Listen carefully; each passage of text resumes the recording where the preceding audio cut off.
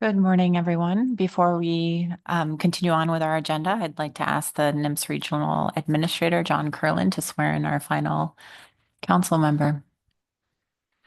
Thank you, Madam Chair. It'd be my honor on behalf of Secretary of Commerce Gina Raimondo.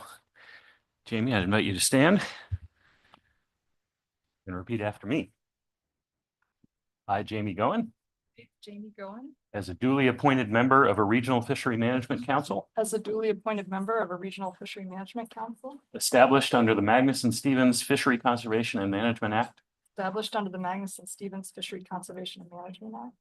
hereby promise to conserve and manage the living marine resources of the United States of America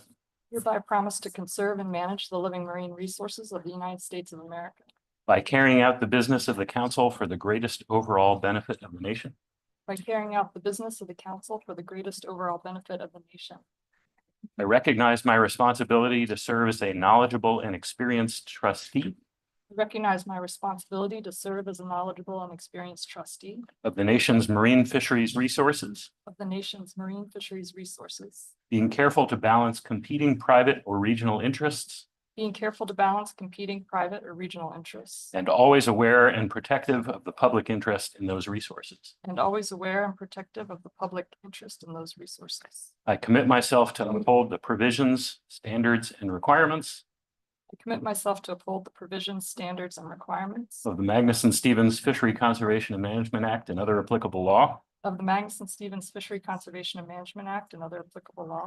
and shall conduct myself at all times according to the rules of conduct prescribed by the Secretary of Commerce. This oath is given freely and without mental reservation or purpose of evasion. Congratulations.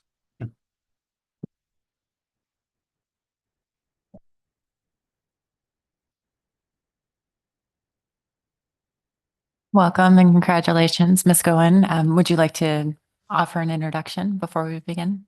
You don't have to. Sure, thank you. I am Jamie Goen, Executive Director of Alaska Bering Sea Crabbers. I am honored to be appointed to the council. I'm just sad that this seat is available due to Kenny Downs' untimely death. And the more I got to know about him after he had passed, what an incredible, kind human being.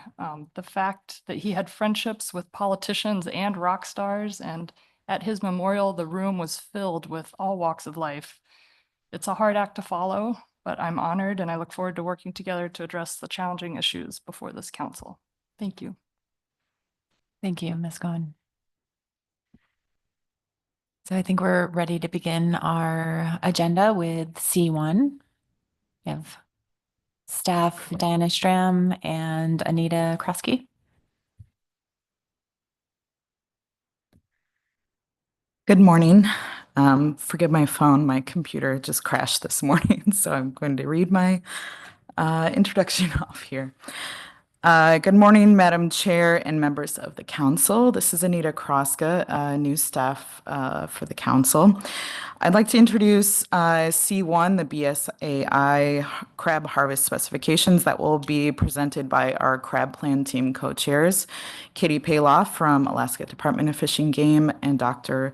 Mike Litzo from NIMS at the Kodiak location.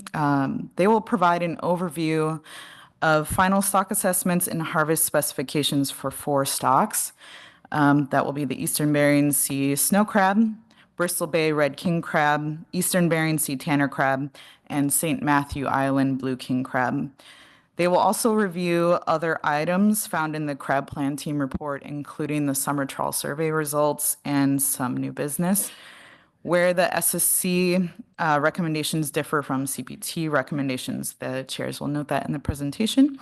And so with that, I'd like to hand it over to Katie and Mike.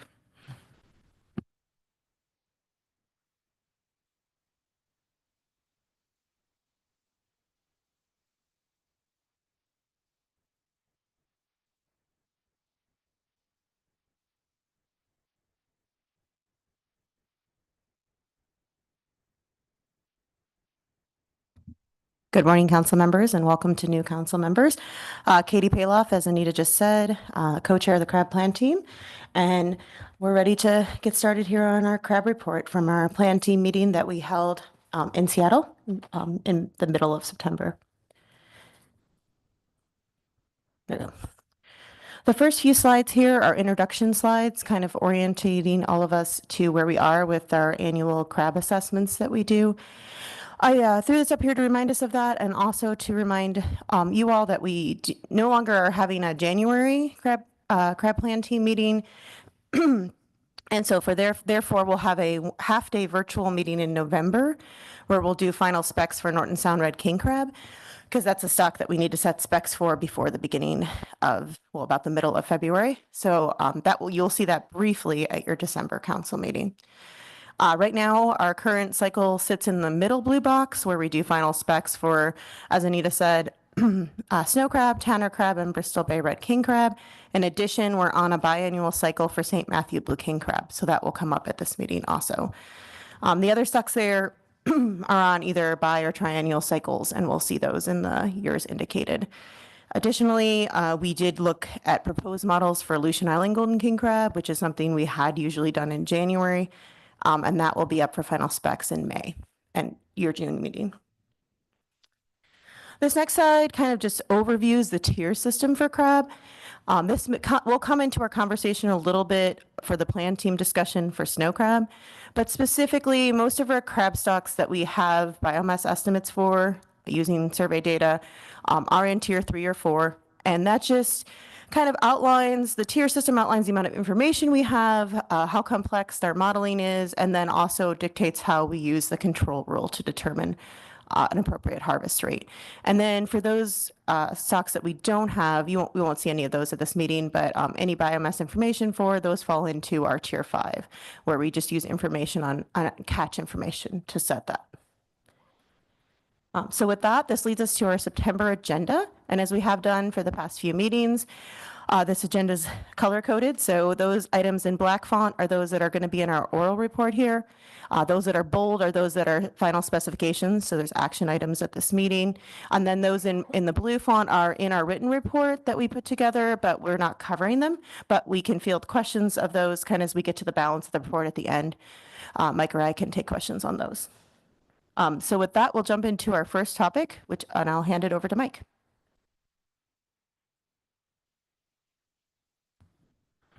Good morning to the chair, members of the council. I'm going to begin our presentation with a really brief overview on the results of the bottom trawl survey for crab stocks in the Bering Sea this summer. And generally a good news survey, so it's really nice news to bring forward to the process for a change for crab.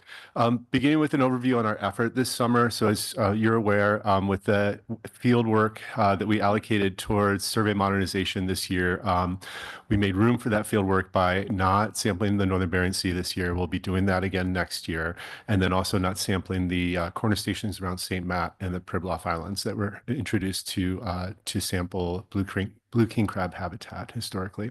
So that left us with 349 stations on the Eastern Bering Sea grid that we use for assessing crab stocks.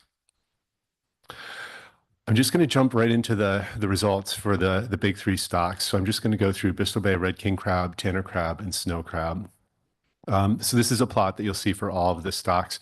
We're looking at the survey estimate, what we call the area swept estimate in millions of crab, going back for the full time series. And that full time series is a little different for different stocks, depending on when the full footprint of a stock was occupied by the survey in either the 70s or the 1980s. The survey effort spread across the shelf. So beginning with Bristol Bay Red King crab, we go back to 1979. We've got mature males on the top panel and mature females in the bottom panel. Mature males up 40% from last year, although as we pointed out at SSC and AP, that's still within the error bounds. It's a very similar number to what we had last year. And then mature females, the estimate was actually unchanged from last year. And of course, that's a critical number under the state harvest control rule.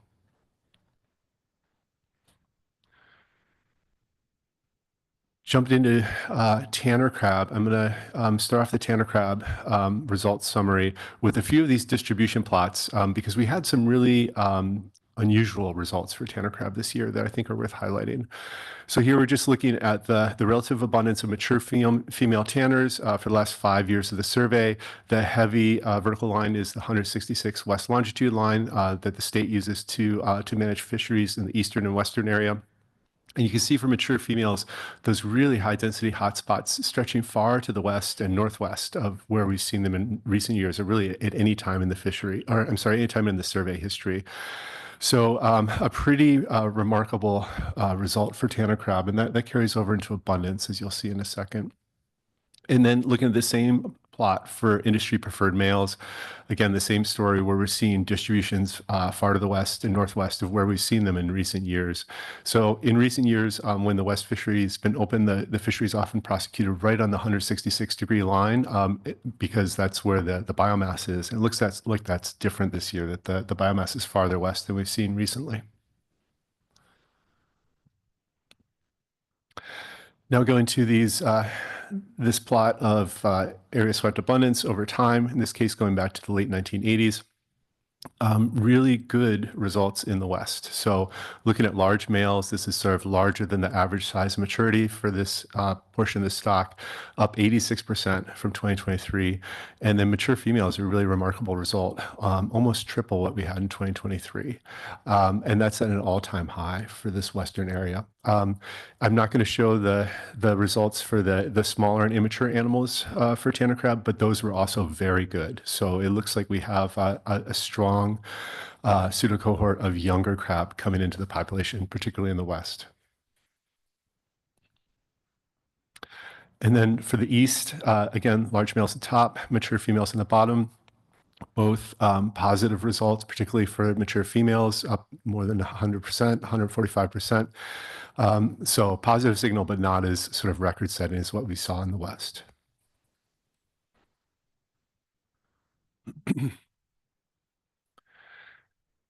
The last stock I'm going to... Excuse me. Yes. Sorry to interrupt. It looks like we have a question. Mr. Twite. Thanks, Madam Chair. Dr. Litzo, those really, a really abrupt, steep spike like that, does that trigger any concerns about saying this kind of increase in density-dependent mortality, environmentally driven density-dependent mortality that we just experienced with snow crabs? Yeah, through the chair.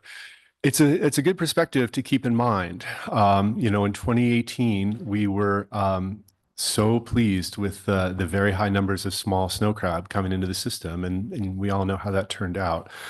So that hasn't been part of the conversation at this point. You know, I think we're generally looking at this as good news for the fishery, but that is something to keep in mind, certainly.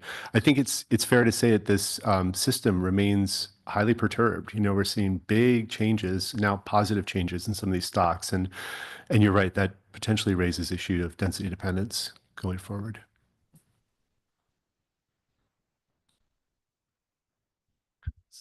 So I guess the natural follow-up is a bit of so what in a way? I mean. Yeah, through the chair. Well, I think we have a couple good levers in the process for crab where we can take that into account. First is in the buffer setting for the ABC. You know, if we see uncertainty in terms of the stock's outlook, given the potential for very high density dependence, then that's something that can be addressed through the buffer decision. And then, of course, with these stocks being co-managed, my understanding is that the state takes a wide range of considerations into play when making TAC decisions. And so that's, I think, also a place where those decisions where those causes of uncertainty or concerns can be taken into account.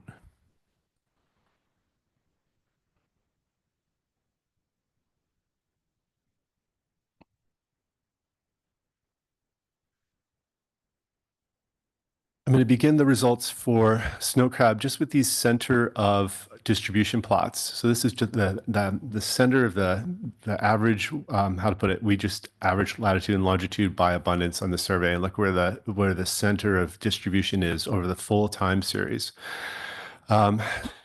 After the collapse, both mature females and industry preferred males were far to the north of what we've seen historically, and that really reverted in 2024.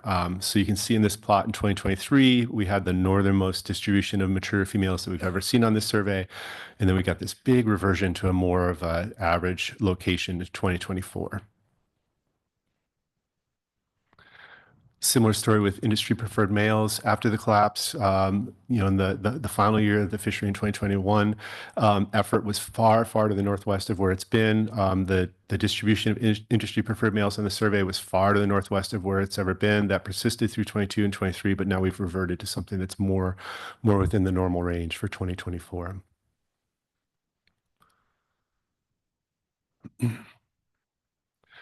So this is a excuse me, this is a plot that I think is really great for looking at sort of the history of the abundance of a particular stock over time. So here we're just looking at the relative abundance on the y-axis of snow crab plotted against different sizes, different carapace widths by 1 millimeter bins on the x-axis, going all the way back to 1988. So the 2024 results are at the top. You can see a really positive signal for the male snow crab on the right-hand plot, where that small peak of abundance that we saw in 2023 has really propagated up to the next size class, and abundance looks promising. We're still, when you look at that sort of yellow hill for the males in the eastern plot, it's still far to the left of the 101 millimeter cutoff for industry preferred size, but it certainly looks promising for recovery of the stock. And then a really remarkable picture for the females on the left, where we're seeing sort of this historically high abundance, particularly for those larger females that we've circled here on the plot that mowed around 60 millimeters. A lot of those females remain immature, as I'll show you in another plot, but it looks promising again for recovery in the fishery.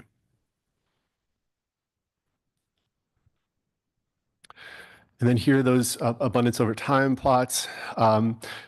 These are all males, and it's broken down into 4 different categories. So top left is less than 95 millimeters. That's sort of less than the average size of maturity over time. Top right is above that 95 millimeters, legal males, bottom left, and then that industry preferred 4-inch size on the bottom right.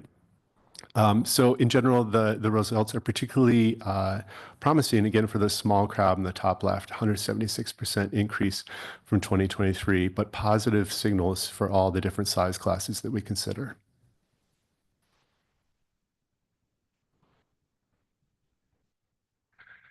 And then for females, immature females on the top, mature females on the bottom, immature females, this really remarkable result where we are actually seeing a tripling in the estimate from 2023. And that puts our point estimate for immature females at an all-time series high. So again, very promising signs for recovery. And then mature females, again, also up considerably, 166% from last year. And this is the final plot that I have for the survey results overview. I think this is really interesting in terms of the perspective as to where the stock is and really how unusual some of these results are from this year. So here we're just looking at the size distribution of female snow crab on the last 5 years of the survey. The y-axis is scaled differently on each plot, so they're not comparable. The height of the hills is not comparable year to year, but we're just looking at whether females are immature in the green or mature in the yellow. And you'll see in that circled area for the 2024 results, that mode at 60 millimeters is dominated by immature animals. We've never seen so many large body immature female snow crab on the survey. So it'll be very interesting to see the results next year to see if that group survives and molts to maturity. And that's what I have for the survey overview. I'll just pause to see if there are questions. Yes, thank you. Ms. Goen? Thank you, Dr. Litzel. On that last slide, can you speak to the clutchfulness of the females that are mature and how that's looking for the health of the stock?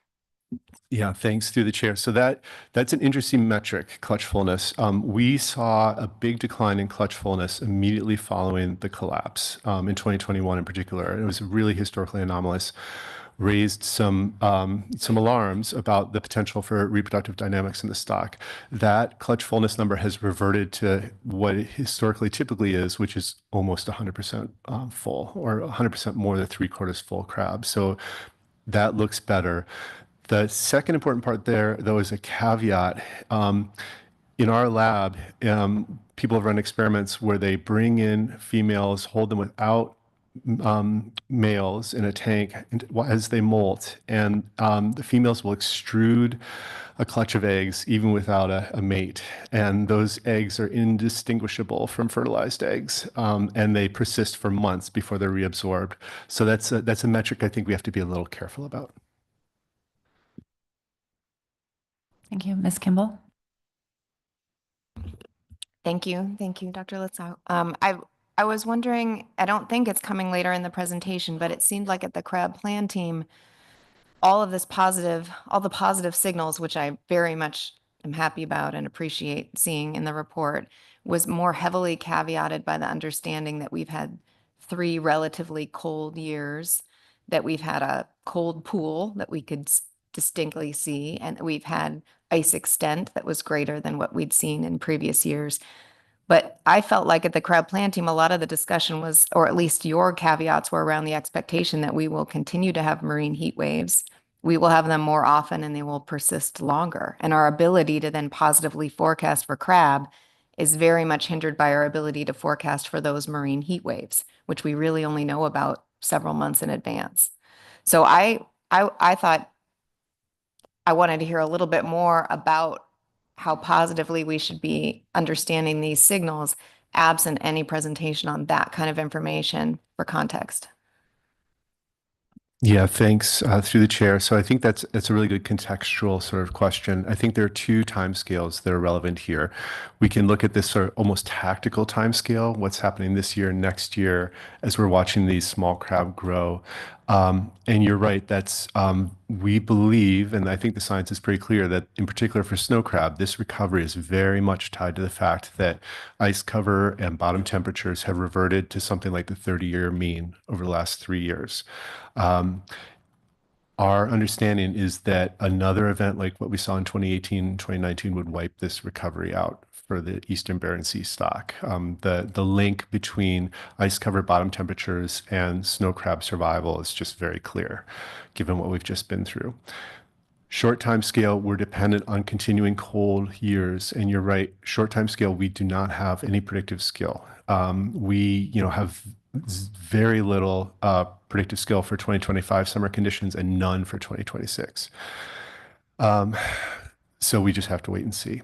Longer term, you're right, we should expect a very rapid increase in the incidence of these extreme warming events. There are a lot of climate models out there that you can analyze, and colleagues and I have looked at sort of a wide range of climate models' ability to replicate what we've already seen. We skill test those climate models based on how they deal with historical behavior of the Bering Sea. And if you take those best models and ask them what we should expect, they say that 2018, 2019 conditions are our mean state by, say, 2040, which is pretty hard to wrap my head around, at least. I mean, it's really dramatic change. So longer term, at least for the traditional grounds for this fishery, the outlook is clearly not rosy, and we should expect I think the best case expectation is a retreat northward of the industry preferred size classes, and that the fishery will move northward over time. Thank you for that. And so our predictive capability in terms of, I realize we can only use the information that we have today to set crab specs, and that's best scientific information and appropriate. But our predictive capability in terms of having a good understanding of what we might see in 2025 alone, are those kinds of tools under development to have a faster capability, or is that just really not something we should have expectations for? Thanks through the chair. So I'm not a climate scientist, but I'm sort of a very interested consumer of climate science information. And so my understanding from the climate science side is that the dynamics over, say, the next 2 or 3 years, is it going to be warm or cold, are fundamentally random and not predictable. So we should not expect as I understand it, we should not expect improvements in predictive skill for like a year out, 2 years out, that kind of time scale. The climate models do very well in predicting the global response to greenhouse gases. And so that's where we get better predictive skill for, say, a decade out. Even there on a regional scale, it becomes very noisy, but you can account for that uncertainty and make a more robust prediction at that time scale.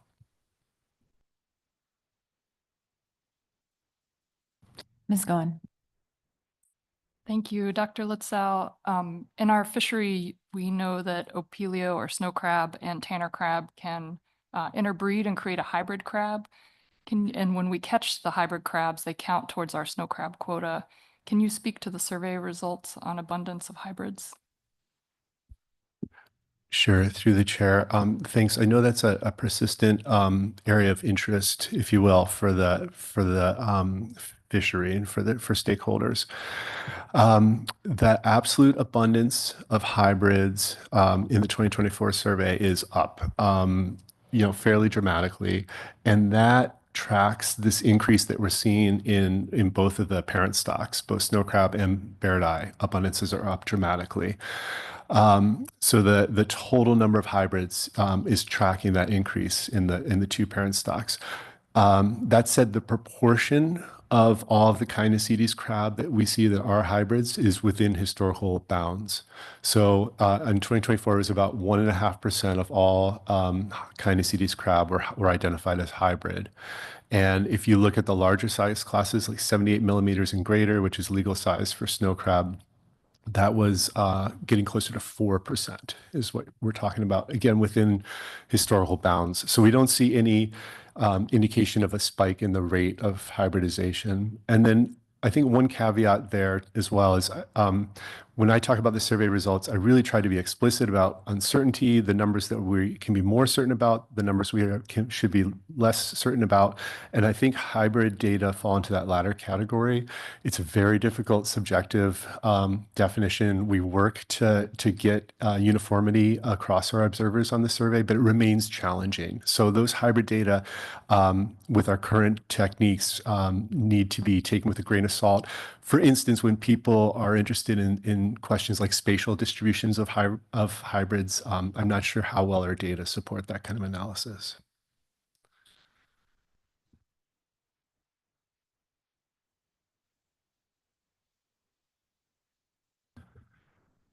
Okay, so now I'll lead you through our deliberations on snow crab and the recommendations that came out of the crab plan team. I'll start with just one slide on the ecosystem and socioeconomic profile conditions and then go into the final assessment.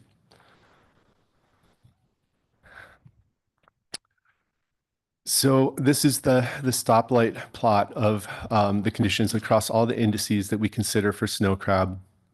The left-hand table are all of the ecosystem considerations, the physical and biological considerations. The right-hand panel are the socioeconomic considerations. So beginning with the ecosystem considerations with 2024, we're seeing that reversion to neutral conditions. So in this plot, red is a color that indicates concern for the stock or for recruitment of the stock. In this case, blue is a color that indicates sort of a good outlook for recruitment.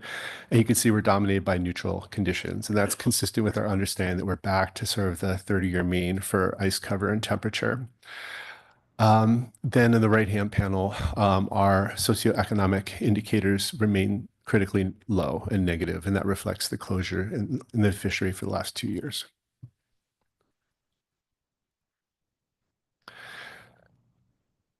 So the stock assessment lead really led us through a set of considerations for this stock, taking on a sort of a longer term perspective. And I'm going to present just a summary of that information for you.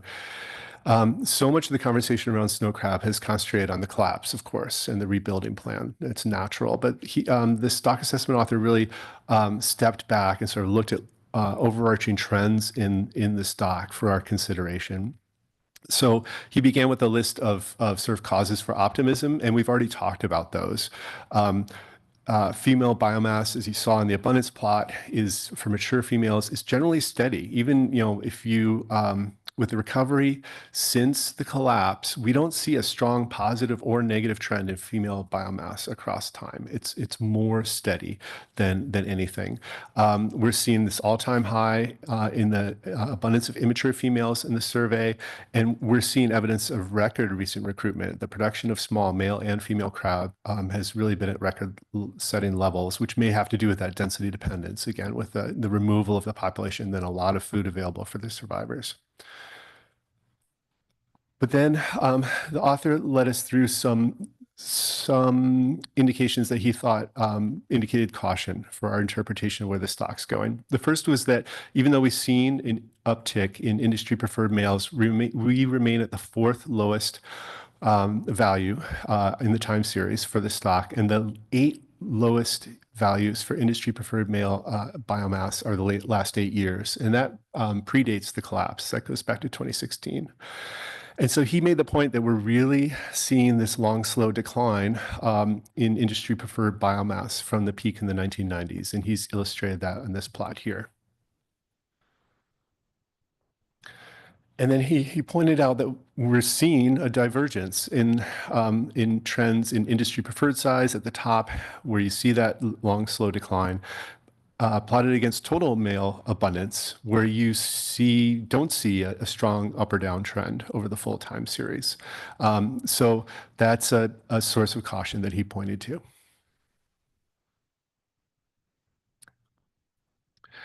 And laid on top of that, and sort of pointing to the same dynamics, the author pointed out that we're seeing a very persistent decline in directed catch per unit effort since rationalization. That maps onto that decline of the abundance of industry preferred males. And before the collapse, you'll remember that the big dialogue about this fishery was the sorting rates that were involved as people were trying to sort through so many crab to find industry preferred males. I won't go into the sort of the weedy details here, but we also discussed quite a bit the idea from Canadian research, and to a lesser degree some indications from our survey, that there's density dependence in size and maturity. So male and female snow crab make a final molt to maturity. They never grow again. Male snow crab often molt to maturity below legal size, below industry preferred size. And there's indications that life history decision of when to molt to maturity depends on the number of large males in the population. When the large male abundance is high, males delay that final molt until they're large. When large male abundance is low, they molt earlier at a smaller size, often below the size that interacts with the fishery. And that leads me into this plot. And this question of size and maturity is really central to the discussion about snow crab, both at the plan team meeting and at the SSC meeting this week. So again, snow crab make that final molt and then they never grow again. And that's a really unique characteristic of Caenornithes biology that's challenging for management. Most males, in a pretty large proportion, undergo that final molt below industry preferred size. They'll never grow big enough to be sought out by the industry. And some males, like in 2021 in particular, some years I should say, most males are making that molt below legal size even. So they'll never grow to be legal size. But those small mature males are also part of our currency of management. We're managing for mature male biomass, and that's defined as males who have made the terminal molt to maturity. So we're in this odd situation where we're setting harvest specs in units of biomass that don't interact with the fishery. And that's really the crux of the question that occupied our time and the SSC's time on this cycle. So in terms of the decision points that I'll talk you through for the plan team and for the SSC this year, we had several. The first was whether we should keep snow crab in tier 3 and use the GMAX model for estimating biomass, or if we should switch to a tier 4 fallback and just fit a smoother to the survey results and use that to set specs.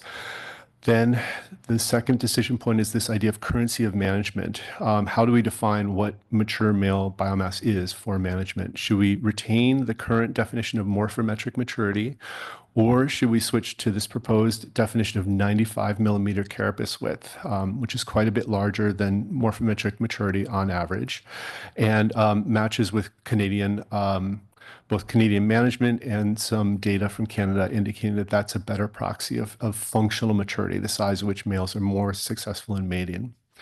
Then the third decision point was the BMSY proxy. We don't have spawner recruit relationships for crab stocks, so we have to use a proxy for BMSY. Currently, that's 35% of unfished spawning biomass per recruit. That's based on analysis that doesn't take uncertainty in the size of maturity, the size of functional maturity into account. So we considered this idea of changing to a new proxy based on some analysis the author presented to us. And then finally, of course, we have to select a buffer for the ABC. Dr. Litzow, Yeah. Mr. Twite has a question. Maybe I'll wait until after the next slide. Okay, thanks. Yeah, this next slide summarizes sort of everything that we arrived at. So that first decision is, do we stay in tier 3 or do we fall back to tier 4? I should say the author's recommendation was to go back to tier 4.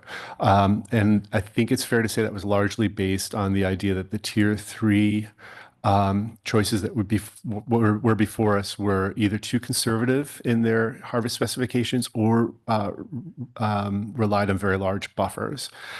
The plan team approached the decision of tier 3 or tier 4 purely in a modeling context. The question we wanted to ask is, does this model that we're using for tier 3, does it meet our minimum criteria for being useful for estimating biomass and setting specs? And our recommendation was that it does, that this model is actually quite improved over recent years. It gets the biology much better than the model used to, and it's a lot better, quite frankly, than some of our other models. So we decided to stay in tier 3.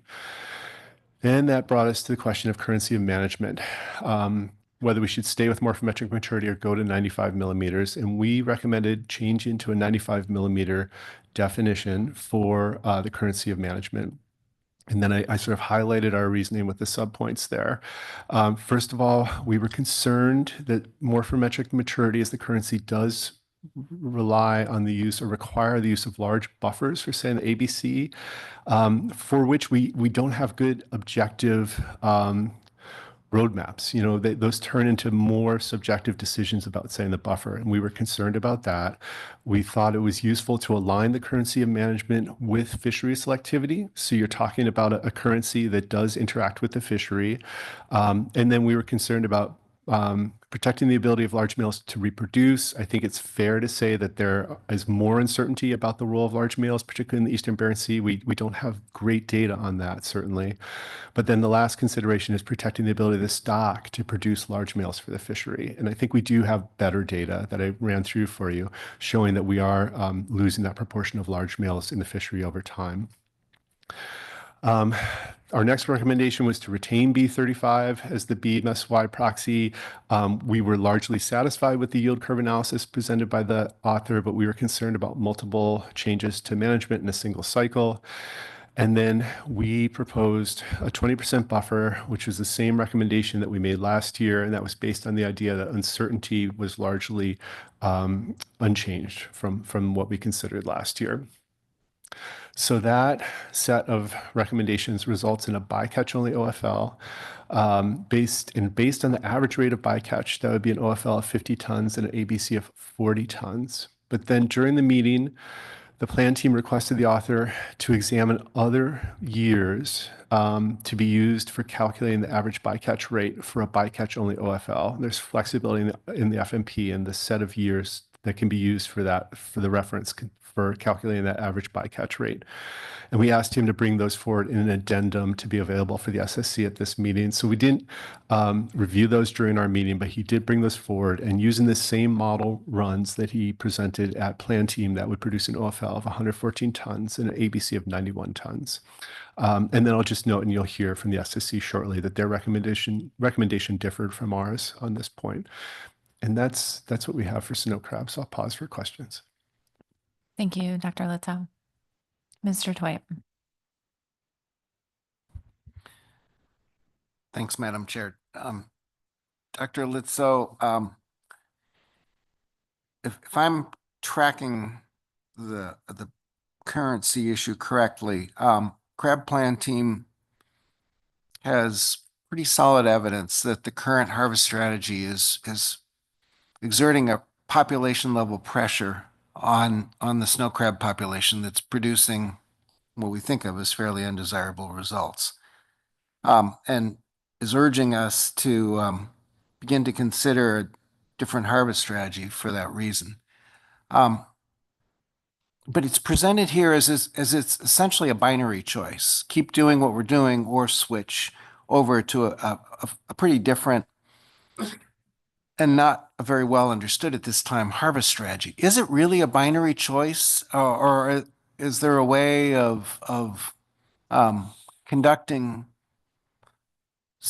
Is there a way of structuring change to do some learning about whether the new strategy, what consequences it might have, without abandoning the previous strategy? Or I'm just, it strikes me that the difficulty here is that it's being presented as just a binary choice, and I think that's risky. Thanks, through the chair. So yes, you're correct that we did really consider that binary choice. Part of that had to do with the yield curve analysis that we were considering during our meeting, that did have this single proposed alternate currency of 95 millimeters compared with the status quo of morphometric. So certainly there are, I'm sure there are a range of sort of more flexible or nuanced approaches that might be possible. We didn't consider any of those. But one thing that did come out in our meeting that didn't make it into the slides here, that's probably important for you all to hear, is that we did discuss how valuable it would be to have a management strategy evaluation around this question, and to get a more in-depth evaluation of the different approaches that might be possible.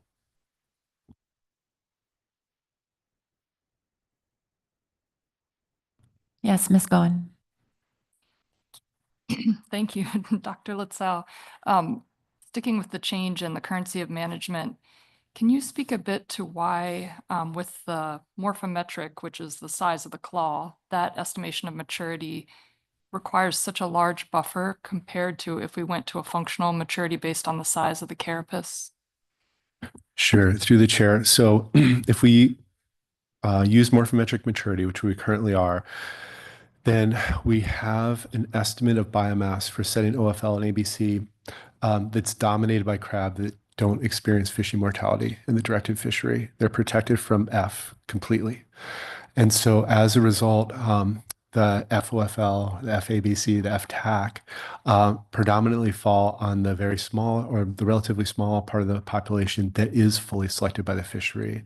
And so that's been the repeated concern that the stock assessment author has brought forward, is that there's a disconnect where we're calculating our OFL and ABC based on this biomass of crab that's protected from the fishery, and that all the resulting fishing mortality is focused on that small proportion of the stock.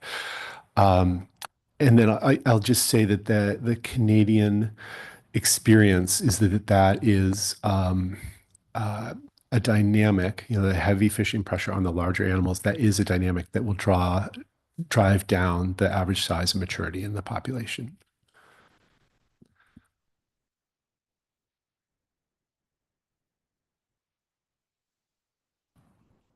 Okay, I'm not seeing any further questions at this point. Thank you. Thought it was Katie's turn, but I'm still on here. So this is an easier one. Less sort of big picture questions for this one. So Tanner crab final specs for 2024. I'll just say we don't have an ESP for this stock. We saw a draft ESP at this meeting, and we're hoping to bring a full ESP forward in May, the May-June cycle. So we're hoping to have one in place for the next cycle for this stock. So I'll begin just with an overview of where we are for Tanner Crab. This is another tier 3 stock. It's currently not in GMAX. It's in a sort of bespoke modeling environment. Model 22.03B was last year's accepted model. It was accepted since 2022. So it's a well-established model. The author conducted a number of important analyses, in particular looking at better approaches for bringing in the Bering Sea Fisheries Research Foundation side-by-side trawl data, which are a really critical data source for sort of calibrating the results from our trawl survey. And then below the modeling work point there, just to note that all the size sex categories, the abundance for all those categories was again up in 2024. So a positive signal for that fishery, barring any considerations about density dependence going forward. And really the next step for this assessment is to get into GMAX. So we're in that same modeling environment that all the crab stocks are moving to or have moved to. Just some plots for biomass from the models for immature females, mature females, immature males, mature males on the right-hand side, showing that uptick in particular with the smaller crab in 2024. So the plan team recommended accepting the model that was brought forward. And then we recommended a 20% buffer, which was the same as the buffer that was adopted last year. The sources of uncertainty that went into that buffer decision or recommendation were, first of all, that there are some persistent concerns with model performance, in particular the overestimation of the abundance of large crab that results in OFLs that are thought to be too optimistic for this stock. And then we have some of the concerns that we just went through for snow crab with currency of management for this stock. The same molt to maturity dynamics are present for Tanner crab. Fortunately, the disconnect between size at maturity and the size that the fishery is targeting are not as great for Tanner crab. So that's not as big a problem. And then in previous years, we had seen a situation where small crab are showing up on the survey and then failing to survive to be seen the next year at larger sizes. But that really seems to have changed for this survey. So that's a reduced source of concern. So that OFL from this model and the 20% ABC gives us an OFL of 41.29 thousand tons and an ABC of 33.03 thousand tons.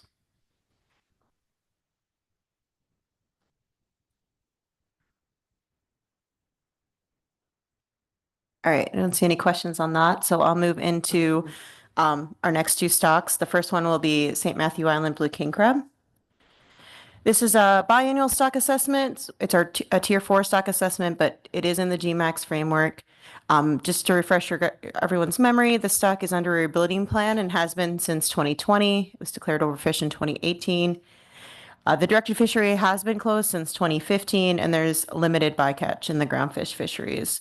What we looked at this meeting was models that included some small changes to natural mortality assumptions, and then also a sensitivity to the loss of the high-density corner stations. And so that's what this figure on the right shows. It's actually from a paper that was published in 2023, kind of looking at the impact of the loss of the corner stations by Lucas DeFilippio, who's a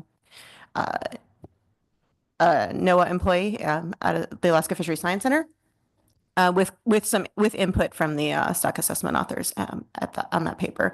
So what you see on in that figure is the kind of purplish red stations are the high density corner stations around St. Matt's and the Pribs, and those were not done this year with some of the survey modernization work that was done. And so how does losing that information kind of what does that mean about our interpretation of the St. Matthew Blue King Crab stock? And the author, we have a new assessment author on this, Caitlin Stern, who's with ADF&G. And we looked at the loss of those corner stations and how that affects our estimates. In general, without the corner stations, you get about an 80% less mean biomass estimate than when you have the corner stations. The CPT did not recommend changing the time series, so all the time series pre-2024 includes the corner station data. We just acknowledge that the estimate coming out of the 2024 survey is likely less than we would have expected to see with the corner stations.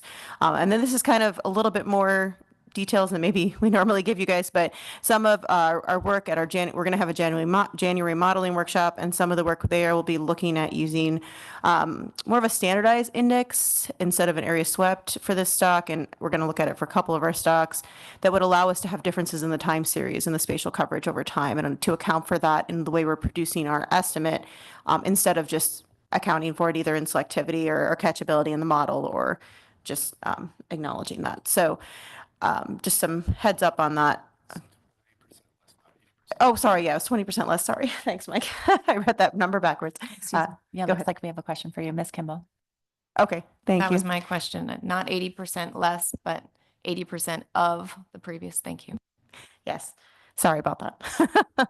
You think I could read the slides that I wrote, but anyways, yeah, so it's only a 20% decrease on average. So that's not in every year. That's on average over the whole time period. So the model that the CPT recommended was 24.1. And so the difference in that from the base model of 16.1 was a new higher natural mortality assumption. And that's based on the natural mortality that's being estimated in the Bristol Bay Red King Crab model.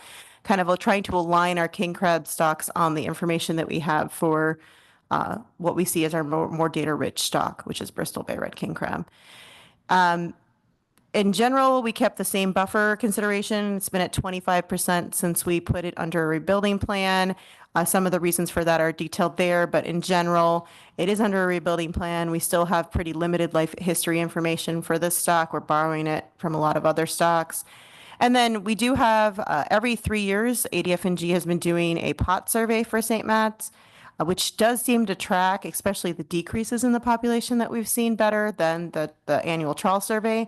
But we just highlighted the importance of that data and tracking it, and some of the uncertainty that we have in the buffer accounts for the fact that we don't have that data every year to kind of track the population a little bit more from year to year. In general, the stock is on if you can see on that plot on the right, a very slight uptick increase there. We're not continuing to decrease. So we were pretty close to MSST this year, and the stock is projected to be slightly above 0.5 next year. So that's good news. We're still a long way from being rebuilt, which is at BMSY, but still some slightly positive outlook for St. Matt's moving forward. And I think, the table on the right is the resulting OFL and ABC from that model. I think it's all I have for St. Matt's, unless there's any questions. Okay. All right.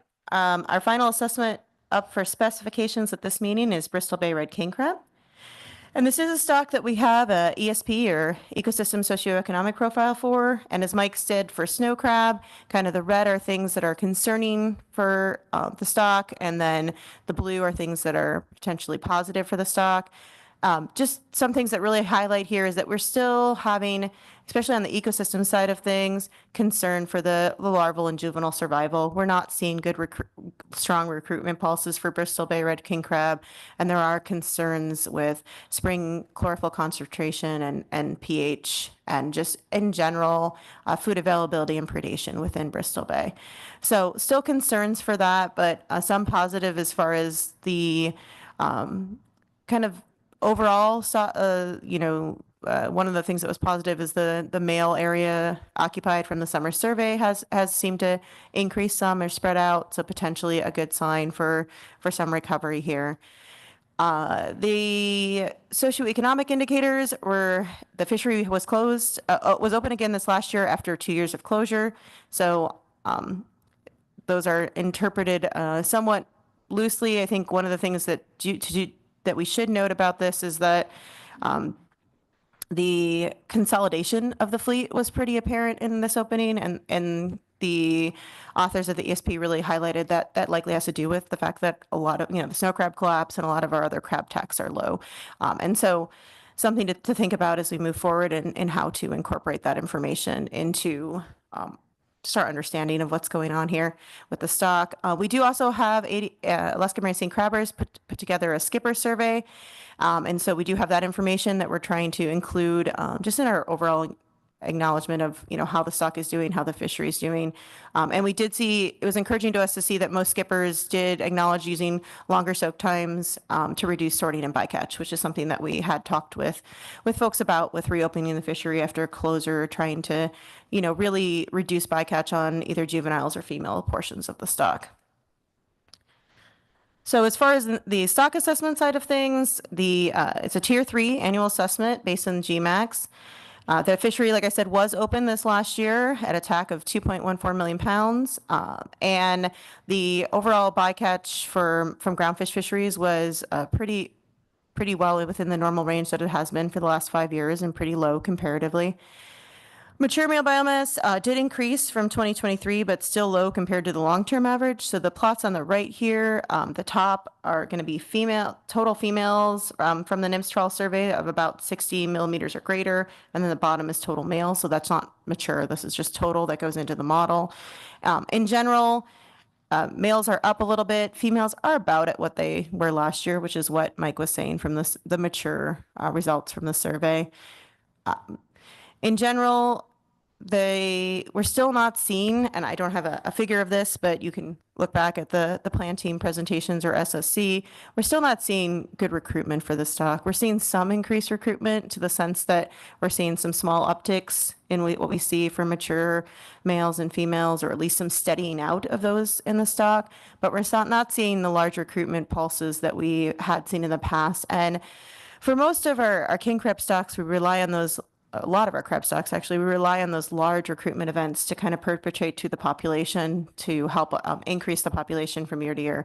And so there's a lot of research currently underway, some of which we heard at Plan Team to try to help us better understand what's going on in the recruitment for the stock and between, when females release larvae and when we see them in the survey. There's kind of a black box a little bit there as to survival. And those are things that would help us understand more of what we could predict for the trajectory of Bristol Bay red king crab. So the author presented 2 different models. The model that the CPT and the SSC endorsed is model 24.0C. In general, it's very similar to the model that was accepted last year. It has a natural mortality of 0.23, which is also what we used for St. Matthew Bill king crab. Additionally, it removes some differences in molt timing from the early part of the time series that were seen as kind of more of a historic part of the model and not necessary for model performance for current times. The 20% buffer that we have had the past few years remained in place. Some of the large reasons for that are just the lack of really seeing much improvement, much recruitment, much environmental conditions that we believe would produce high recruitment events. Some retrospective patterns in mature male biomass, which is a modeling how well the model predicts from year to year.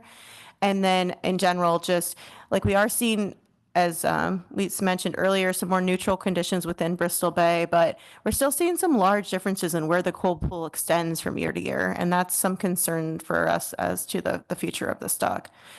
So that results in a OFL and ABC listed on the table here, which is a slight increase from the previous years. And I think with that, that's my last slide for Bristol Bay. So if there's any questions. I went too far. Yes, Ms. Goen. Thank you. Thank you, Dr. Paloff. Just a quick comment on the recruitment for Bristol Bay red king crab and more of a flag, I guess, for the council and the public is that there's some really incredible research going on that's been funded that hopefully will help get at some of these recruitment questions for Bristol Bay red king crab. I know ADF&G, NOAA, Bering Sea Fisheries Research Foundation, all doing great research. And there's been funding to actually do crab mariculture. So to look at Bristol Bay red king crab and what mariculture might look like for that stock. So just flagging for the future, lots of great research coming online. Thank you, Ms. Goen.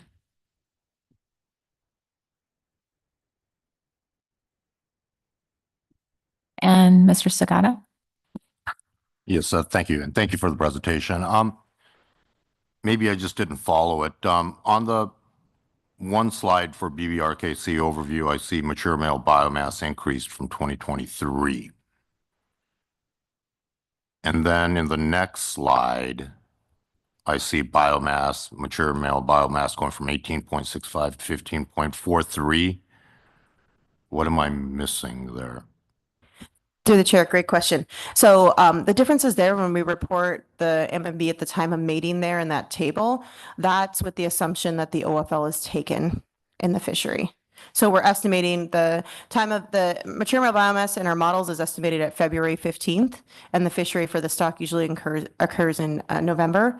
So we're estimating what the mature male biomass is at the time of mating based on the fact that the OFL would be taken in the stock. So usually that for this stock specifically is slightly less when we go to then estimate next year to re-estimate like what was there based on the survey data. It usually does increase a little some because we don't usually take the total OFL in the stock. So more so we look at the model trajectory, which is the lines at the top there showing that the mature male biomass is up a little bit, if not pretty close to what we had last year.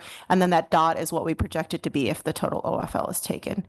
And so that is something that was presented at Plan Team. As the stock assessment author, I was able to put together some projections under different levels of fishing mortality. And this is a stock that we have shown that if we do fish at the OFL, potentially we do see a decrease in the stock. So that's been some caution. I'm going to switch hats for a second. In our tax setting process at the state, we do take that into account is like what potential fishing mortality the stock can handle without causing further decline. Thank you.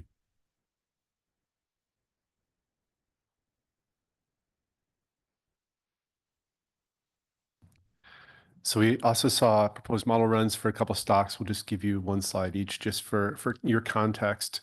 So first of all, Norton Sound Red King Crab. That's another tier, or that is a tier 4 assessment. It's not in GMAX currently. We're working with a model from 2021. It's been accepted for 3 cycles. For proposed model runs, we saw that model again, and then this model 24.0, which is a GMAX version of the accepted model.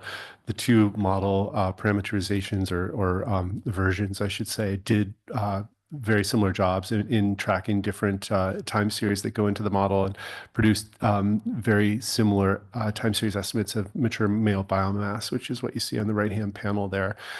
So our recommendation to the author was to bring both of those models forward. We made some requests for specific sort of technical evaluations of the GMAX model, but we asked him to bring them both forward for our final specs meeting in November with our intention of accepting the GMAX, barring seeing those sort of evaluation results. All right, and our other stock that we did proposed model runs for this meeting was Aleutian Island Golden King Crab. And that's a stock that we won't see final specifications for till our May Plan Team meeting, and then it comes in front of you all in June. Just the author addressed a lot of CPT and SSC comments, making good progress on some outstanding model concerns that have been there. Focused on some data clarifications, some ideas of initial conditions for the model and data weighting. Additionally, it showed some models bringing in the cooperative survey data that's currently, we have enough data for that in the EAG to bring that into the model, or to make some attempts to bring that into the model. The author CPT and SSC recommended models for May were a kind of an updated base model, and then a model that has alternative kind of initial conditions starting in 1981, which is when the data actually starts for this model. So we'll look forward to seeing those in May and with final specifications in June.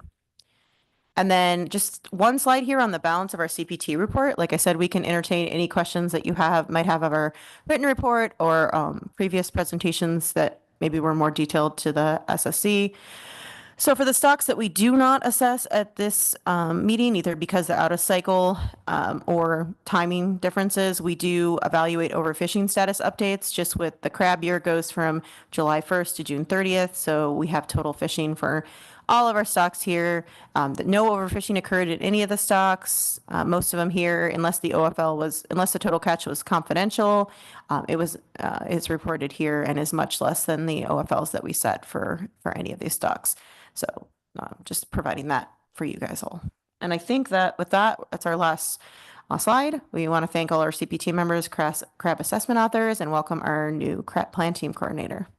And with that, we could take any questions. Thank you. Ms. Bailoff, can you remind me, will this be the first year for EAG that the cooperative survey would be built into the model?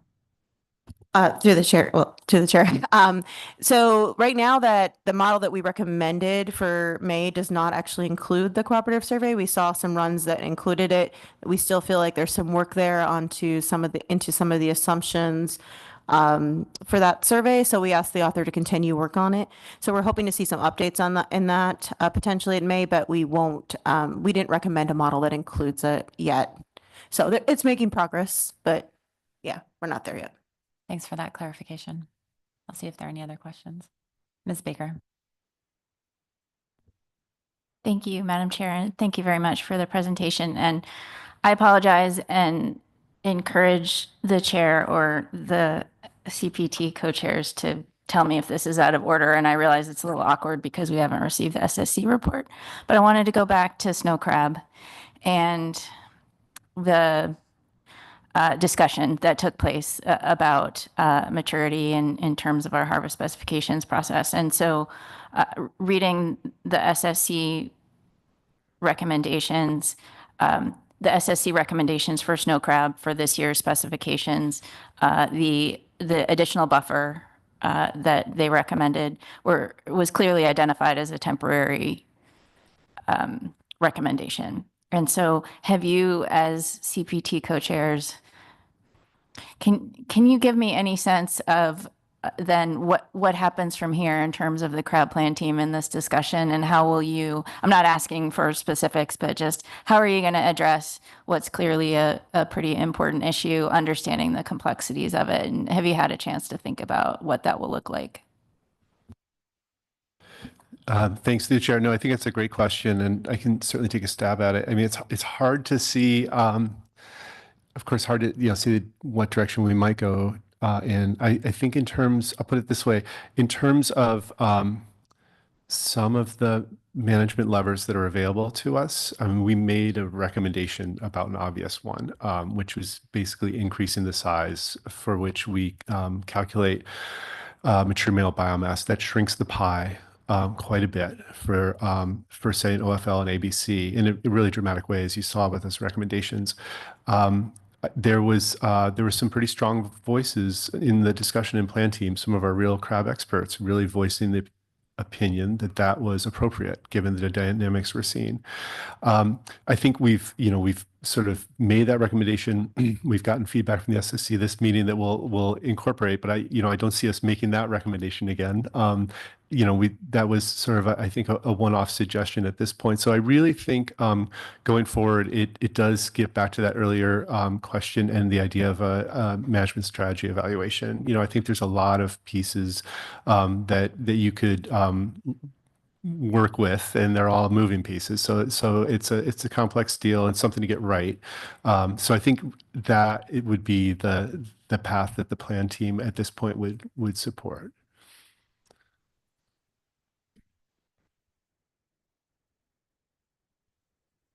Thank you. Thank you.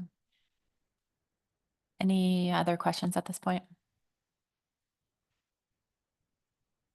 Thank you both for the presentation. So I think we'll move on to our SSC report and then our AP report. And a reminder for any members of the public wishing to testify on C1, please do sign up before the end of the AP report. Thank you.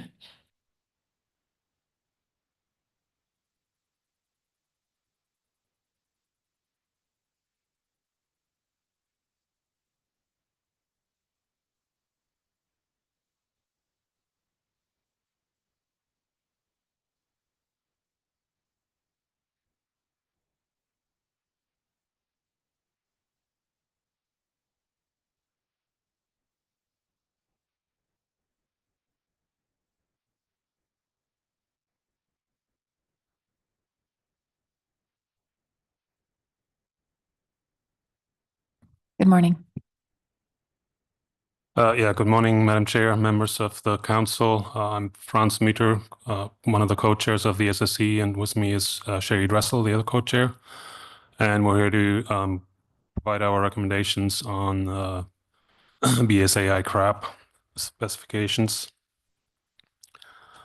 We'll start with some general comments, and this one is really more a technical suggestion for analysts on how to interpret the dithering analyses that kind of make sure that a model is converged properly. And I'm not going to go through any of the details, but this is some fairly specific recommendation specifically for assessment authors, also including some additional diagnostics for the links composition data that we would like to see.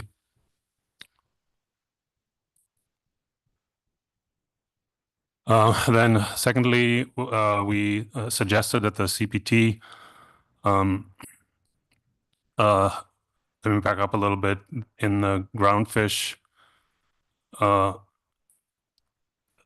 in Groundfish recently, last year, they kind of revised the stock assessment definitions, the different types of stock assessments, and we suggest that the CPT may also want to consider whether distinguishing between what we call in Groundfish now a full or update assessment, and whether that would be useful for crab as well, and primarily to kind of ease review burden and streamline the review a little bit. We received the ecosystem status report preview, and just note that Bering Sea water temperature, sea ice extent, cold pool, and other indicators were kind of near the long-term average, which most of us sort of interpret as an encouraging sign to return to more normal condition. The SSC generally supported the conclusion that there's no particular red flags, and generally neutral or good conditions for different life stages of crab. We did note the long-term decline in pH with some low pH waters along the slope and outer shelf that could become a concern for crab stocks. We did note, however, also that the Southeast Bering Sea continues a long-term trend of temperatures that are at or above the long-term mean.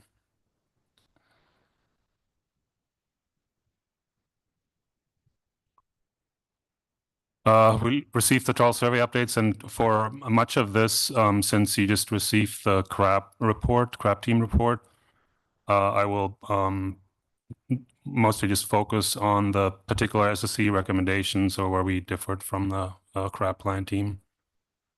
Of course, you heard that, first of all, we expressed our appreciation for the impressive turnaround time for the survey data and assessment models that incorporate the data from this season.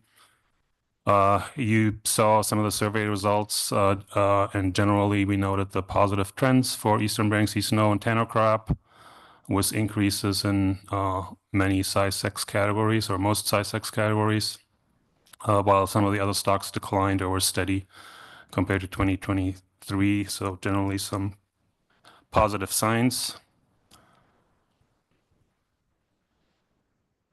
We did express again our concern about, particularly in light of the depressed state of many of the crab stocks, we expressed our concern about a loss of data collection that supports BSI crab stock assessments. And we noted, for example, the loss of the high density corner stations and the lack of the Northern Bering Sea survey this year due to budget constraints and other priorities.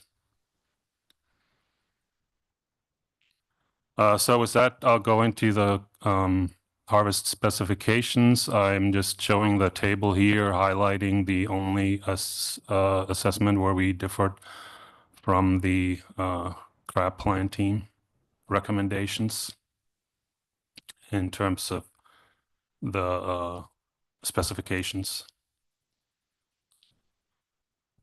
I'll first note with regards to overfishing status that for the 4 stocks with harvest specifications in this cycle that are listed here and were in the table, catches for each stock were below the 23-24 OFL, and so no crab stock was subject to overfishing. We note that St. Matthew blue king crab remains overfished, while none of the other stocks is overfished, but snow crab remain under a rebuilding plan. So that brings us to Eastern Bering Sea snow crab. You just got the presentation and had some discussions on that. So I'll just focus on our recommendations.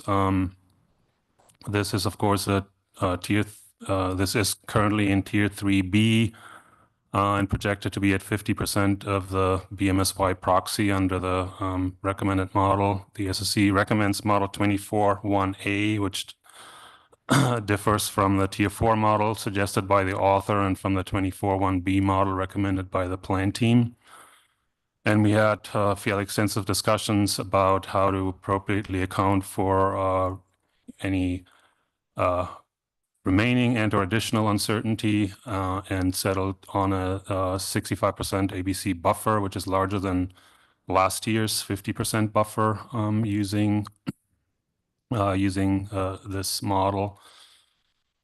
So there's we particularly point to a lot of the uncertainty and unresolved uncertainty around the reproductive contribution of the small male crab that you had some discussion about earlier. The recent mortality event in a warming climate, the very high fishing mortality rates on large crab, and the potential for truncating the size structure of crab in the longer run that is associated with the harvest strategy.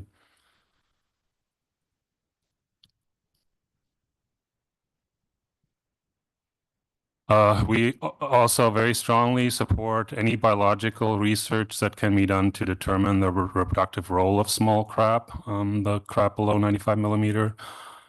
And heard some work, some ongoing work or planned work that could be informative in that regard.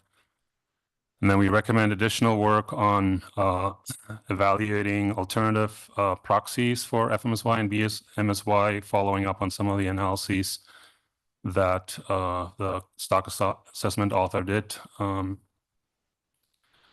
to appropriately reflect the uncertainty in the reproductive dynamics. We also, again, recommend to develop a Tier 4 fallback model that's similar to that used for other stocks. So there's some consistency across stocks in case the Tier 3 model fails or is unacceptable. And then we recommend evaluating differences in male and female recruitment years. Sometimes the peak in recruitment of males and females don't line up, and that is a concern. What the reason for that may be that, as said, is currently unexplained. And then we recommend again, and that was both of these were previous recommendations, to use a geostatistical model to estimate trends in the population, in the survey biomass that includes Northern Bering Sea, to use available data from the Northern Bering Sea. And that, I'll pause here briefly, that's what we had on snow crab. Yes, Mr. Toit. Thanks, Madam Chair. Dr. Muter, the Dr. Litso, in providing the Crab Plan Team Report, described their interest in having the potential of doing a management strategy evaluation to compare these two approaches that Crab Plan Team have talked about. It doesn't look like the SSC picked up on that idea as a priority. Maybe I'm just missing it in one of the bullets. Maybe you're describing it differently, but did the SSC consider the need for management strategy evaluation as for the purposes that Dr. Litso described? And if they did, what kind of priority did they suggest for it?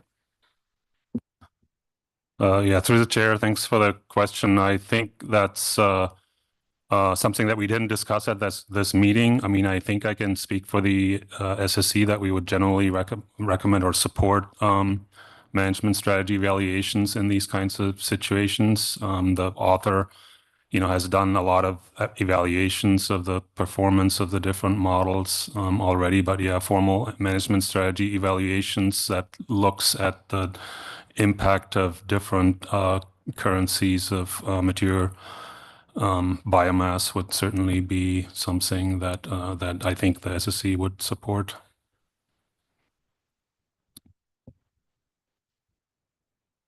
Thank you, Ms. Goen. Thank you. Good morning, Dr. Muter.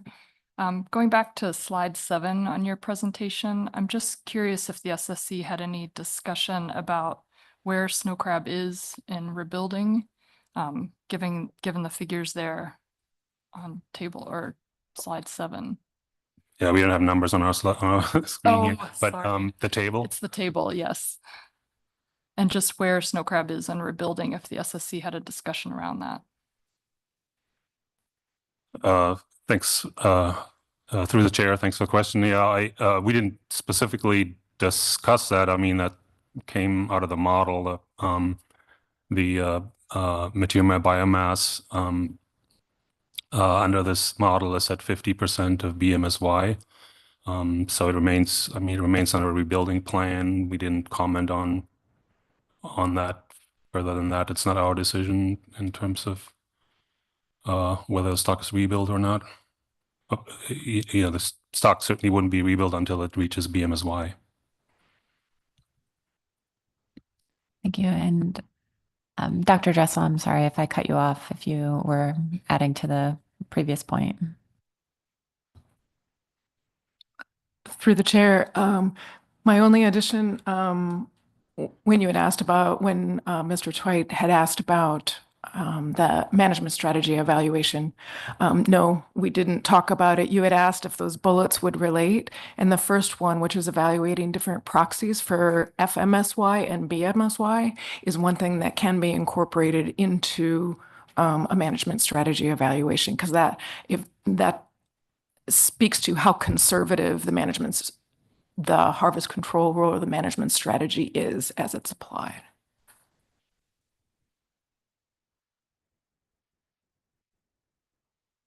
Thank you. Thanks. Continuing on with Tanner crab, that was a full assessment with only minor changes from last year. And again, you just got the presentation. We were encouraged to see, like the author and CPT, the increased biomass trends, particularly in the western area. And unlike some of the earlier cohorts that or parent cohorts that showed up in the size composition but didn't materialize, it looks like there's currently a strong incoming cohort, so that's encouraging.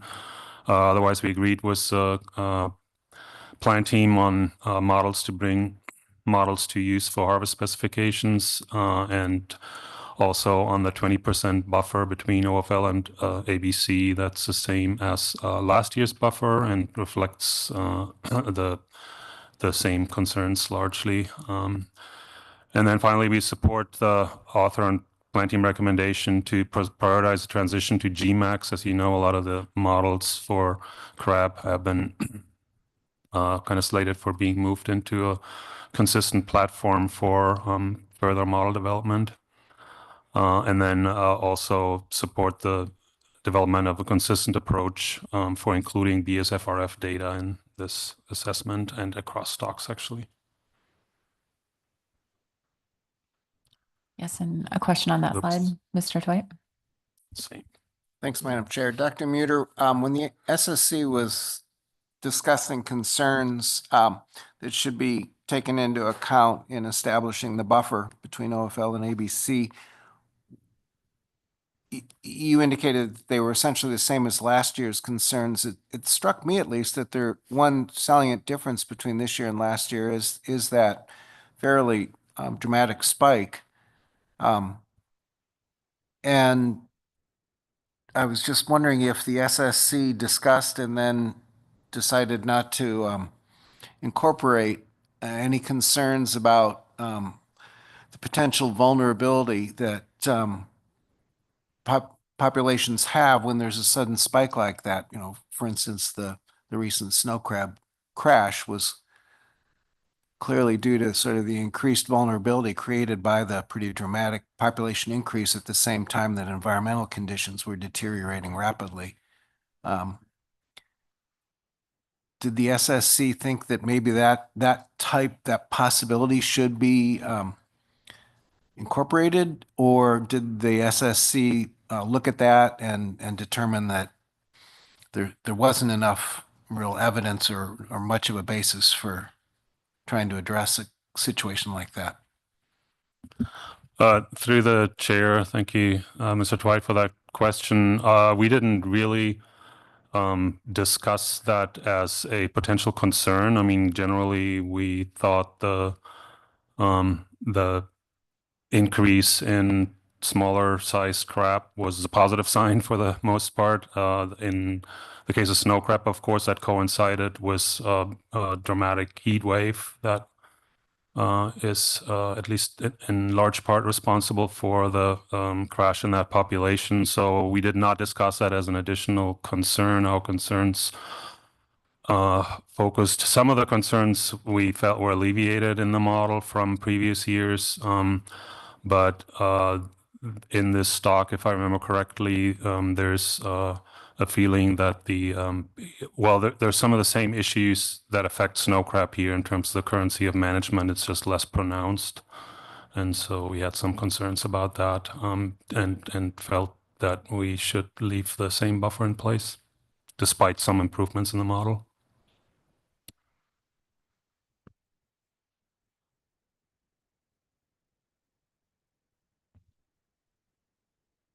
That was repeat, should have been deleted. Continuing on with Bristol Bay Red King Crab.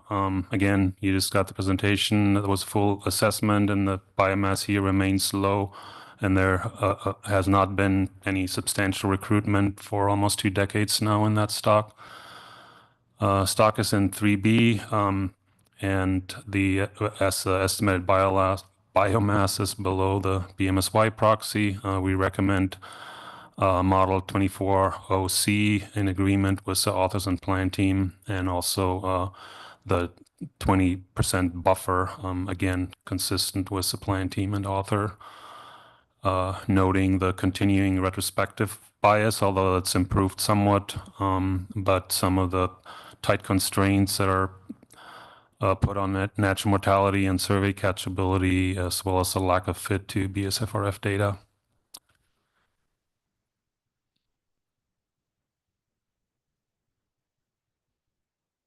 We had some additional recommendations, including some technical suggestions to the authors. And then with regard to the ESP, we asked perhaps for some additional clarity. For example, a discussion of how the indices are relevant to the assessment or linked to stock dynamics in the document for some of the newer indices like the Skipper survey data and others.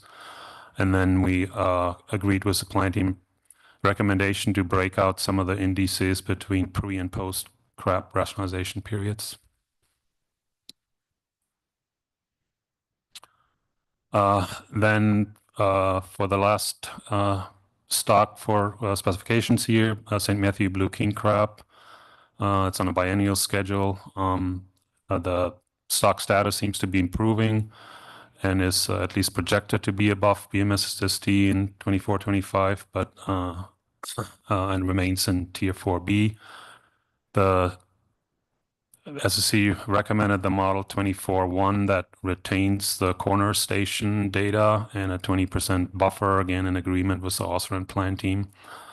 So the buffer is the same as last year. There were some reductions in or reduced concerns due to improvements in the model, but then dropping the corner stations in 2024 increased uncertainty somewhat. So we felt that the same buffer was justified. And then we had a recommendation that the author and the survey group further evaluate the bias that may be caused by removing those corner stations, and had some specific recommendations for that.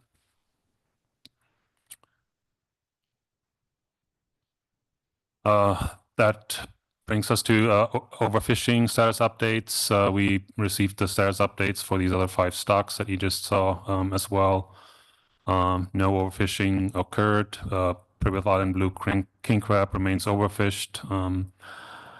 Pribill Island red king crab and Aleutian Island golden king crab are not overfished, and for the other 2 stocks, the other 2 stocks are in tier 5, so there's no status determinations that we can make. And then we looked at the stocks with different model runs, and again, we were largely in agreement with the plan team here in terms of the models to consider going for the upcoming assessment cycle for golden Aleutian Island golden king crab. That would be in May 2025. We noted in particular and commended the author of this assessment on the responsiveness to a number of prior comments from the plan team and the SSC, and a thorough and systematic approach to working through those. We felt that was kind of exemplary and support the proposed future work that was outlined. For Norton Sound red king crab model runs, again, couple models here, the status quo model, and then a version of that in GMAX that we felt is probably hopefully ready now for prime time, and suggest that those 2 models be provided in December, again in agreement with the CPT. And we'd like to commend the author on successfully implementing that in GMAX with help from Tyler Jackson in particular. And then some support for some technical recommendations that are also that were also brought forward by the CPT.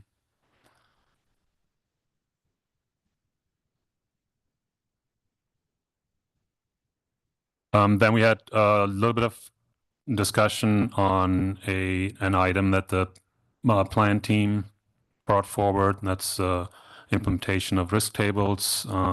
We appreciate the progress that was made to implement the risk table for these crab stocks, because groundfish teams have a lot more experience with risk tables. We recommended increased communication with some of the groundfish assessment authors, and also looking at a lot of the available resources, the workshop report, previous SSC and plan team reports that speak to risk tables, as well as council motions that may help the CPT to further develop their guidelines on risk tables.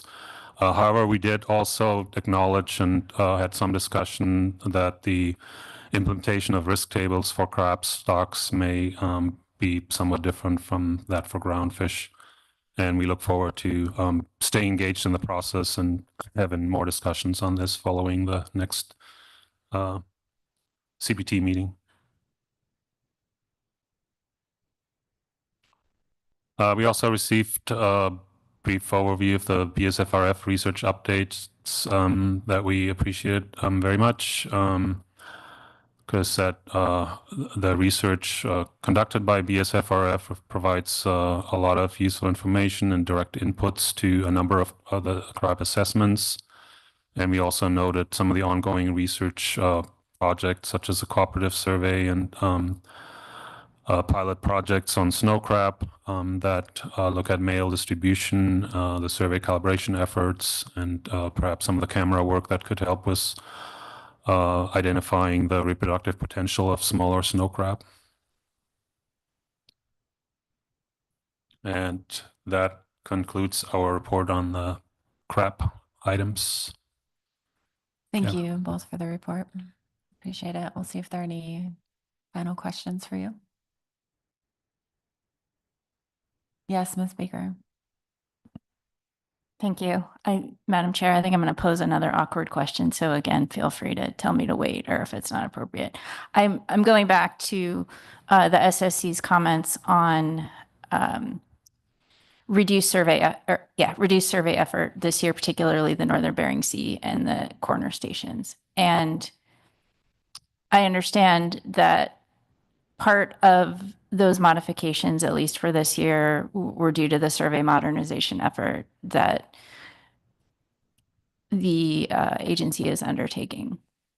I think the SSC received a very brief report on that later in your meeting, and so were you able to get at that level of detail at this meeting? And obviously we'll receive your report on that item later. But since we are on the crab agenda item, I'm wondering how best for us to, I appreciate you noting the concern. So how is it best for the council to sort of track that issue? And maybe you don't know the answer because I'm sure you're figuring that out for the SSC as well. I realize it's an awkward question, but whatever you could provide, I'd appreciate.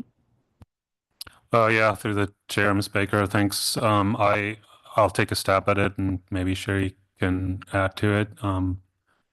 I just first want to say that there were a number of surveys that we saw this time that had some portion of the stations cut, the corner stations, the Northern Bering Sea survey, and other things that, we fully recognize that is largely due to kind of budget constraints and necessary setting priorities, and we're certainly on board with the survey modernization effort and in supporting that. And we did have some discussion about that. We got a brief update on where that stands, and we'll be recommending that the SSC workshop in the spring potentially focuses on survey modernization, because that is such an important issue for the future of the assessment and management of all the stocks around Alaska for decades to come, really. So we felt fairly strongly that we want to make that a priority for our either February or April workshop. That remains to be determined.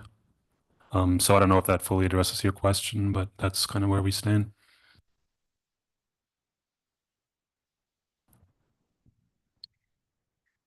Through the chair, Ms. Baker.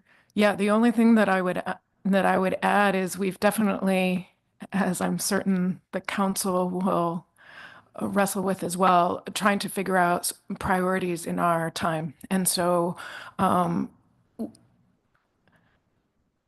you're going to see comments on 2 items from us on trying to figure out. We know that the IRA funding and the climate work with harvest control rules is really key within the next couple of years because of IRA funding. And I know that SSC workshops were one thing that funding can be used for. So that's a high priority. We normally have done that in February. This February, partly in consideration for the SSC, we're taking up both chum and Cook Inlet salmon. And it's not clear right now. There was no pushback from the SSC on actually doing some sort of a workshop in addition to those 2 in February. We didn't specifically ask about that, but there wasn't, when this topic came up, there wasn't necessarily pushback, but it's really still unclear whether or not we would have time for any workshop. And so then the discussion was, we recognize that the survey modernization has been ongoing, and it's going to underlie all of the assessments that we do. And so I think, although our conversation was brief, our tendency would be to actually prioritize the survey modernization as a workshop over climate, just because it is so time sensitive and we haven't seen it. So where the council can certainly give guidance, any decisions any way you wish, but that's kind of where we landed. I don't know what the timing is in April. If we don't have time in February for some sort of a workshop, then that would be a question for April. The only other thing that I would mention is you'll hear this from Dr. Muter tomorrow, but when we're talking about prioritizing or looking at SSC time, one of the topics that came up was recognizing the value and importance of looking forward and strategizing, which, because we're making lots of changes and the council is addressing lots of issues right now.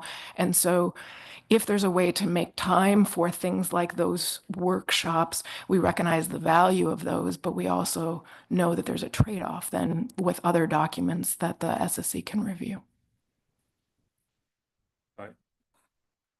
So if I may add to that, through the chair, just I think I certainly, and I think the SSC more broadly, views the survey modernization very much as a climate change issue too. And I think that's the way the AFSC has characterized it as well. Dealing with some of the climate change associated changes in distribution and other changes, in part motivated and requires sort of taking a look at how are we doing surveys currently and how can we improve them. So it's not a separate, I wouldn't see it as a separate issue. It's in a climate change context. Through the chair, sorry, when we speak, we get a chance to think. I realize I just said that the SSC did not push back on the idea of the workshop. I want to note, we did not give the SSC the option or ask them the question of whether or not they would like a workshop or whether the saving time was a priority. And so while there wasn't pushback, I realized as soon as I was thinking, they may not have thought there was a choice. So I think I may have been a little premature or optimistic on that one. Thank you, Dr. Dressel. Ms. Kimball. Thank you. And I appreciate the question. I want to make sure I understand some of the response in terms of potentially for February or April workshop prioritizing survey modernization over, and you had said, Dr. Dressel, over climate. They're both climate. I heard that response. But when you said that, did you mean over the specific discussion points that have come forward through SES 8 that the SSC was asked to look at, which are climate resilient harvest control rules and the socioeconomic information to potentially better inform tax setting at the council? So there were two components that I saw in that agenda item we have still upcoming.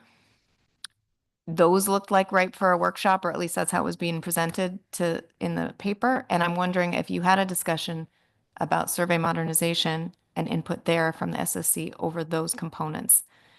Which was the near-term priority? Yeah, through the chair, thanks for the question. I can take a stab at that. We had some discussion around that in terms of prioritizing for something that the SSC can tackle in the short term in either a February or April workshop. And we felt that the climate workshop, the scope, the need for, the organizational, logistical aspects of organizing a climate change related workshop on harvest control rules or on whatever focus that may take is more than the SSC could tackle as part of our typical half-day workshop at a February or April meeting. And we felt that given that there is IRA funding that can support workshops, that would be a separate effort that the SSC would not, want to lead, but would be happy to participate in to the extent that we can. So I hope that clarifies that a little bit. I'm sorry, Dr. Through the chair, Ms. Kimball. Yes, I echo what Dr. Muter said. The other two pieces that I saw were, so we also haven't heard back. I know that the council is coming up with a direction, working on a direction at this meeting of where to go with some of those initiatives. And we didn't yet have that. But at the same time, we actually needed to make a decision, I think, by the time you get the report on what to do for a workshop if we were going to do it. So it felt too early. We wanted to get some of your feedback and direction before considering like harvest control rule workshop of some sort. The other thing is that we had not talked about delaying any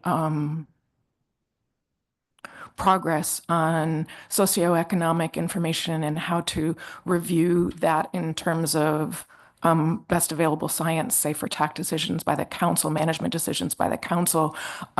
We had one meeting this summer and we got through, and as far as, sorry, this is the SSC subgroup met with staff. And the piece we got through is this is what we're going to do through December. And we haven't yet heard what's possible after that. And I know that staff have been working on that, both council staff and agency staff. And so my understanding was that that was going to continue. But that was our impression, my impression.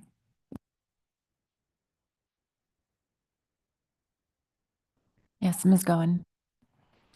Thank you. Dr. Muter, in your presentation, you mentioned risk tables and how they may be an awkward fit for crab.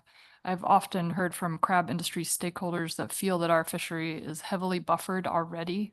Can you speak briefly to how the risk tables differ from and why they're needed from the buffering that already happens in our fishery?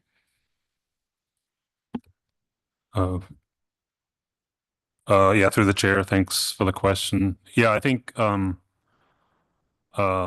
the we aren't really deviating from what we're already doing. We're not looking at it as deviating from what we're already doing, but formalizing that and using the risk table tool to do that in a more structured way, essentially.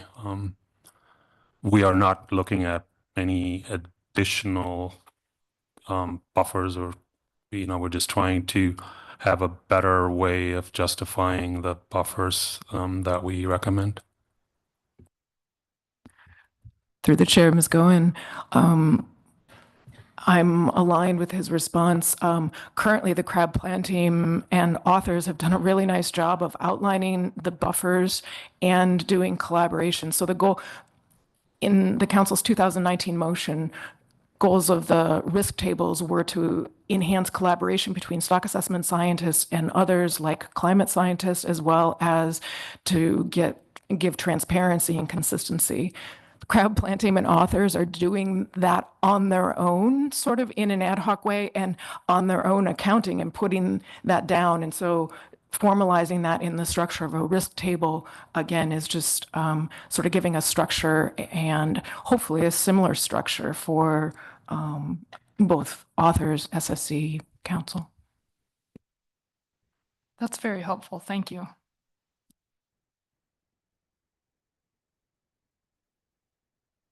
Okay, I'm not seeing any further questions. I appreciate your report. Thank you.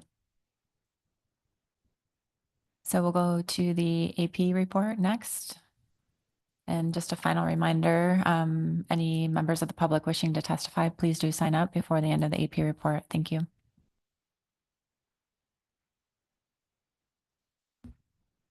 Good morning, council members. For the record, Paul Wilkins, Advisory Panel Vice Chair. And on this item, the AP did take action, and I'll wait for the motion to be pulled up here.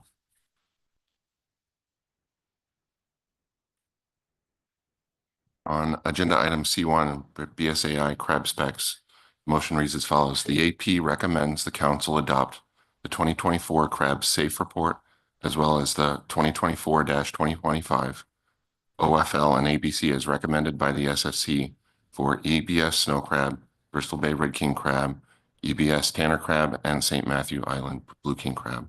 And that motion passed unanimously. With that, I'll take any questions.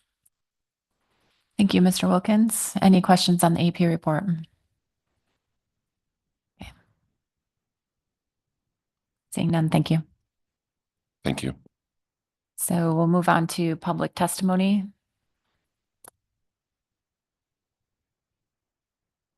On C1, I believe we have 3 people signed up.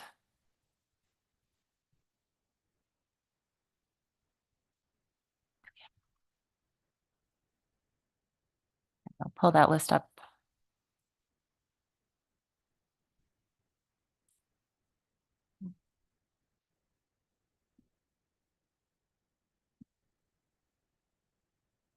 Okay, we will begin with Corey Lesher, followed by Frank Kelty.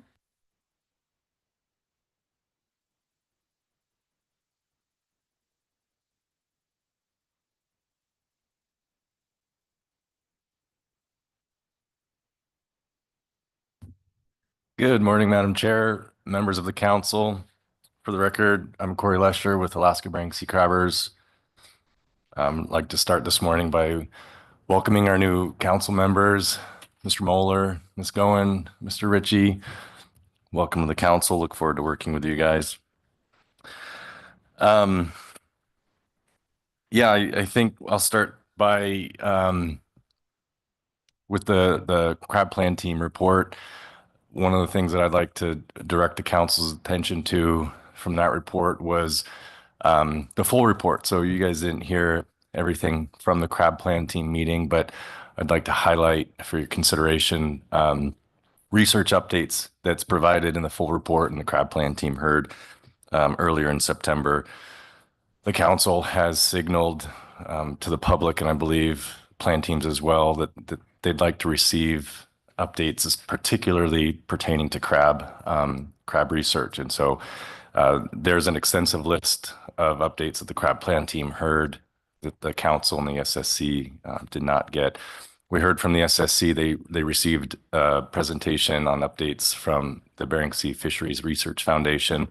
And there's a number of other really great research updates from the Crab Plan Team.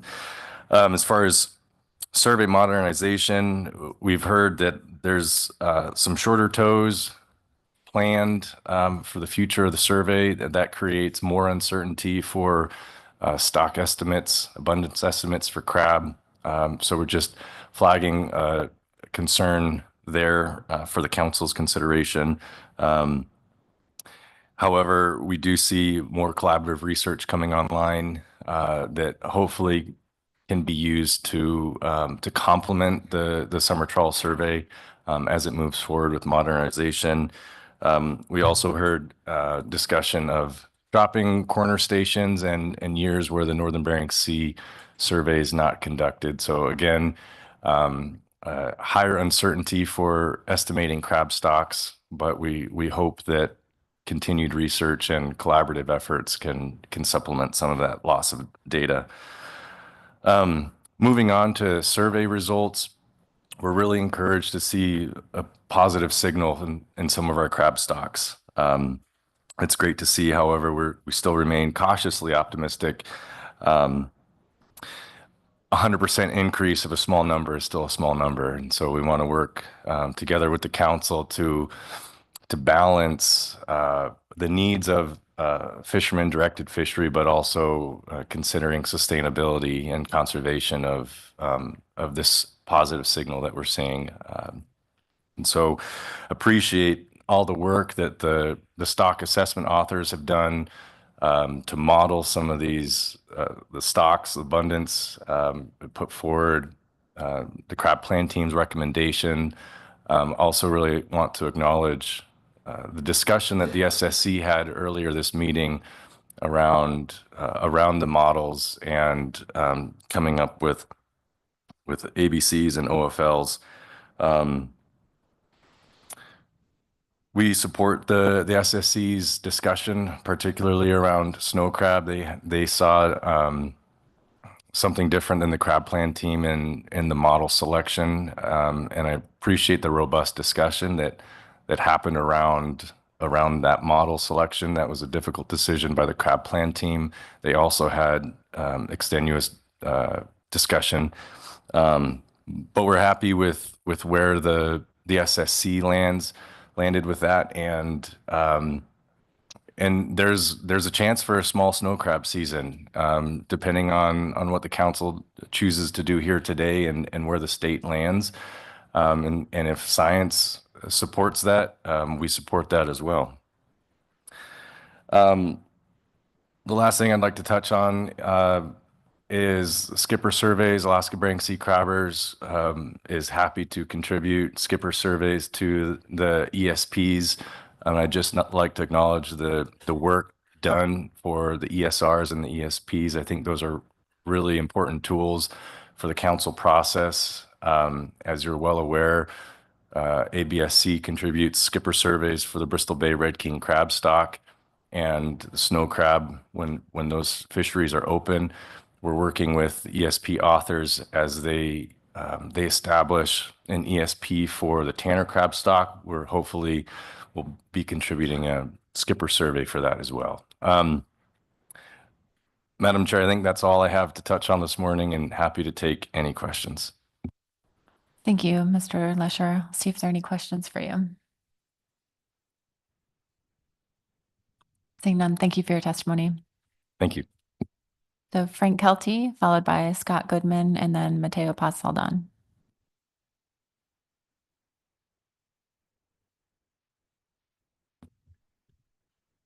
Good morning, Madam Chairman, members of the council. My name is Frank Kelty. I'm representing the city of Unalaska today. And as previous testifier said, welcome all our new council members. I know all three of them, and well, Ann's not here, but and returning council members. It's nice to get a little bit of Unalaska flavor now around the council.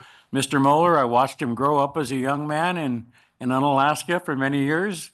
And then I turned around yesterday and there's Taylor Holman, who also was born and not born, but raised in Unalaska and, you know, graduated high school with friends of my granddaughters. So I'm going, my God, I must be really old now. You know. Anyway, I can still guard you on the basketball court, Moeller. Maybe. Anyway, to get back to business here, we're testifying in support of what the SSC recommended on crab. We appreciate the change that the SSC made on the OFL and ABC on snow crab. We think that change was warranted. The overall snow crab biomass now is about 6 billion animals. And we know it's still in a depressed state, but I think if they take a hard look at this, Unalaska is on the record with the state telling them that we would support a small directed fishery on snow crab if possible after everything is looked at. But it is so nice to finally see some good news on our crab stocks in the Bering Sea. I grew up around those fisheries and made my bones working in the industry from the early 70s until just recently. And it's really nice to see a little bit of light at the end of the tunnel finally for our Bering Sea crab stocks. And Unalaska has always been very supportive of the ongoing research. We've been a member of the Bering Sea Research Foundation since inception 20 years ago, and a due-paying members. And Unalaska has always supported research, and we would certainly want to see our crab fisheries come back. And I think with that, I'll wrap up. Thank you very much. Thank you very much, Mr. Kelty. Let's see if there are any questions for you. Seeing none, thank you for your testimony. So next up is Scott Goodman joining us remotely, followed by Mateo Paz-Saldán.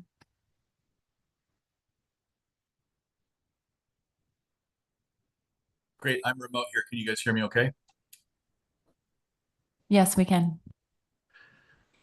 Thank you.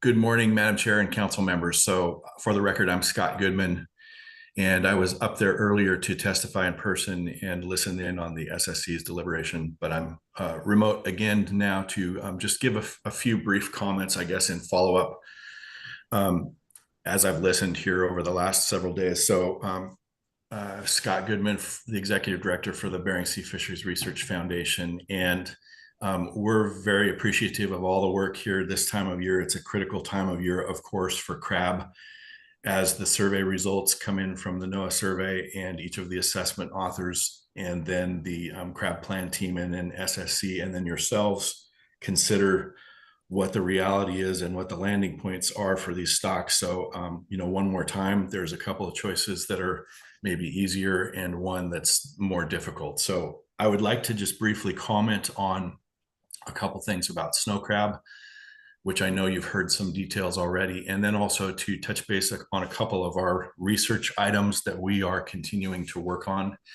and then just to make a note about our availability to report to the council as appropriate.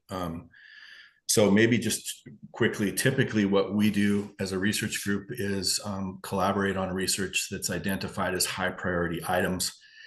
And then we stay in those spheres, and we interact mostly with the CPT, very closely reporting back to our board and our other stakeholders that are supportive. And then at times go up the ladder to the SSC, and then on occasion to you as well. So I know that there's been some inquiry about more research updates. I think, as Mr. Lesher noted, we would be very supportive of that. So I'll maybe come back to that with an end note. For snow crab, I would like to just highlight here a couple things, maybe from the highest level, that the survey was a very positive survey. Part of the narrative around the collapse was, where did so many crabs go? Where did 10 billion animals go? And I think Mr. Kelty noted that we're approaching 7 billion animals in the system this year from the survey. So that's a very positive signal. I would also note that everybody in the group of reviewers did quite well at acknowledging that, it's not a super great picture in terms of what the biggest of those animals look like. The 4-inch and greater preferred size animals are still in a very depressed state. So it makes it difficult to gauge what is the correct status and landing point for this stock. We appreciate the work that the CPT did, and then the SSC, including adopting a new landing point there that, in my opinion, made a little bit more sense to reflect the reality for snow crab. The mature males and the preferred males both showed almost 50% increases. But again, that's not anywhere near the historical levels. But I think the proposed OFL and ABC that the SSC adopted makes a little bit more sense from the highest level and the industry's perspective with regards to what the status is for snow crab. I would like to finish with just highlighting a few things about our research. This has been a very big year for BSFRF in terms of the scale of our work. We've completed 6 vessel charters already this year. We've spent about $2.5 million this year already. We have completed the major parts of 2 large NPRB projects where we were either co-PIs or collaborators on, and 2 in particular. One, I would say that our strongest focus right now is to try and help determine what is going on with snow crab and what's the reality here. And so one of our projects, which was a focus on red king crab, yielded some potential information that we hope to focus over to snow crab. And that's a cam sled project where we were out in Bristol Bay with a focus on larval sites and habitat for the Bristol Bay stock. But what we ended up with there was quite a successful bit of information, namely some underwater photography of mating pairs of red king crab. And that photography has the ability to make measurements for carapace length and carapace width. And so we're hoping and thinking, and I mentioned this also to the SSC, that we can potentially switch over and apply that same approach to a snow crab project. The reason that's so important is that these key questions that were under consideration by the CPT and the SSC about which of the male animals are the ones that are actually effective in reproduction, we can get to some of the firm data that would be the first place where we would actually have Bering Sea measurements of that. So that's a promising opportunity. I think there's a proof of concept that we completed this year. So there's next steps are going to be very important. I wanted to just make sure and mention that all the way up to the council here. The second one, which was our latest, is an Apelio pilot project where we were able to charter a crabber and a trawler and work in tandem with the NOAA survey near the end of their final leg. And this is important in a couple of contexts. The first is that we're aware of and we're participating as a collaborator in the modernization of their survey's strategy. There's lots of moving parts there, so we have a role. And I think we see it as an important one, and we're committed to it because we can't afford to lose the signal for crab. The second one for that work specifically is that we're trying to get a better idea of what's next in terms of if there is a big change in the survey, how do we keep that connectivity? So I see my time is out and I can take questions if there are any. Thank you for the opportunity to speak up. Thank you for your testimony, Mr. Goodman. I'll see if there are any questions for you. Yes, Ms. Kimball. Thank you. Thank you, Mr. Goodman. That there is a lot of research ongoing. It's hard to keep track. And we received earlier in our B reports the notice that the GAO folks were here to talk about disaster funding and how to help that process. I'm wondering if you can share how much of this research is supported by disaster funding, what level of funding the foundation has received, and what projects you might foresee should more of that funding become available. Yes, thank you, Ms. Kimball, for the question through the chair.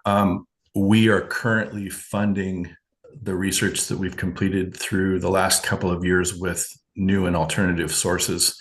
The majority of it so far has been through the congressionally distributed spending, so the CDS funds that came to us a little more than a year ago, which are still supporting the work that we're doing.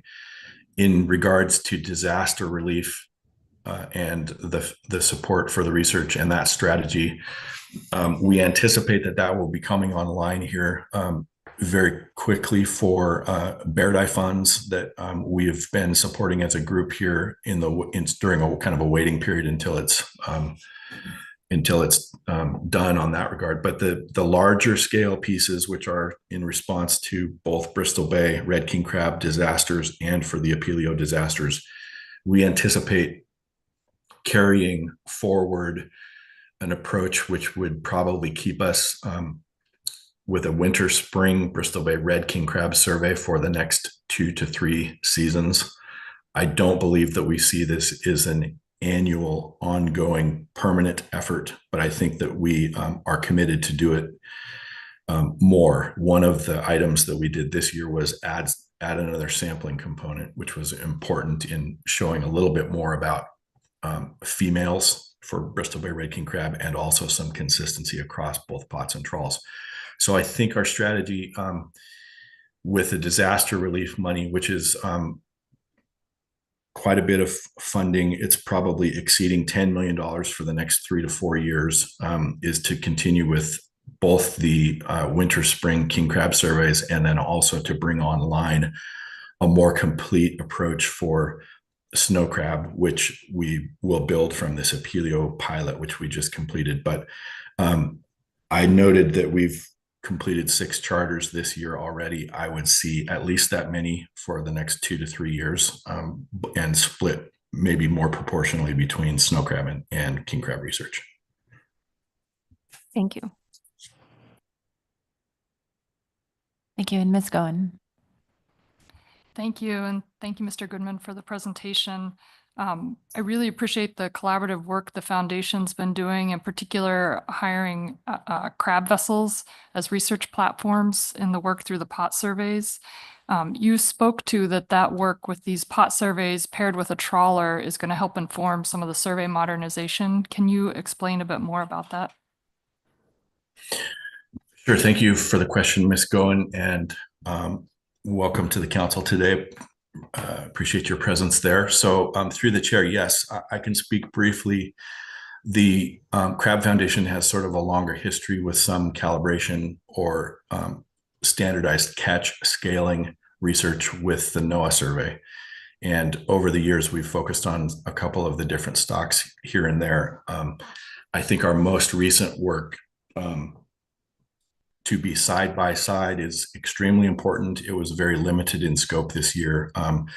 It was about a 2-week charter with a trawler using the NEFROPS trawl as a sampling opportunity, and then about a 3-week charter with a crabber. Ideally, we would have had all the vessels, so both of the NOAA boats and then the 2 additional charters to provide the additional crab sampling all in the same time and space. We differed on that a bit, but we were able to finish up both of our charters. The important aspects of that, namely from the use of the NEFROPS trawl alongside the 83-112 and the other gear, which is the slope gear that is used for the slope survey for NOAA, was the ability to just complete crab sampling in the same time and space. So we did a number of those tows. And as things change, if there's no longer a grid designed for a survey or no longer a particular density of sampling, then anything that we can do to index the information that forms the basis of what the status of a stock or the biomass estimates are for a given season consideration will be extremely helpful. And so it's in the simplest term, it's side-by-side sampling, both with the trawl and with pots. There's been limited both for pots and trawls together. So there's clearly some complicated pieces. Without mentioning too much there, that's some work that we would look forward to continuing as well.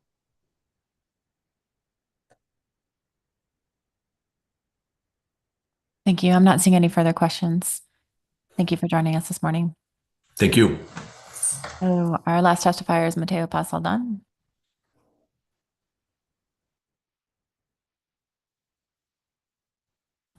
Thanks for allowing my testimony, Madam Chair. Sometimes smart technology can be too smart. My name is Mateo Pasaldan. I'm speaking on behalf of the City of St. Paul, which is the municipal government for the largest Unangan Aleut population, concentrated Aleut population in the world, and is a community of 350 residents. We wanted to comment on the potential for a snow crab fishery as a result of the SSC's recommendations. Of course, since snow crab is such an important source of revenues for the City of St. Paul and the community broadly, the city is extremely interested in this possibility. As it stands, the city is making do on infrastructure grants, is anxiously awaiting for the disbursement of crab disaster funds, which we understand is expected to start November 1st, and is pursuing projects that will help St. Paul rewire its economy for whatever comes next. And what comes next is probably unstable, highly variable, low-tech crab fisheries. If that is what we are left with going forward, then we are going to have to adapt and reconfigure our capacities and associated crab management tools so that we can benefit from these resources under very different, less predictable conditions than in the past to sustain stakeholders and communities like St. Paul. The binding arbitration component of crab rationalization is back before the council for review in December, is what I understand. But that is just part of the current picture. Hanging over all of this for St. Paul is that the ability to qualify for disaster funds has an expiration date, and that's coming next year, I think. So to conclude, we are cautiously optimistic about the potential for a fishery and are very thankful for the work that scientists and the SSC have done on all of this. Thank you. Thank you for your testimony. See if there are any questions. Seeing none. Oh, Ms. Goen. Yeah, thank you. Hello, Mateo.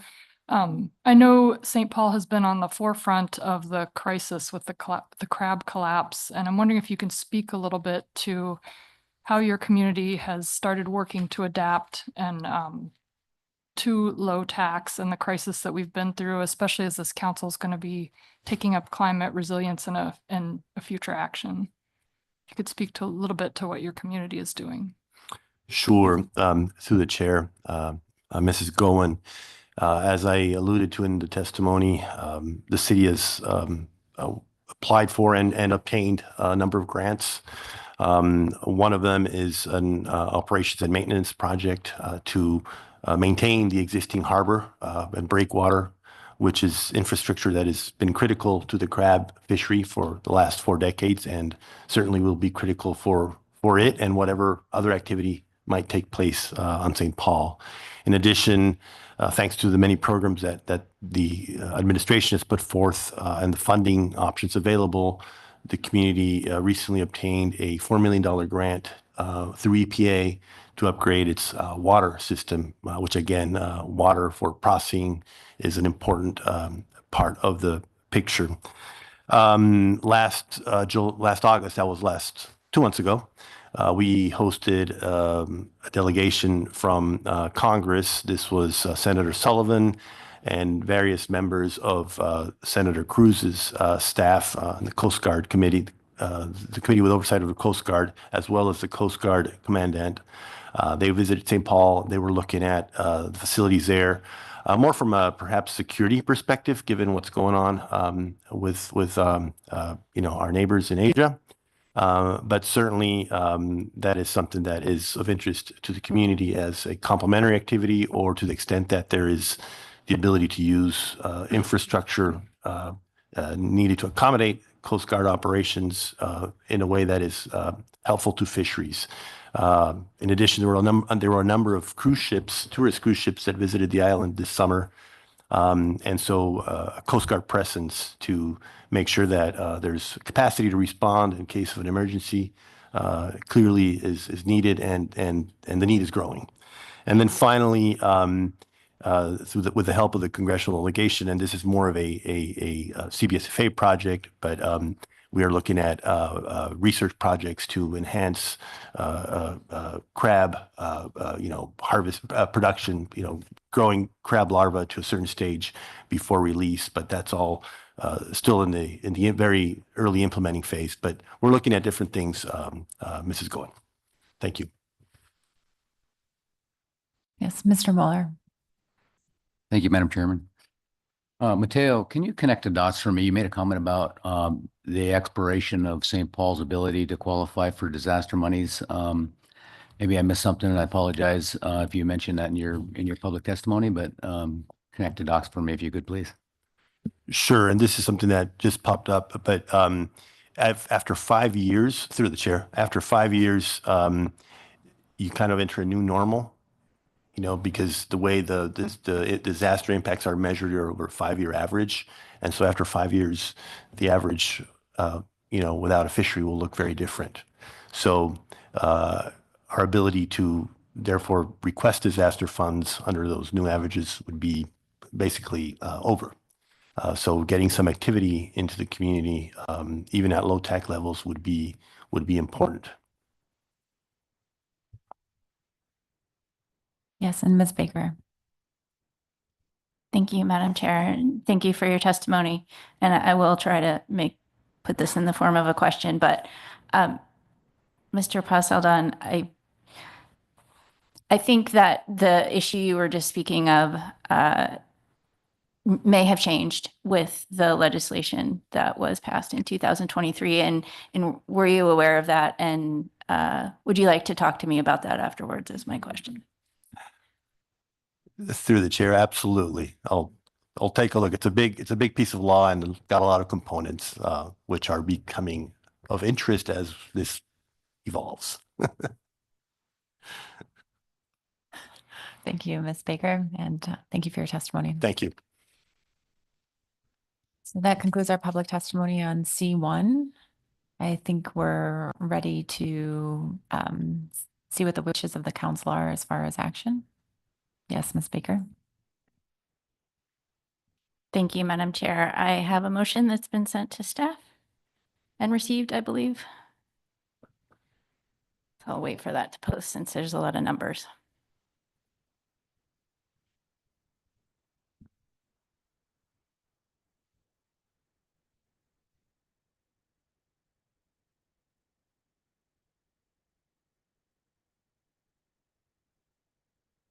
The motion reads, the council accepts the crab safe report and adopts the following OFLs and ABCs recommended by the SSC. And as a reminder, our OFL and ABC units are kilotons, as noted in the table. For Eastern Bering Sea snow crab, an OFL of 19.60, an ABC of 6.86 for the 2024-25 crab fishing year. For Bristol Bay Red King crab, an OFL of 5.02 and an ABC of 4.02 for the 2024-25 crab fishing year. For Eastern Bering Sea tanner crab, an OFL of 41.29 and an ABC of 33.03 for the 2024-2025 crab fishing year. And for St. Matthew Island Blue King Crab, an OFL of 0.129 and an ABC of 0.097 for the 2024-25 and the 2025-26 crab fishing years. And with a second, I'll speak to the motion, Madam Chair. Thank you for the second, Ms. Kimball. Thank you. I'll just note that in putting forward these harvest specifications as recommended by the SSC, these specs are based on the best available science. It's important to note, as we heard through our presentations today, that overfishing did not occur for any of these crab stocks last year. And 2 of these stocks, snow crab and St. Matthew Island Blue King crab, continue to be under rebuilding plans. Just in terms of a summary for these specific crab stocks, while the Tanner crab stock appears to be relatively healthy, snow crab and Bristol Bay Red King crab stocks remain at historically low levels. However, as we heard again through our presentations, there are some signs of optimism after an opening of a small Bristol Bay Red King crab fishery last year with a conservative harvest rate. We did see an increase of mature males in the survey this year, which is a positive sign. And again, the survey also saw indications of snow crab recruitment events and increasing numbers of small crab. And just to remind the members of the public and crab industry, the state is currently working through the total allowable catch setting process, of course, which is guided by State of Alaska ADF&G harvest strategies. And I would anticipate advisory announcements for TAC recommendations to take place fairly soon regarding the directed crab fisheries this year. Again, it's important to note that the state harvest strategies consider both the male and female stock components as a way to protect future reproductive potential of these crab stocks. And finally, Madam Chair, I just really want to take a moment to really thank the crab stock assessment authors for their work and the crab plan team in particular. The past few years with, of course, the crab stock crashes and concerns has put a lot of pressure on all fishery participants, but I just want to note, and I don't think I've formally acknowledged the added pressure that's put on the folks that produce our crab stock assessments and work through the crab plan team process to provide us with the best advice under very difficult circumstances. So I just really wanted to thank you for that. And also to the SSC for participating in that process and working through a lot of these challenges with us. And so I just wanted to express my appreciation for that. Happy to take any questions about the motion, Madam Chair.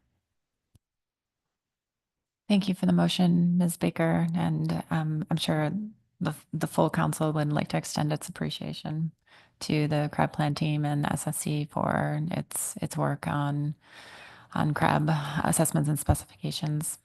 So thank you. I'll see if there are any questions on the motion. Any comments? Ms. Goen. Yeah, thank you, Madam Chair. And just want to echo again the appreciation to the CPT and SSC for your work on crab. It's really good to see crab stocks up. I want to note in particular for snow crab, the work around maturity and that discussion. I hope to encourage more, the council hopes to encourage more work around exploring maturity, and that's consistent with the council's research priority from last June, number 813, to better understand basic life history and maturity information. And we also heard quite a bit of talk around an MSC that might be helpful for snow crab to better get at this for the future of the stock. And then to also look at that currency of management for Bering Sea Tanner as well. I also just want to applaud the ecosystem and socioeconomic economic profile work for these crab stocks. I think it's really important to consider that in crab health, and it's in line with some of the climate resilience work that the council is tackling. That's all I have. Thank you. Thank you, Ms. Goen. And Mr. Williams. Thank you, Madam Chair. And thank you, Ms. Baker, for your motion. I will be supporting it. I share the optimism that Mr. Kelty mentioned with regard to at least some positive signs that we currently have in our crab stocks. That is a good thing. I was feeling pretty good, and then Mr. Lesher got up and made some good comments and points, but he reminded me that 100% of a small number is still a small number. And so I caution us as we look at these things. I think there's some opportunity here, but I think as we've heard in a number of arenas, we also need to be cautious and I think conservative in the approach we take, given the fact that these stocks have shown an ability to react quickly and negatively in many cases to poor environmental conditions that we unfortunately likely are to face in the future. So it's a positive sign. I appreciate the motion. I'm glad to be able to support it at this point in time, but I think we need to approach this carefully and look to the future and learn and create as many signs as we can to try and predict out into the future what we may be facing, because I think it will be a little bit of a rocky road, not to be a downer. Thank you. Thank you, Mr. Williams. Not seeing any further comments. We will need a roll call on this motion. Mr. Witherell. Thank you, Madam Chair. Calling the roll on Bering Sea Aleutian Islands crab specifications. Ms. Baker, Yes. Ms. Goen, Yes. Ms. Kimball, Yes. Mr. Kurland, Yes. Mr. Moeller, Yes. Mr. Ritchie, Yes. Mr. Sukata, Yes. Mr. Twite, Yes. Ms. Vanderhoven. Not present. Mr. Williams, Yes. Ms. Drobnika. Yes. Motion passes unanimously. Okay, any further actions on C1? Okay. Seeing none, I think it's a good time to take a mid-morning break. We will come back at 10:45 and begin staff presentation on C2. Thank you.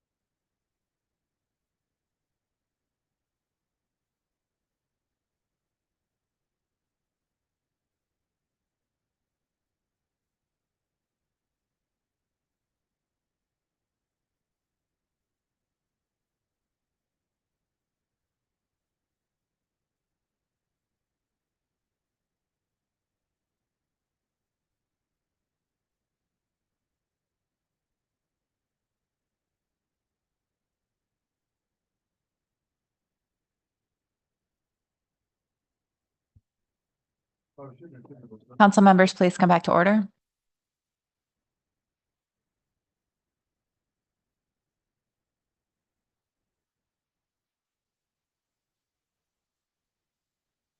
We are ready to begin our staff presentation on agenda item C2. We have Sarah Marinan here to introduce this topic. Thank you, Madam Chair, members of the council. Sarah Marinan, council staff. With me is Kurt Iverson and Joel Kraske with NIMS Alaska Regional Office. This should be a pretty brief staff presentation between the three of us. We don't have a PowerPoint to show you. And I'm just going to pass it off right away to Kurt to kind of give a quick summary of what we'd like to talk about. Thanks, Sarah. For the record, I'm Kurt Iverson, and I'm a fishery management specialist at the Alaska region. And I'm with Joel Kraske. Madam Chair, we covered this topic in June, if you recall. Some of the council members here are new and weren't there then, but this particular topic focuses around a NIMS request to slightly modify the council motion that was formed in April 2022 for the funding mechanism for the RQE. We have a discussion paper that's posted, and it's very similar to the discussion paper that we put out for the council's consideration in June. There are two elements that we are asking the council to consider changing. Both of those elements are, as I mentioned, modifications of the April 2022 motion the council passed at final action. The discussion paper outlines the reasons for those changes. They're slight changes, but they at the same time increase the simplicity of the program, they increase the security of the program, and they decrease the costs of implementing the program. The first thing we're asking the council to do is to reconsider who will administer the funding mechanism, which is a stamp program, a Halibut stamp program for the RQE. The original motion called for the RQE to administer that program under rules that would be developed by NIMS. And as we got into evaluating this program and exactly how we would implement it, we determined that the obstacles we had in front of us, very serious obstacles, were both to maintain the security of the collecting these fees and also the confidentiality that are related to that fee collection. Maintaining the confidentiality of individual charter operators' business operations. So it was very difficult for us to envision a process where we could maintain as high a security and confidentiality working with the RQE under contract with us, as opposed to just doing it ourselves. So that was one consideration that drove us to that conclusion. The other portion of this is that NIMS already has an electronic platform in place, and it's currently used to accept fees from fisheries businesses. So there's considerable cost considerations there as well. We already have a platform. It's fully functioning and is very secure. We already have mechanisms for moving those funds into the federal treasury. So we could expedite this whole process by adapting our existing electronic platform, and we could do it in the way that we want to do it, which is securely and confidentially. So we're asking the council's consideration to change the April 2022 motion, which called for that contractual relationship between the RQE and NIMS, change it so that NIMS would assume the authority, or assume all the administrative costs and tasks of collecting those fees from the halibut stamps. The second thing that we're asking for is an adaptation of the fee structure of the stamps. The council's original motion called for tiered fees, a $20 halibut stamp, $40 halibut stamp, and a $60 halibut stamp. And those stamps would apply to varying numbers of days that a charter halibut fisherman might expect to be on board their boat. $20 per day, a $30 or a $40 stamp for up to 3 days, and a $60 stamp that would be good for 7 or more days. That's how it was structured in the motion. We're asking for the council's consideration to adopt a single fee, a single $20 fee that would apply for a stamp that's valid for 1 day, for one angler who intends to retain a halibut. Every day that anglers go out, there would be assigned a $20 fee, $20 stamp associated with that fee. The reason we're doing that is there's several reasons, actually. The first thing that came out was mentioned briefly in our analysis. The tiered fees don't quite work as expected. And there's a chart in the discussion paper that illustrates that. The purported 7-day stamp for $60 the way it would work out, if an angler were fishing only 4 days or more, he would probably buy that stamp at $60. So there's some oddities there. And again, if you look at that chart, it comes out at you. So that's one thing, is it doesn't quite work as intended. The other thing is that it is immensely more complicated to assign halibut stamps to individual anglers. One angler is going to fish 3 days and they get one form of a stamp, and another angler is fishing 1 day is a different stamp, and people change their minds. They move from boats to boats. You'd have to assign those stamps to individual anglers. What we're proposing to do is to adopt a single fee and apply that single fee. It's generic to all anglers, and it greatly simplifies the program, tremendously simplifies what we want to do. And as a result, it also simplifies things greatly for the operators who are responsible for tracking these stamps. They have much less paperwork to do. We've developed a system that we believe will be very efficient for everyone. The third reason we're asking the council to change from a tiered fee to a single fee is one of equity. And that idea of equity came out of our many conversations with the charter operators themselves. They pointed out to us that there is a disproportionate contribution into the RQE fund depending upon how your business model is structured. An operator who primarily caters to people who are going to fish 1 or 2 days for a given number of angler days is going to pay a certain fee, whereas a person who has a different business model, who has the same number of angler days, but those anglers tend to fish for 4 or 5 or 6 days, is going to pay proportionately less. They're going to be contributing considerably less, potentially, than someone who's just catering to anglers with those 1 or 2 days. So there's a lack of equity there. And rationalizing that equity becomes an issue as well. Why would we do that? Why would we adopt that? So we're asking for the council to adopt that single $20 fee for a halibut stamp as opposed to the tiered fee. And again, all of these things make things more simple, and we can expedite this particular rule much cheaper and more securely. I should also mention that we're targeting to have this in place by the 2025 fishing year. So we're moving ahead as quickly as we can. Mr. Kraske is drafting the proposed rule, and we would hopefully have that done this autumn, released to the public at that time.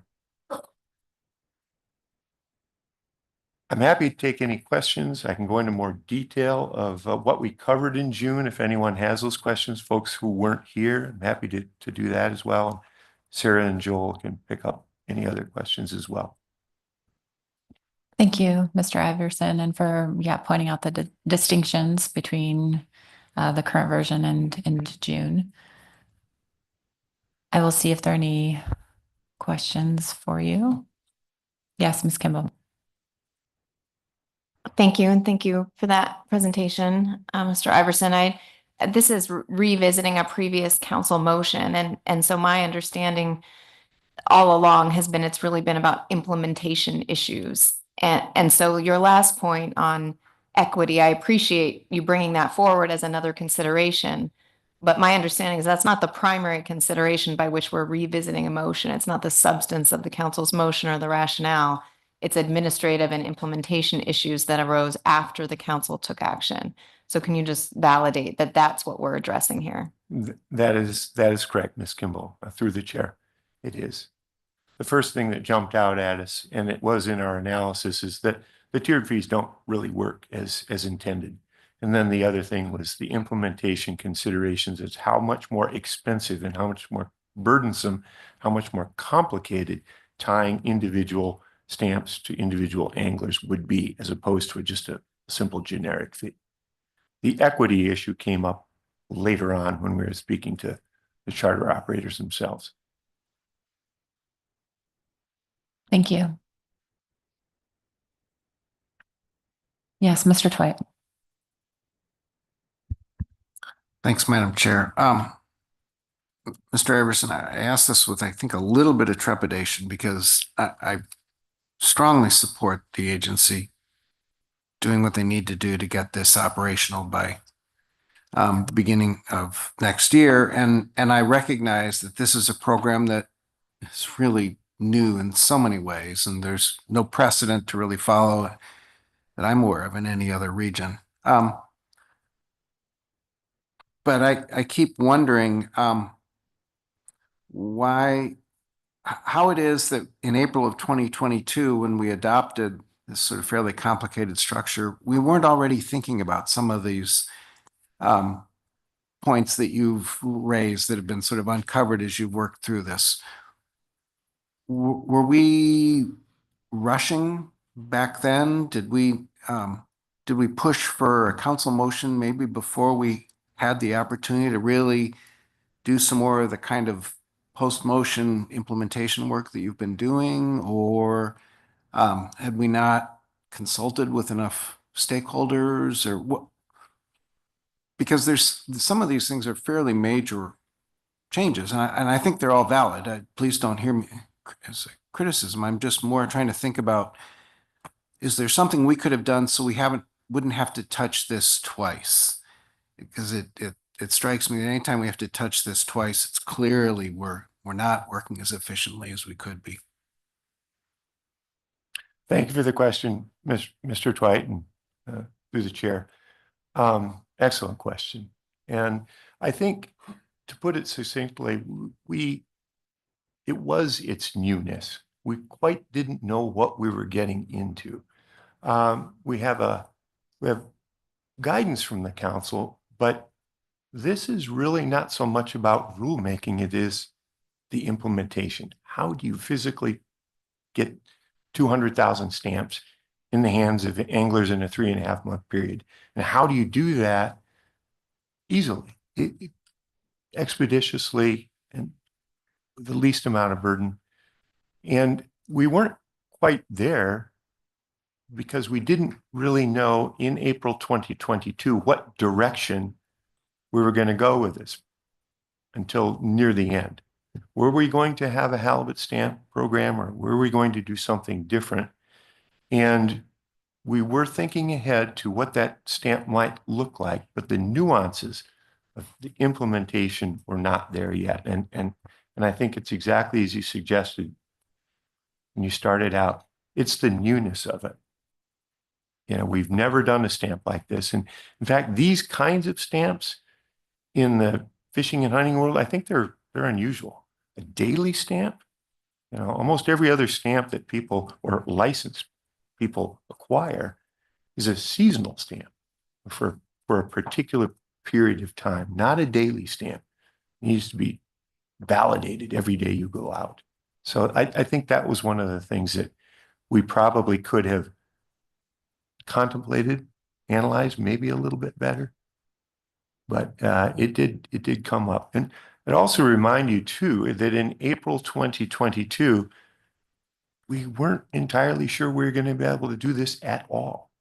We didn't have authorization to do that. We waited an entire year to get that authorization through an amendment to the Magnuson-Stevens Act. So that played into it as well.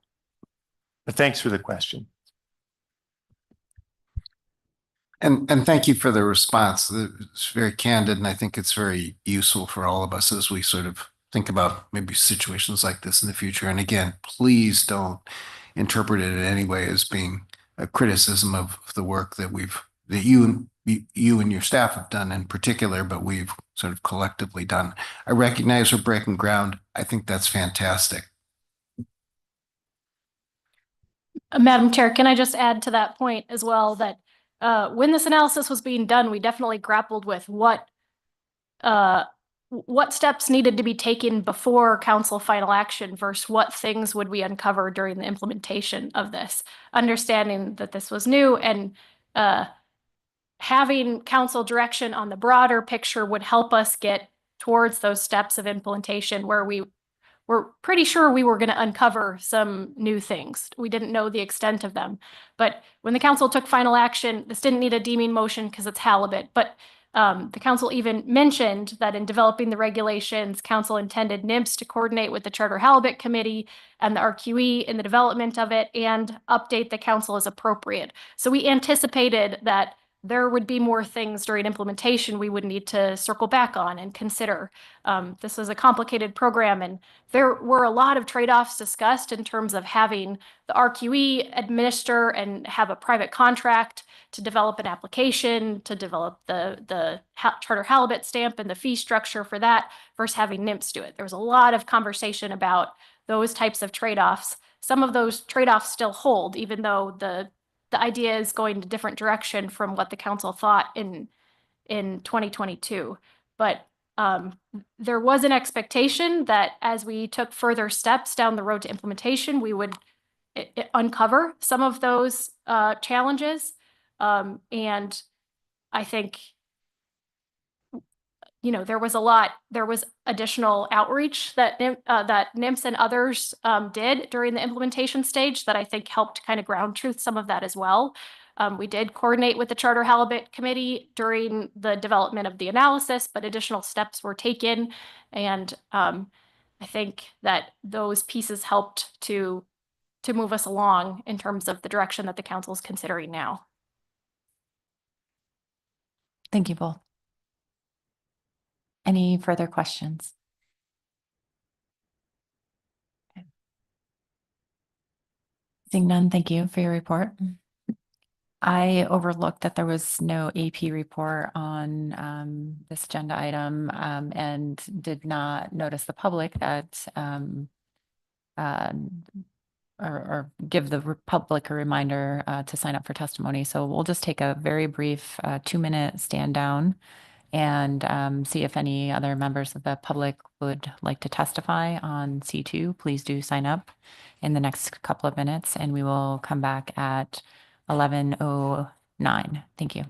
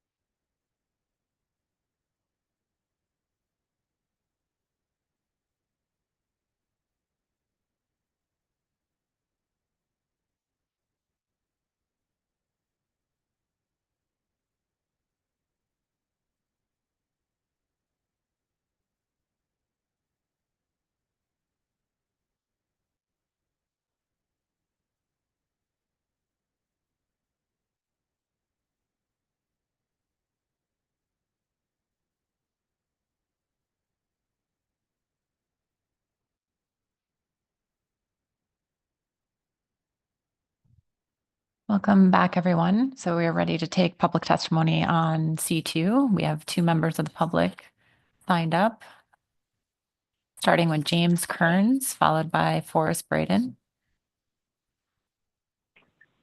Hello, hi. This is Jim Kearns. Can you hear me okay? Yes, we can. Good morning. Okay. I'm Jim Kearns. I live in Gustavus.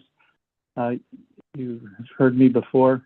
I just wanted to say that I really love that RQE concept because it doesn't promote uncompensated reallocation of the halibut resource. I think it's awesome. However, it needs to go hand in hand with a recreational allocation that's separate from a catch sharing plan with a commercial directed halibut fishery.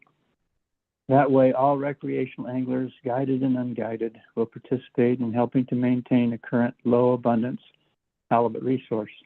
So rather than charging a guided recreational halibut anglers a flat $20 per day RQE fee, which I think is good, put all recreational halibut anglers into a recreational halibut only allocation, give them an annual limit, require an RQE halibut stamp with the fee based on the number of fish in the annual limit, have a 1 fish any size daily bag limit, and a requirement that any recreational halibut kept that's over 60 inches in length is counted as 2 fish in the annual limit.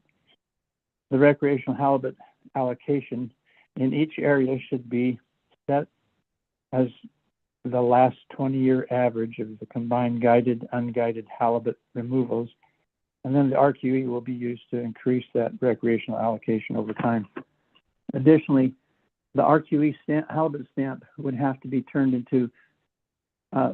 in when it's used or by December 1 each year, so it can monitor the annual limit requirement. Plus, it should have halibut size, gender, and location where taken data to give us an accounting of the number of halibut taken and the health of the resource. So thank you. Thank you, Mr. Kearns. I'll see if there are any questions for you. Okay. Thank you for your testimony.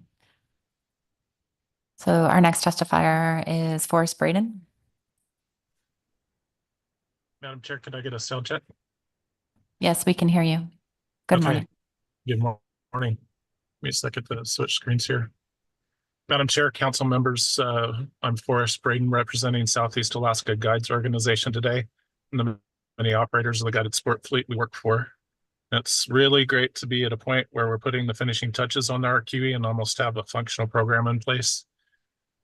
We want to thank council members, NOAA Fisheries, and council staff with extensive work put into getting the program right and getting it out the door here. We do note the 2 differences between the original RQE funding motion in April of 22 and what we expect to see coming from council action on this agenda item today, which are specifically NOAA handling fee collection through eFish rather than RQE collecting and forwarding funds to NOAA, and a move away from a multi-day stamp to only issuing day stamps. And we do support both changes. NOAA's better equipped to handle fee collection from an authority standpoint and already has the basic infrastructure in place to do it. Southeast Alaska operators had hoped to see multi-day stamp options, but we do understand some of the obstacles and complexities of going that direction. We would really like to credit the ingenuity of NOAA staff for exploring stamp validation via ADF&G's e-logbook program, and also thank the state for its willingness and support to help make that happen. And we're hoping this means an interface between the e-logbook and eFish accounts that will let operators simply enter the number of stamps needed for the day, and the rest is automatically handled, provided the operator has sufficient reservoir of stamps on account. And finally, we do ask for urgency on getting this program fully implemented and collecting fees during the 2025 season. The first council discussion on RQE took place over a decade ago, and work on the concept began years prior to that.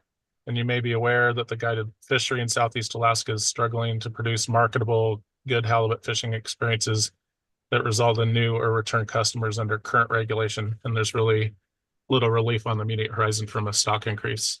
Again, thank you for all your work on this program, and we're open to any questions. Thank you for your testimony. See if there are any questions for you. Okay. Seeing none, thank you for joining us this morning. Okay. We have received our staff presentation and public testimony on C2. I will ask what the wishes of the counselor. I have a motion prepared. Mr. Ritchie. I'll wait for the motion to get on screen before I read it. Thank you.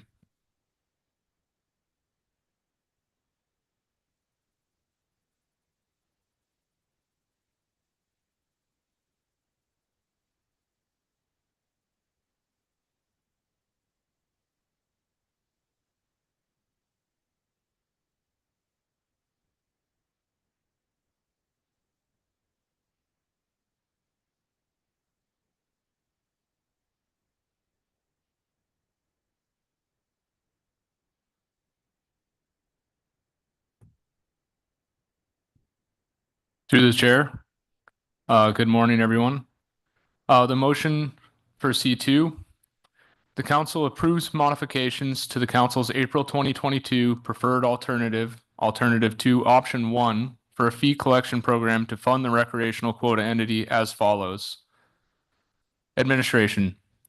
NIMS will develop regulations to establish the fee requirement for a charter halibut stamp that's consistent with any legal requirements. Fee amount. Stamp fees will be $20. Lower, there's one more part. All other elements of the April 2022 council motion for a fee collection program to fund the recreational quota entity shall remain unchanged. With a second, I'll speak to it. Thank you. Second. Thank you, Mr. Sagata, for the second. Thank you. Through the chair. First, I want to thank NIMS staff for the updates on the implementation and development of the RQE they've provided throughout this process. This has been updates not just to myself, but to other members and associations in the sector. The outreach and updates have added a lot of transparency to the process and demystified this novel form of reallocation for our fishermen and made them feel their opinions and input really matter in how this is ultimately implemented. I really believe that those efforts should serve as a model for future efforts and actions like this. We all realized the council was breaking new ground when it authorized the innovative RQE program. With this funding program soon to come, I believe we are in the home stretch of bringing this program to full function. I also believe that the modifications to the council's 2022 motion that I'm submitting will make this program more simple and more secure. Please note the modifications incorporate input from charter operators, NIMS, and the RQE board. With respect to the motion, in 2022, the council examined the potential for the RQE to carry out the administration of the fee collection under a framework of rules that NIMS would develop. The council understood there could be distinct advantages to this strategy. In particular, the RQE could be more flexible and potentially more responsive because it would have a single focus as opposed to NIMS, which has a lot of other responsibilities. However, the analysis also clearly indicates the importance of a system that is both secure and confidential. It is estimated that approximately $4 million will be collected annually under this program, and that's not an insignificant amount of money. NIMS already has a secure system in place to do a fee collection, eFish, and this system may not be flexible. You can't show up at the federal building with a wad of cash and buy a bunch of electronic stamps, but it's safe and reliable. Additionally, because eFish system already exists, it's probably less expensive and it's quicker to develop. Developing a workable system quickly is important for the charter fleet. IPHC data indicates that halibut catch rates are at or near the lowest levels in 40 years and stocks are at a low level. As a result, the management measures the fleet is forced to accept have directly offset our profits. Those profits depend not only on the number of halibut harvested, but also the opportunity to harvest halibut.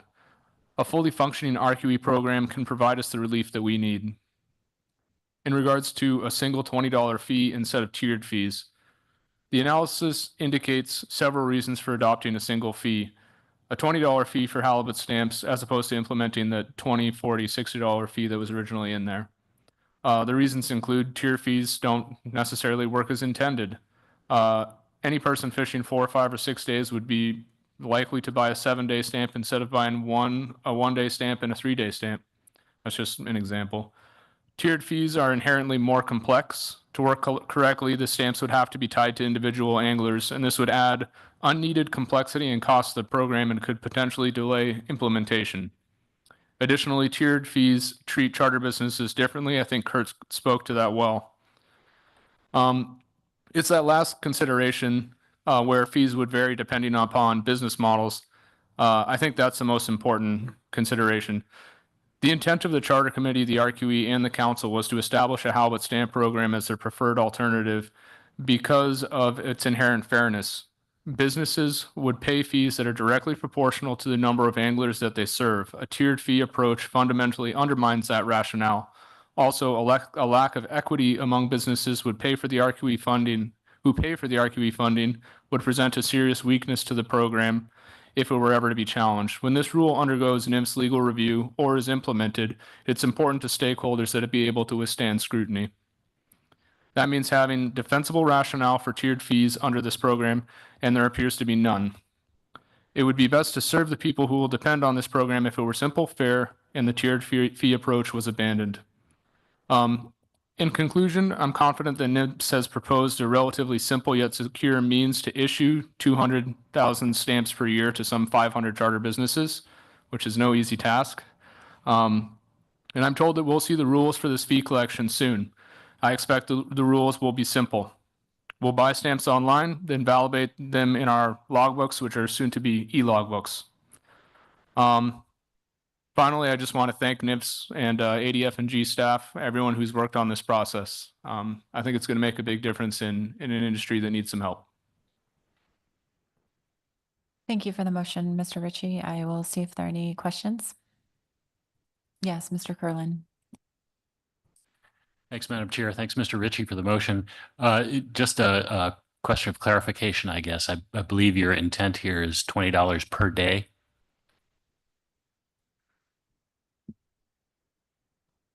Through the chair. Thank you, Mr. Curlin, for the question. Yes, that is correct.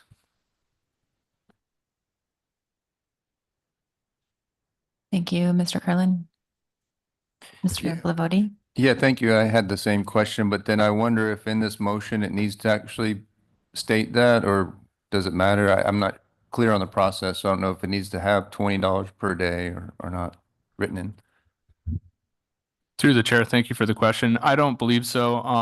I think that the rest of the details on that are outlined in the original April 22 motion, and this is just amending the tiered approach by day.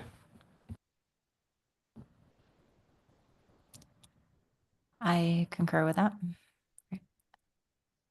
Any other questions? Any amendments on the motion? Yes, Mr. Twite. Thanks, Madam Chair. I propose an amendment to include the following language in the motion. The council deems proposed regulations that clearly and directly flow from the provisions of this motion to be necessary and appropriate in accordance with Section 303C. The council authorizes the executive director and the chair to review the draft proposed regulations when provided by NIMS to ensure that the proposed regulations to be submitted to the secretary under Section 303C are consistent with these instructions. With a second, I can speak to my amendment. Thank you, Mr. Williams. Madam Chair, in the past, we've not been deeming our actions on this agenda item because they've been taken entirely under the Halibut Act, is my understanding. But with the amendment of the Magnuson Act by Congress to provide the fee authority to the agency for this program, it's probably prudent to begin to treat this as a Magnuson action as well as the Halibut Act action, and therefore deeming is called for. In this case, I'm suggesting, for two reasons, I'm suggesting a deeming language that just authorizes you, Madam Chair, and the Executive Director to review on our behalf instead of requesting that the revised regulations come back to the full council. One is just the timeliness that we've heard about already. Trying to have this on the ground by January and have schedule a full council review seems fundamentally incompatible. But secondly, I think at this point, we also do have a pretty clear understanding of what the revised regulations will look like. And so there's not that question of potential ambiguity. So for that reason, I chose to delegate the deeming to you and the executive director. And of course, if you note something during that review that you think requires full council review, I'm sure you'll notify us of that. Thank you, Mr. Twite. Any questions on deeming motion or amendment? Okay. Seeing none, any comments? Any opposition to the amendment? Okay, seeing none, the amendment passes without opposition. So we're back to the amended main motion. Any comments on the motion? Mr. Twite. Thanks, Madam Chair. I really don't have anything to add to Mr. Ritchie's excellent summation of the reasons for taking this at this point. But in addition to the acknowledgements that Mr. Ritchie offered, I've been thinking of a former council member, Mr. Mesereau, as we've taken this action. And I want to extend my appreciation to Mr. Mesereau for his shepherding of this action through much of that long history that Mr. Ritchie mentioned. I hope fervently that Mr. Mesereau is not listening to us at this point, but still, I think we should recognize his contributions to this process. Thank you, Mr. Twite. And I think the whole council would agree with those statements. Ms. Baker. Thank you, Madam Chair, and thank you, Mr. Ritchie, for the motion. I do not have a lot to add. I'll just begin by saying I do support the motion. And just because this is final action, I think the analysis does a good job of identifying how the proposed revisions to our previous motion are consistent with the national standards under the Magnuson Act, since we are now taking action under the Magnuson Act. And in particular, I'd just like to highlight the proposed administrative change to use the eFish platform to sell the halibut stamps and the ADF&G saltwater logbook to validate the stamps really is expected to minimize costs and avoid unnecessary duplication consistent with National Standard 7. I just thought that was quite a relevant national standard for this action. And again, just to speak in support of the motion and the action overall, I really think the proposed changes in this motion are aligned with the council's purpose and need for this action to develop a market-based solution to supplement the annual charter allocations under the halibut catch sharing plan. Thank you, Madam Chair. Thank you, Ms. Baker. Any other comments? Okay. Seeing none, thank you again, Mr. Ritchie, for the motion, and I will hand it over to Mr. Witherall for a roll call vote. Calling the roll on the RQE modifications. Ms. Goen, Yes. Ms. Kimball, Yes. Mr. Kurland, Yes. Mr. Moeller, Yes. Mr. Ritchie, Yes. Mr. Sukata, Yes. Mr. Twite, Yes. Ms. Vanderhoven, Yes. Mr. Williams, Yes. Ms. Baker, Yes. Ms. Drobnika. Yes.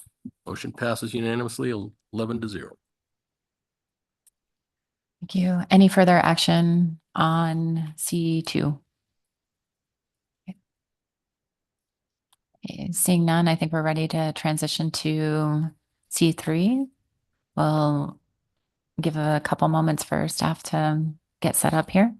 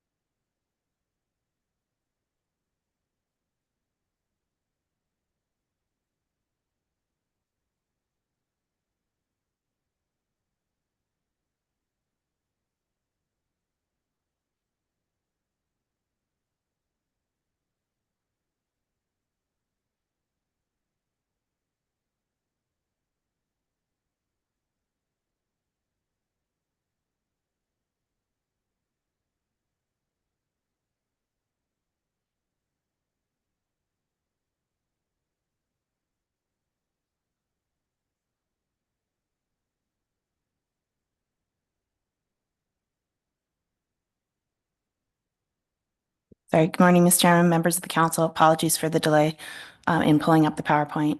Diana Stram, council staff. With me is Sarah Cleaver, council staff. We are the plan coordinators for the Bering Sea, Aleutian Islands groundfish and Gulf of Alaska groundfish plan teams. We have a number of different items under this, so I just have a slide here that gives you the order of the presentations that you'll receive under this agenda item. The first is the Joint Groundfish Plan Team Report, and we'll walk through some of the survey overviews briefly, items of joint interest from the plan team, and then you will receive a separate presentation in this on halibut discard mortality rates and marine mammal depredation discussion paper, and Michael Fye of ACFIN will come up to provide you those slides. That would complete the joint plan team report. We would then move into the Bering Sea Groundfish Plan Team Report, including an overview of the plan team stock reviews and discussions, and then we'll summarize the actions for the council at the end of that. It's all in your action memo, but we'll do it at the end of the plan team report to remind you of all the actions in front of the council under proposed specifications.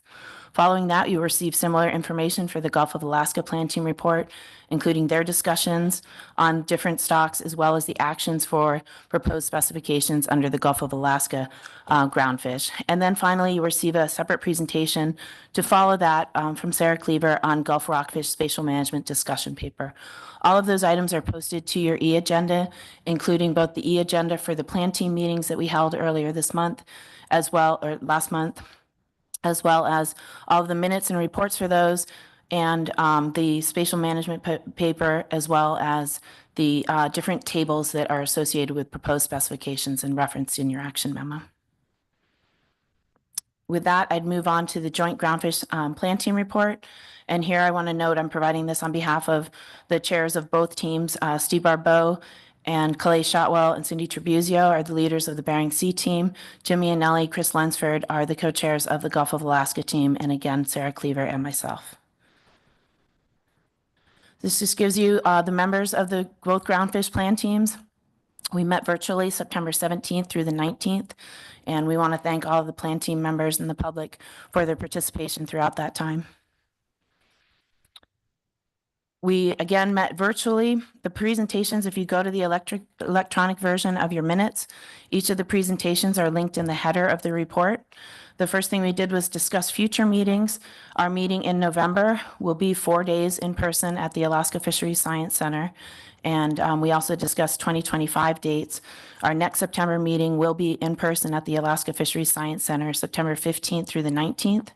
And our November 2025, we're still working on that meeting date. It's complicated. This year, our meeting will only be 4 days again because of the Veterans Day holiday. We used to always meet in November for 5 days. Next year in 2025, the Veterans Day holiday falls in the middle of the week. So we are still grappling with solutions to how to hold that meeting, whether to move it back a week or forward a week, and looking to figure out that scheduling issue.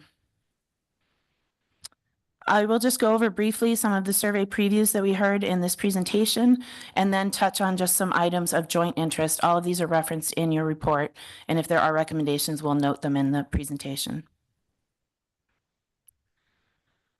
So first of all, Suzanne McDermott presented the results of the Aleutian Islands trawl survey.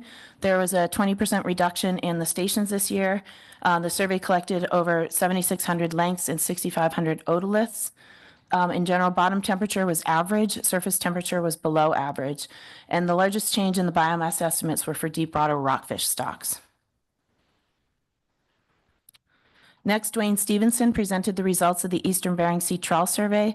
As you were just discussing under your crab item, 26 corner stations were omitted. This is again part of the survey optimization work that's going on, and the Northern Bering Sea was also omitted from the survey this year. The survey collected over 125,000 lengths, over 6,000 otoliths, and almost 5,000 stomachs were collected. Bottom temperature was average, surface temperature was below average, and the cold pool area was near average. The fish biomass increase for most species. I should note that the graph to your right then lists the different species that were covered in the survey presentation. We try to do a snapshot at the September meeting. And in green shows you there's two columns. To the left is biomass, to the right is population and numbers. Green shows you stocks for which they increased. Orange shows you stocks for which there was a decrease. In general, there are increases across most of the stocks, pollock and flatfish. Eastern Pacific cod was down in both biomass and population. Alaska Place was down in biomass, and halibut, it was down in both biomass and population numbers, and skates were down in biomass, but not in population, while Greenland turbot was down in both. And just to show a little bit more of the time series for pollock and Pacific cod, pollock is on the top, Pacific cod is on the bottom. Again, there was a large increase in pollock from the last survey, up 74%, which puts it similar to the 2019 estimate. There was a slight decrease in Pacific cod, slightly below the average, but it's been mostly steady, as you can see, for the last 4 years. With respect to spatial distribution, there were large concentrations of pollock from Pribilofs to the Russian border. This shows you to the left is 2023, to the right is 2024 in the spatial distribution, and then the graphs to the right give you the fork length frequencies. The length frequency distribution shows a large spike, 40 to 50 centimeter fish as compared to last year. So if you look at the bottom graph as compared to the top.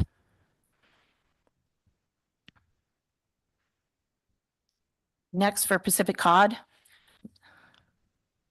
For Pacific cod, it was slightly more concentrated distribution between the middle and outer domain and near the peninsula, and the length frequency distributions, they look similar in the spikes, but you can see that there's a decrease in the magnitude in 2024, and that's consistent with the decrease that you saw in the population numbers. We received ecosystem surveys from Dr. Yasumishi. There's a Bering Sea summary survey, the southeastern and northern, Southeast Bering Sea and northern Bering Sea. In general, cooler than the heat wave years with lower large copepod concentrations and average small copepods in the southeastern Bering Sea, but an increase in the northern Bering Sea. There's a large fall bloom of phytoplankton. Age 0 pollock was high in the spring and low in the surface in the fall, with a low body condition in the Southeast Bering Sea. The Gulf of Alaska summary, Western Gulf was cooler with nearshore Eastern Gulf waters warmer, high lipid content in zooplankton, average age 0 Pacific cod, but above average age 0 pollock in the nearshore waters, and age 0 sablefish were distributing average growth rates. They highlighted several projects that they're working on, some larval size, date sensitivity, and earlier and spawning faster growth in warm years. And now I'll just touch on a couple of bullets from some of the other reports that we heard. We received the ESR climate update in the Bering Sea and in the Aleutian Islands, indicating a moderate El Nino in the Gulf as well. You will receive these reports in conjunction with your December agenda item, including the climate update. For the first time, we received a presentation from NMFS in-season management. Our two in-season representatives, Steve Whitney on the Bering Sea and Abby John on the Gulf of Alaska, provided a presentation to the plan team flagging different important fishery changes and information that would be important for the plan team and the assessment authors to hear going into the assessment cycle. So we really appreciated that. I would note there's a slight errata that's been corrected in the joint plan team report under this portion of your report. And then you will not receive this until your December, but the plan teams and the SSC as well received the ecosystem socioeconomic profile and for sablefish, providing some draft economic and socioeconomic indicators. And in your SSC report, you'll hear a report back on the review of that. The teams made several requests in terms of asking the SSC to clarify how this information would fit possibly into the risk tables, as well as the ABC, OFL, and TAC decisions, and some recommendations on size grading and pricing. Dr. Stram, we have a question. Ms. Kimball. Thank you, Dr. Stram. Before you move on, so did you say that we would also see that information on the socioeconomic indicators for sablefish in December? And does that mean it's moving into the process for next year's specs, or we're still under development? Thank you, through the chair, Ms. Kimball. It's my understanding that the finalized ESP for sablefish, I believe including the draft ecosystem indicators after addressing some comments from the SSC, will be included in the sablefish assessment that will be finalized for November and presented to you in December. I do believe that we have Dr. Shotwell on the line, and so she might be able to provide more clarification on that. Hello, this is Clay Shotwell. That is correct, Diana. We plan to use all the information that we presented to the plan teams and the SSC and put that into the Sablefish ESP for November and December. But I can clarify on any other questions.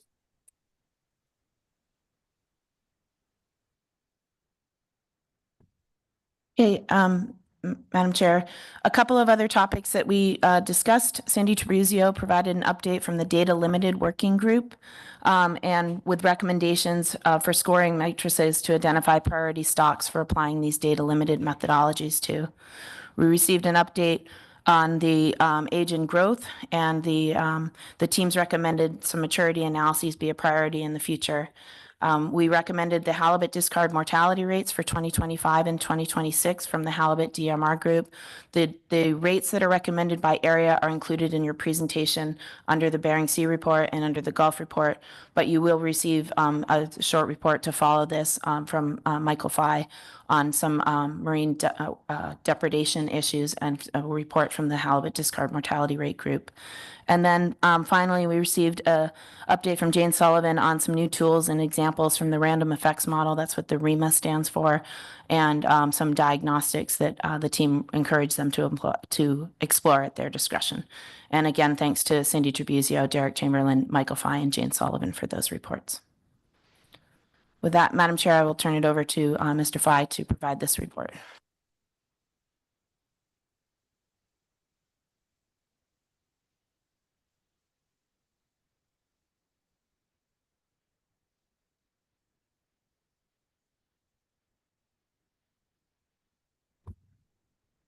Good morning, members of the council.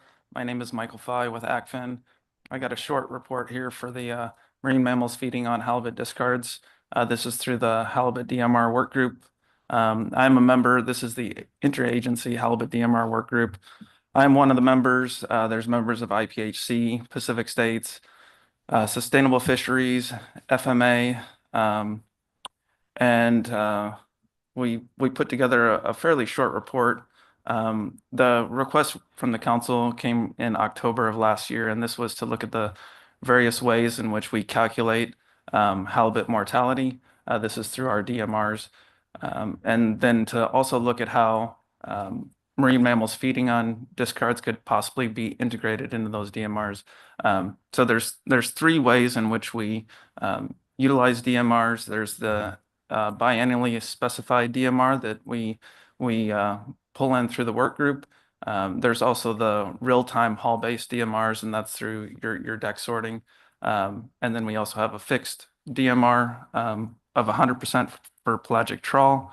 The IPHC also uses a fixed rate of 16% for their fixed gear, but that's sort of separate from what we have here. Regarding how we could integrate or how marine mammals are currently used in the current methodology, it's not accounted for in any of the methods. So for deck sorting, if marine mammals are noted as feeding on discards, that haul is moved to a U category or unknown, and then that deck sorted haul uses the average deck sorted rate for the vessel for the year. For the other methods, it would just be the standard rate. So if that's the biannually specified rate, that's the annual rate, that annual DMR, that would not change if marine mammals were feeding on discards. Similar situation with that fixed rate. That fixed rate would still be set even if marine mammals were noted as feeding on discards.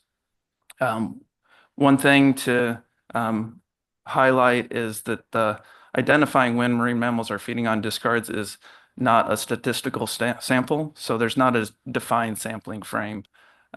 And I'll go to the next slide and talk a little bit more about this. This creates a situation where identifying when marine mammals are feeding is done by the observer, but it's also leveraging some of the work that the vessel is doing. So the captain of the vessel might note when marine mammals are feeding and notify the observer. There's also situations where they're unable to identify if marine mammals are feeding. So if the seawall is particularly high and the observer is not able to see outboard the vessel, they're not able to identify it. And if the fishing is occurring at night, they're also not able to identify if marine mammals are feeding. So we end up with some sort of random identification of halls that have marine mammals feeding on them. So I included in the lower left-hand table, it's also in the document, the number of halls that we're seeing marine mammals feeding. We see a lot of the halls in the Amendment 80 sector, the non-pelagic trawl CP sector. And one thing to note about that sector is that sector does actively look for whales feeding. So that one might be one of the reasons why they have a consistent, fairly significant number of halls that are identified with marine mammals feeding. The work group was not able to recommend using fixed DMR or any sort of established DMR associated with halls where marine mammals were feeding at this time. But we did identify that outboard cameras could potentially be leveraged to have more of that statistical sample. So where we could identify marine mammals feeding on a regular basis, and then that could be brought into our DMR calculations. And that's the conclusion of my presentation. Looks like we have a question for you, Ms. Vanderhoven. Thank you, Madam Chair. Thank you, Mr. Fye.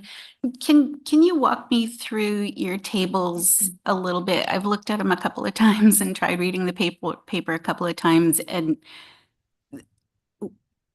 I guess what's sticking out at me is what seems to be missing are hook and line CVs.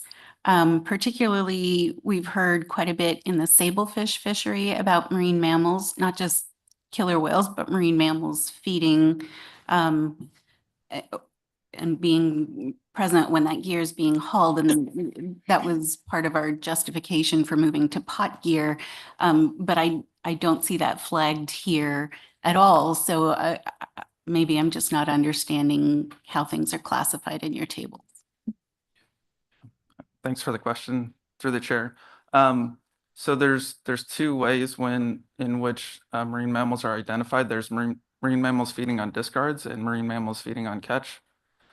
So initially, when I worked this up, I was including marine mammals feeding on catch, and that pulls in a large number of your IFQ vessels. So the table would look very different. The work group thought that it was best to specify just discards at this time. So we're not including those instances where a hook and line vessel is noting when a marine mammal is feeding on catch that they're actively pulling in.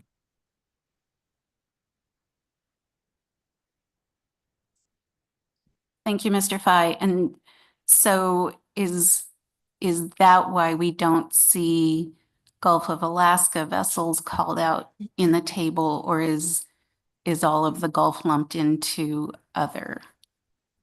Yeah, thanks for the question through the chair. Yeah, it's all in the other. So if I was to break out all of the sectors, you would see the Gulf vessels in there. They're included in that other category. So if we were interested in pursuing this, and I'm not sure that we are or not, if we wanted that information, we would just need to ask for it differently to clarify to the working group or staff, however got tasked. That was the kind of information we were looking for in addition, correct? Certainly, yeah, we could definitely add that. Okay, thanks.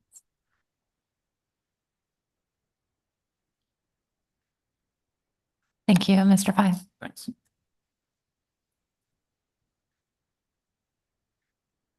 Okay, Madam Chair, that would conclude the joint version of the plan team reports. Thank you, Dr. Stram. I am wondering if this might be a good time to break for lunch, or let's see, how many slides do we have in the next section? I think it might be a good time to break for lunch. Let's do that, and we will continue on with our C3 reports at 1:10. Thank you. And lunch will be provided for council members and staff. Thank you.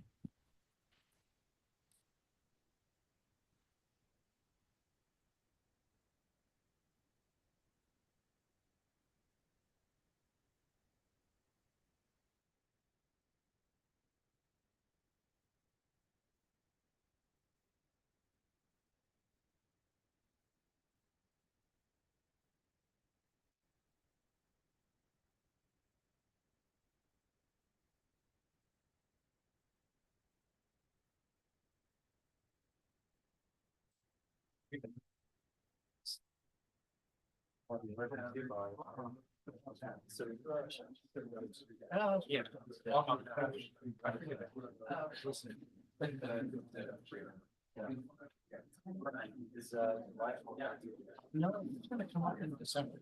It's in that too. No, it's fine.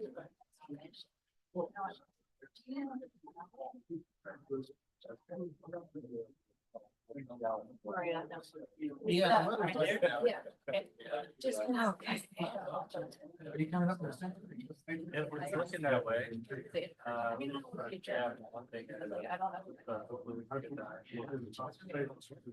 the SSC report time certain?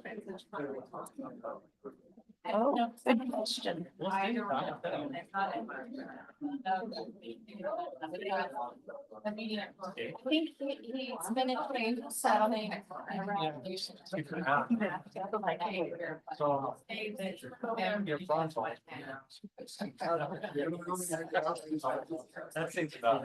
Okay. Can you turn the audio on? Audio? Oh, volume, sorry.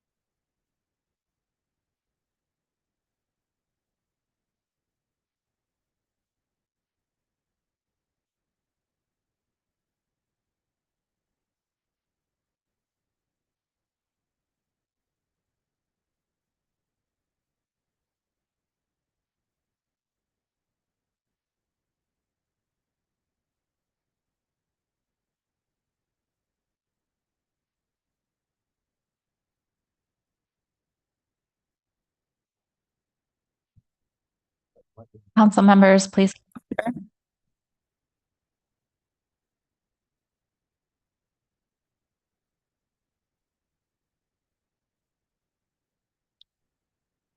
Good afternoon, everyone. So we'll be taking up our SSC, the remainder of our SSC report before circling back to finish our reports on C3. So we have Dr. Muter and Dr. Dressel here.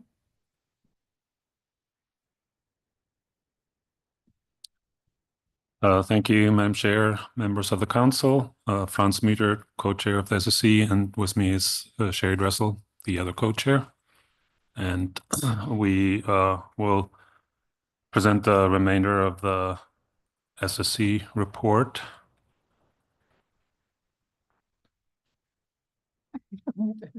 Jessica.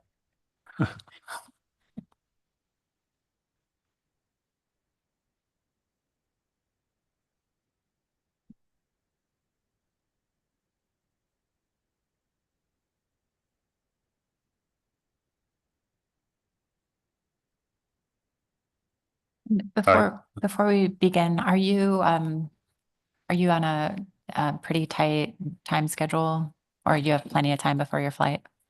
Okay. I'm going to Fairbanks tomorrow, so. Okay.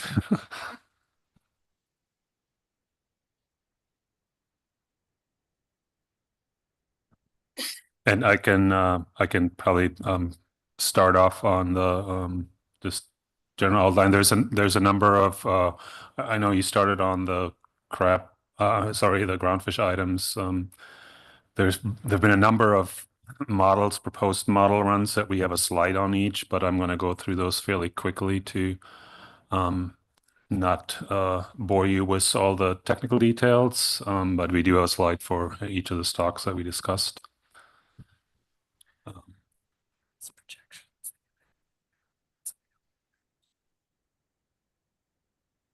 Oops.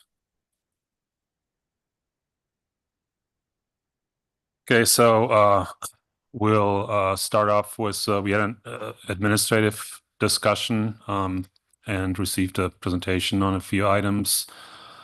First, we wanted to welcome and look forward to working with new council members and the council staff. We appreciated a paper that was put together by council staff describing how the SSC agenda is set, and had a few suggestions for that to help us further prioritization. We certainly agree with the general priorities for what we have to take up, I guess, but then as much as there's room for other items, we suggest some further prioritization, in particular prioritizing lab reviews that have major fishery changes, and prioritizing work plans for such lab reviews, because I think the SSC feels that can actually save review time in the long run. Then we also highlight the importance that we've always put on covering some strategic topics for future planning, which may include the SSC workshops or other items.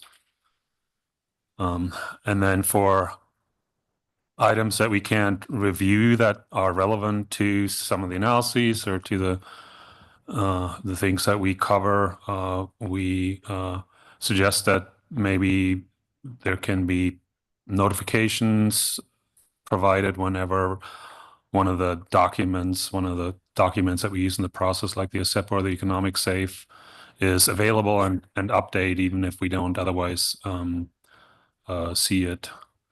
And then we had some suggestions for further streamlining the SSC review of full and update assessments to help with workload.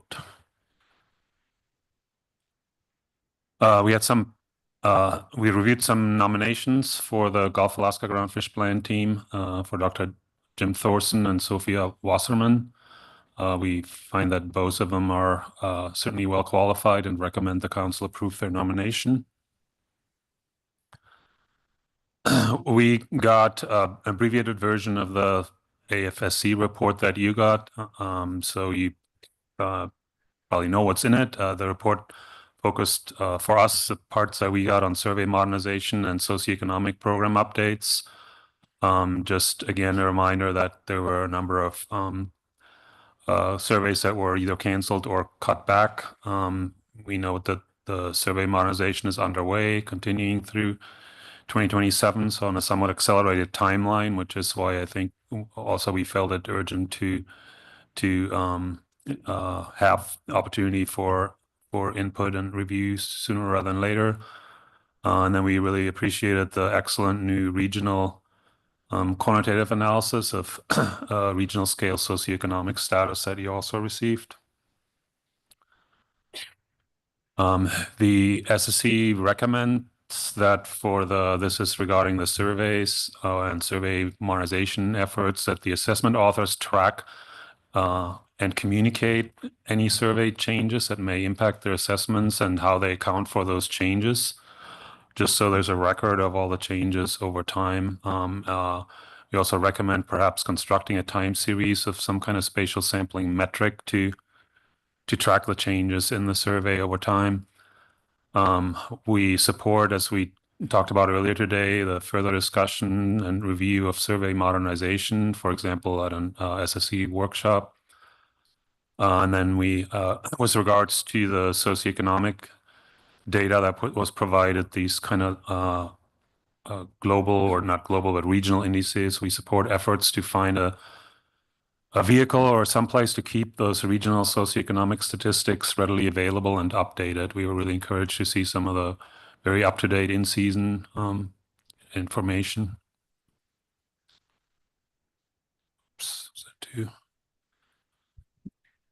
So we had Looks like some. We have a couple questions for you, Dr. Yep. Meter. Ms. Kimball?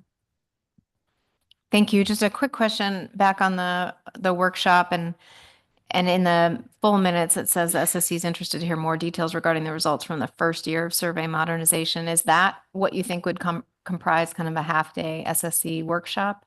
I was trying to mull that over lunch after you'd made those comments, and the modernization project is ongoing. We have very little to say or input about how that works. And so I didn't know what the SSC thought their role might be in, as opposed to just becoming informed. Yeah, thanks through the chair. Thanks for the question, Ms. Kimball. We did have some discussion about that and what we might cover. I mean, I was hoping to use this meeting actually to maybe identify sort of a little bit of a focus or scope for that workshop.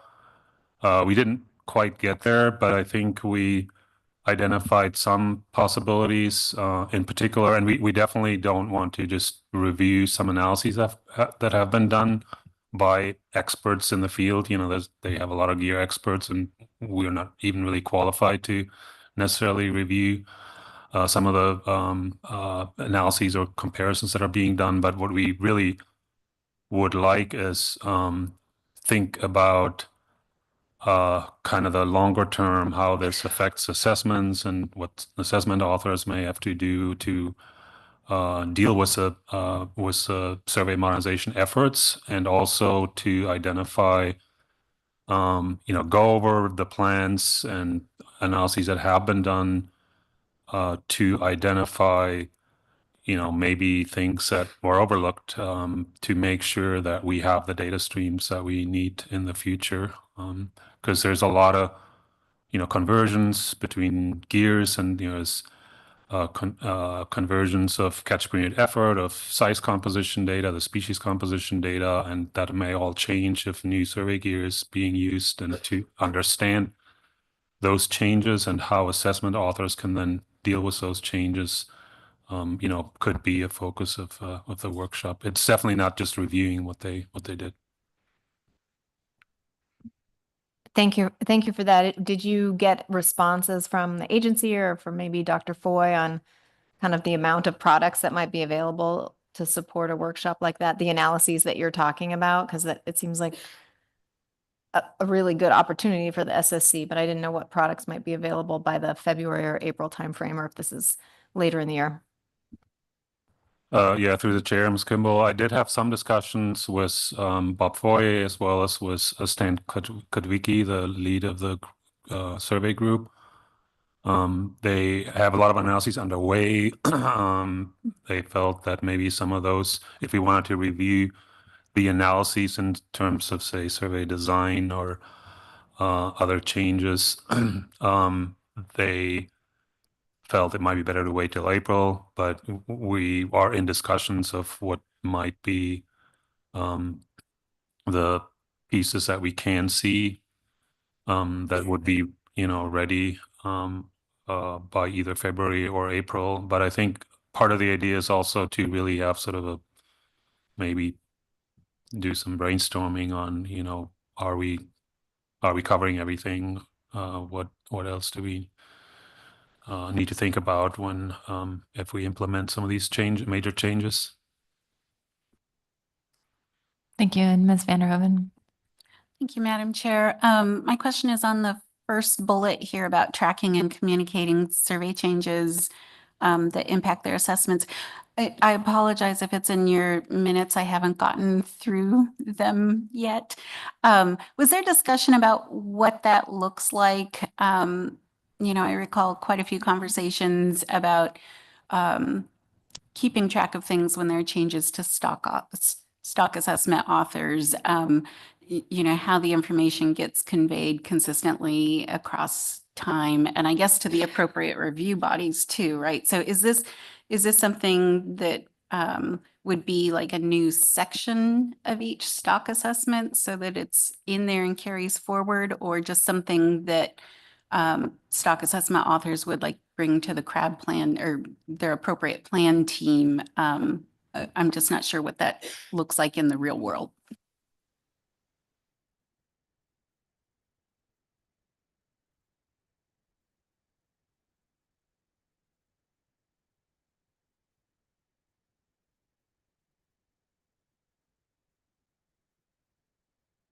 A section, but they obviously do the assessment and need to understand changes. But I think what we are looking for is more of an overview table, perhaps, or a timeline of some sort that can be readily presented for us and everyone involved in the process to understand the changes over time and which assessments might be affected and how. That's kind of the way I understood our discussion and our report. I don't know if you have anything to add to that. Sure, through the chair, Ms. Vanderhoven. The other way, you had asked about the assessment documents, and they do have currently like a survey section where they give historical surveys, say in the 70s, and how that's changed. It would just be kind of notable now because it's changing and it's very recent. So in that existing section, they could give updates that's specific to the species. That might be helpful.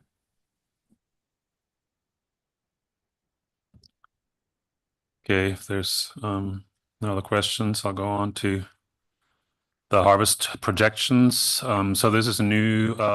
We are getting harvest projections for a number of stocks in October instead of December, which when we used to do that. Oh, sorry, wrong. I'm on the wrong topic.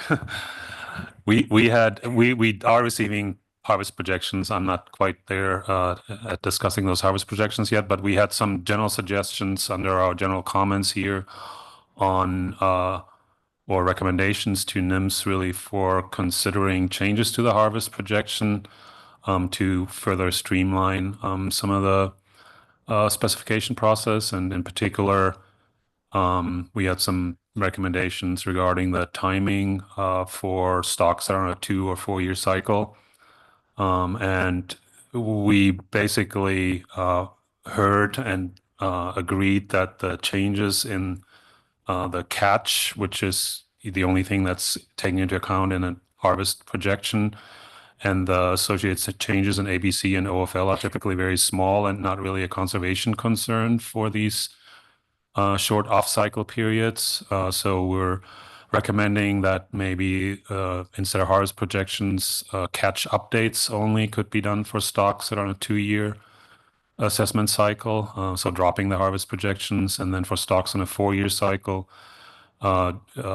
we recommend doing a harvest projection in year through, so midway through the cycle, and then catch updates for the other off years. And then we had a suggestion that for when an harvest projection is done, that the document should be augmented with updated survey biomass trends and identifying any kind of red flags that might lead to an upgrade from a harvest projection to something else, if that's needed.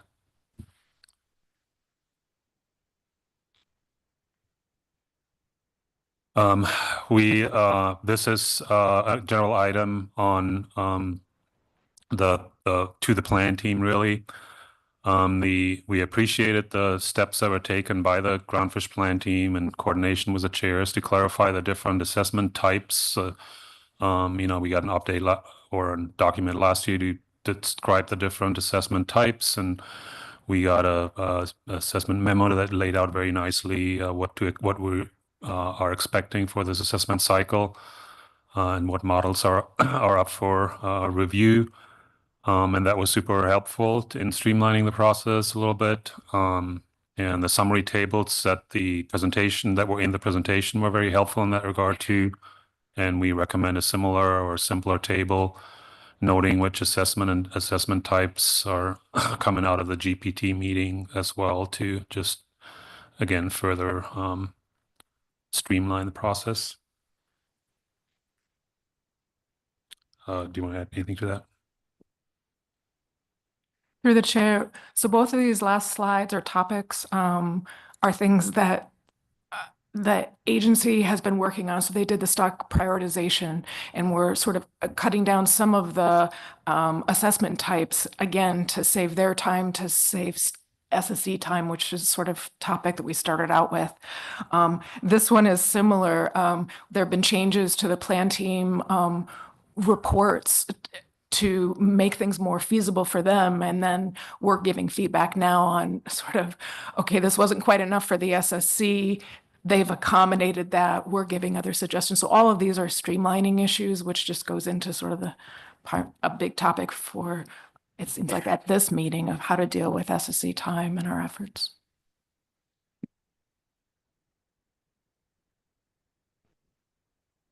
Okay, continuing on. We do have to, I guess, recommend approval of the proposed preliminary harvest specification for the upcoming cycle for the 2025-2026 groundfish specifications, and the SSC recommends approval of those, and then they in a table that was provided by the plan teams for both plan teams, and then the SSC supports Groundfish plan team recommendations to approve the Halibut DMR Working Group recommendations for proposed Halibut DMRs for 25-26. And there was no further discussion about that. Then we also got an ESR climate update. We already talked about sort of the crab relevant ecosystem status considerations. Here, we just briefly wanted to note that, again, that conditions following the recent warm period have largely returned to somewhat cooler conditions that should continue into 2025. And so far, at least, there have been no specific concerns for groundfish that were identified that would that might affect our harvest specifications in December in a substantial way.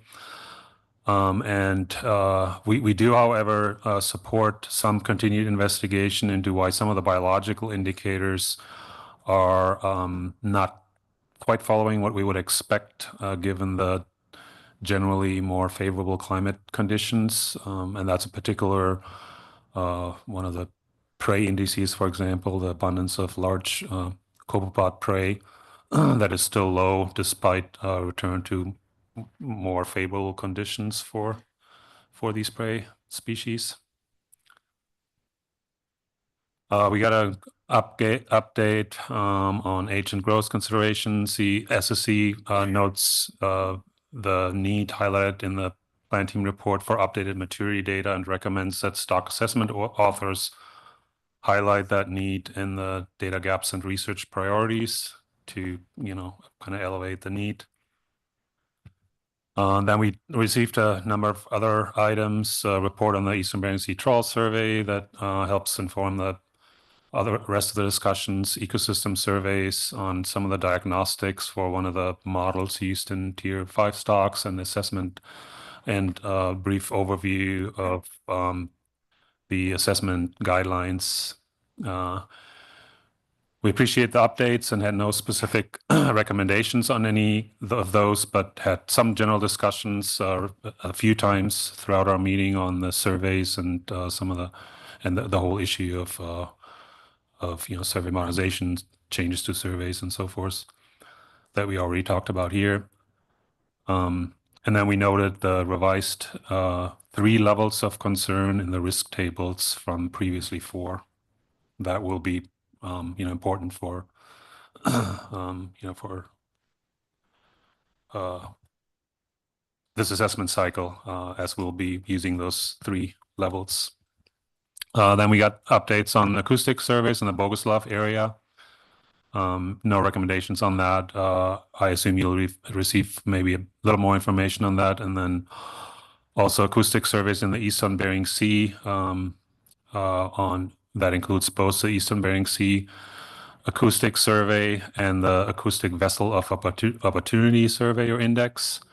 We noted in particular that there was a very strong correlation between the biomass estimates from the acoustic trawl survey and that from the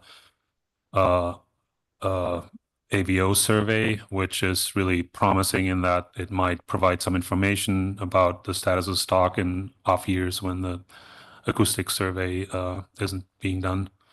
And we look forward to future updates and discussions on this and how that can be used. That brings me to the harvest projections then. So we had harvest projections and looked at some of the fishery trends and updated catches for northern rockfish, arrowtooth flounder, and the skate complex. And the SSC basically supported the authors, and the plan team recommended OFLs and ABCs for those stocks. And again, we support the plan team recommendation that biomass trends for stocks with the harvest projections are included in the survey presentation, so they're readily available at the time of the harvest projections in case there are any concerns.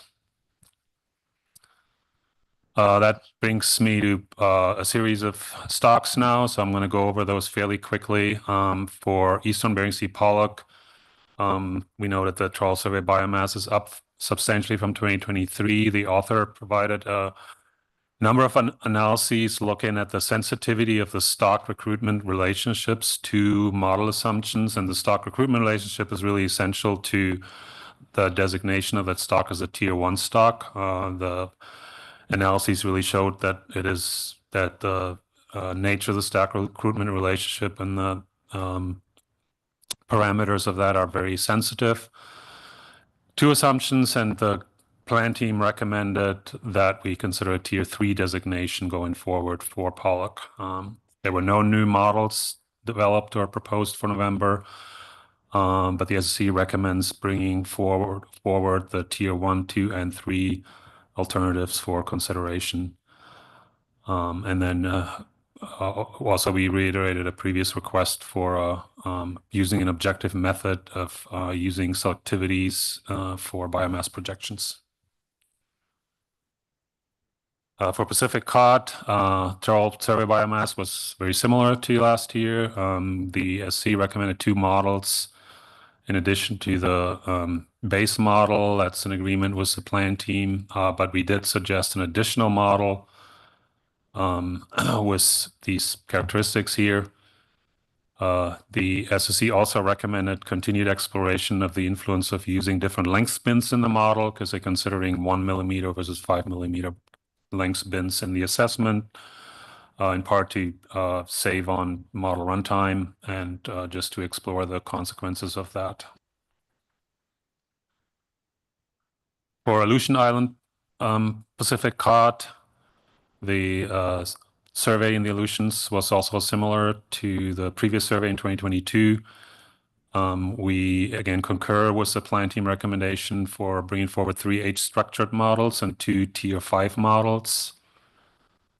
And this stock or assessment is kind of interesting in that it is trying to account for changes in natural mortality, probably related to the marine heat wave. And we, in addition to the models discussed, the SSC recommends an additional model without that natural mortality block for elevated mortality. And then we recommend further exploration of the biological mechanisms for the higher natural mortality that we saw, or at least think occurred, and any temperature relationships. Then we have Alaska Place. This is a model that transitioned from ADMB to stock synthesis. We agree with that and support that. Also concur with the recommendations for 2 models to bring forward, including the SS3 model that is most similar to the previous one, and then an alternative. And we support the plan team recommendation for some additional documentation in the assessment on diagnostics and retrospective analyses. For Northern Roxall, also agree with plan team recommendations for 2 models and support any other recommendation for model explorations. So I'm going to kind of breeze through these. Feel free to stop me if you have any questions. For Greenland turbot, again, agreement with the plan team, recommended models, and recommendation to include the input sample size reweighting option, which is a technical addition that would hopefully improve the model. For Pacific Ocean perch, also concur with plan team recommendations. And this included a recommendation to explore the size distribution of Pacific Ocean perch and how that's changed over time related to changes in the fishing fleet. On black-spotted rockeye rockfish, also agree with plan team recommendations of bringing forward the previous model only in this case, and the SSC recommends comparison of the fishery and survey links and the ratio of the catches of black-spotted rockeye to Pacific Ocean perch in the Aleutian Island survey, and to include that in the SAFE.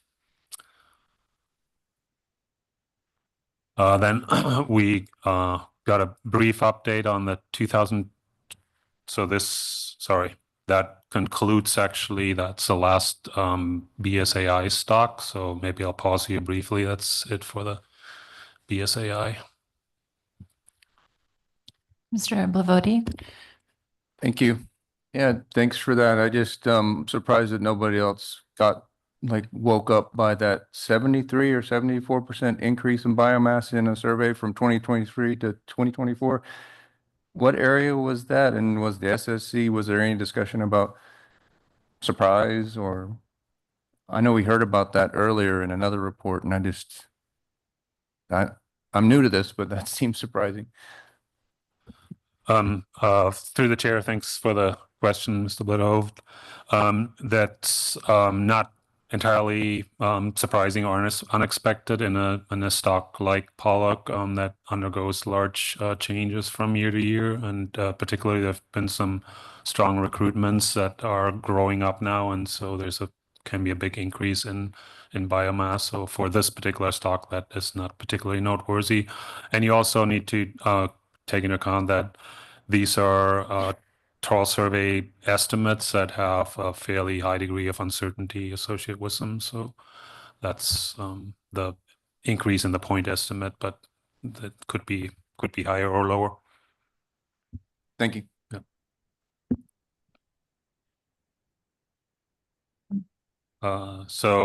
Oops. That brings us to the Gulf of Alaska then. We got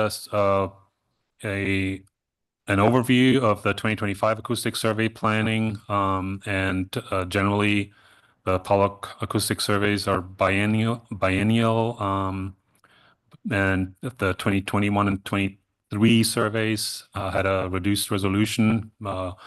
We heard about and talked about it before, the resource constraints in terms of vessel availability, staffing, and so forth. And that caused NIMS to consider dropping this survey, and they considered the pros and cons. And the evaluation, sort of assessment of the pros and cons showed relatively small impact on the Pollock assessment itself. So it felt like they felt like this could be dropped. We didn't have much discussion about that, but just indicated our concern again about losses of another survey, and we encouraged the vessel time that would be saved here to be redirected to the Winter Pollock survey or other GOA projects, since the Gulf of Alaska is already relatively undersampled.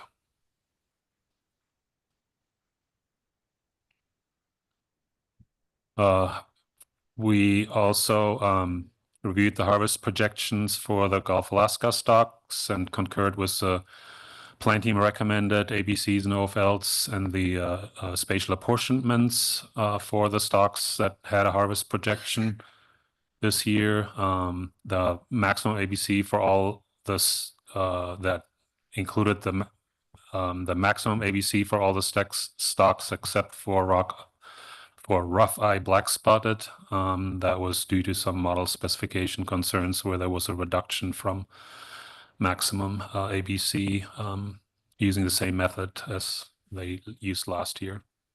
So that's the only slide I have on the harvest projections, I think. Yeah. Then again, a number of model explorations and proposed models for GOA Pollock. We appreciate the responses to a CIE review that was conducted earlier this year for this stock, and the author tried to address a number of the recommendations that came out of that. The SSC supports 3 models to be brought forward in this assessment cycle. And we did recommend an additional model in this case to assess the impacts of data weighting. And then the SSC supported the plan team recommendation on how to account for variation in the Shelikoff survey catchability that's based on the proportion of Pollock mature, which varies depending on the timing of the survey. For Pacific cod, we supported again the fairly extensive efforts of the relatively new assessment author here to address any sort of necessary model and data housekeeping issues, address issues of aging and length compositions, and also as for BSAI cod, explore the influence of using different size bins, in this case 1, 2, and 5 centimeters. We recommended the status quo and an updated model for this assessment cycle, again in agreement with the plan team. We also, for this stock, also recommended continued exploration of the influence of that length bin structure and changes in the length bin structure if that's changed. And then finally, we recommend continued research on including the longline survey data in addition to the bottom trawl survey data within the model that's used for spatial apportionments, and that should include environmental linkages. And then I'll turn it over to Dr. Dressel for these stocks since she took the lead on those. Thank you. The next stock that we're going to present is for thorny-head rockfish, and the SSC agreed with the plan team to bring forward 2 models in December. And those 2 models, in our models, we try to account for the error in surveys. And there's different ways to do that. There's different calculations, and there's also, you can do that over the entire Gulf, or you can do it spatially, so you can do it separately in different areas in the Gulf. And so these 2 models are looking at different ways to do it spatially as well as different ways to calculate. For arrowtooth flounder, we got a presentation of what they call research track models, and those are ones that are not going to be implemented in December, but instead they will be implemented in the future. Franz had already given you an overview of the harvest projection for arrowtooth flounder. So this year, arrowtooth flounder in the Gulf will have a harvest projection for this December. And then these research models that they brought forward, they're looking at changing the computer platform from ADMB to TMB. And what you'll notice on this one is that the Seattle model is actually, it's a multi-species model, and which is run in the platform TMB. And you can run this multi-species model in two ways. You can run it as a single species model. You can run it as a multi-species model. So there are a number of options in that, and one of them is you can actually start to look at cannibalism possibly for arrowtooth flounder. So these are future possibilities, but the SSC supports transitioning that model in 2025 to this new platform, and then the plan team will look at different variations of those models in September of 2025. Thank you. And Mr. Twite. Thanks, Madam Chair. Dr. Dressel, will this be the first time that we've moved a single species model into a bit more of a multi-species forum? It feels fairly significant to me, that recommendation, and but I may have been missing something in the past. Through the chair, Mr. Twite, to my knowledge, we've always used the multi-species framework to inform our single species assessments. So they can tell us things about parameters, natural mortality ranges, things like that.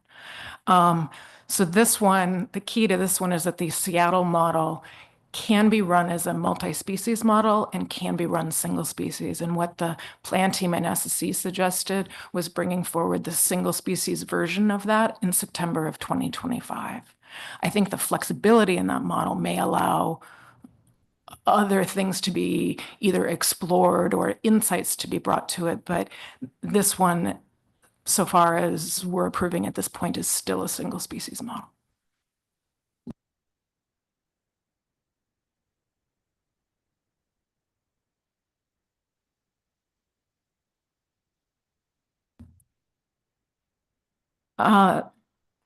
There are two slides on demersal shelf rockfish. As you know, through, I believe it was last December, your motion, demersal shelf, I'm gonna have trouble with this, DSR. DSR is being changed, split out of the other species portion in, I believe, the central and western areas. And so we're gonna have a DSR complex and then other rockfish complex. This CIU review looked specifically at modeling for yellow eye rockfish, which is the predominant species in the DSR complex in Southeast Alaska. So it's looking at one portion of that. And the SSC appreciated the work. There's going to be an author change for the DSR stock assessment. The old stock assessment author took a different position, but he completed the CIU review, and the SSC appreciates the work that he did for that and some follow-up work as well. And what he has been working on is, it's called a surplus production model, and it's a bit different than anything that we currently have in the tier structure implemented in the North Pacific. And so the SSC supports continued exploration of this model as time allows, but also recognizes to get that new format or that new type of model into our process, it would likely take a management strategy evaluation. So it would take a considerable amount of work from here on out.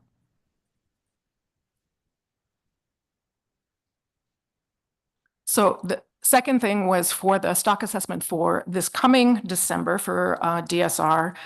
The SSC was informed that there's currently not sufficient funding for an ADF&G remotely operated vehicle survey for the DSR abundance in southeast outside area at this time, and that's going to limit data for future assessments.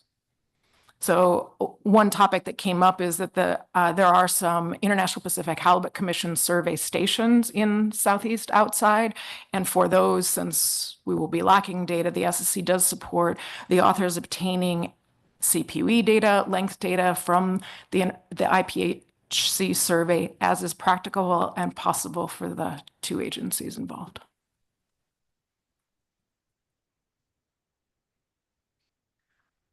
I've got a couple of slides now on dusky and northern rockfish in the Gulf. The first one is regarding apportionment for both of them because it's similar, and then I'll talk about the models for each after that.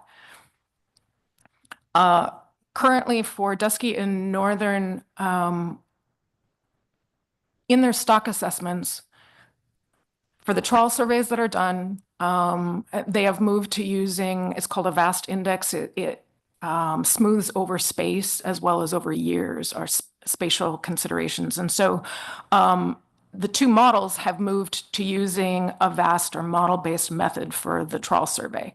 However, in the apportionment, they were still using the old non-spatial method. And so the authors were came forward with suggesting to be consistent between the two. So the SSC agrees, the value of the consistency between what's used in the model as well as in the apportionment. However, the SSC recommended comparing the two methods that were brought forward with a third one, and that is it's still a spatial model, but it actually has temporal smoothing. And so there's been some work which suggests that it may be more appropriate for, say, northern rockfish, specifically in this case. So we're asking for a comparison of 3. If the authors can bring that forward in December, great. That would be great to compare. If they're not able to do it, depending on time, we suggest staying with the current apportionment method until this comparison can be done.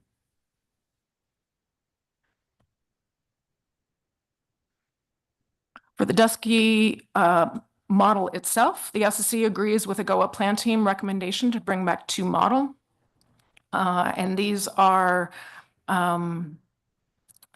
statistical considerations. One uses a normal error structure for the spatial index. The other one uses a log normal error. Log normal is much more common across our assessments, so they're aligning the assessments with conventional methods. They're also looking at the recruitment years used in the projection model, and again, they're standardizing that and looking to go back to 1977. And so we asked to look at these 2 models to compare the impacts. For northern rockfish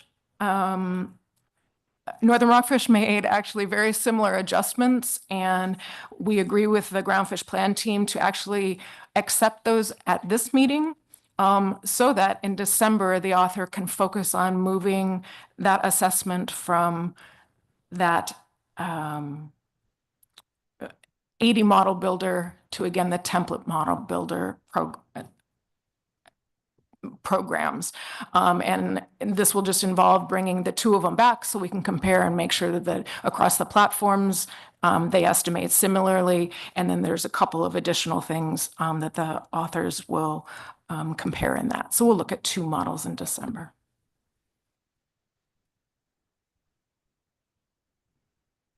Dr. Dressel, we have a question for you, Ms. Kimball.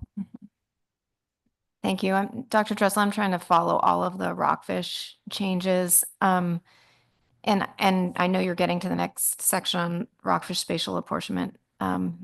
These 2 for dusky and northerns, they were not part of that paper, correct? But did the SSC have any discussion about changes in the survey indices that are used in the apportionment calculations affecting management of those 2 rockfish species, or am I elevating those into the spatial management question when it doesn't need to be?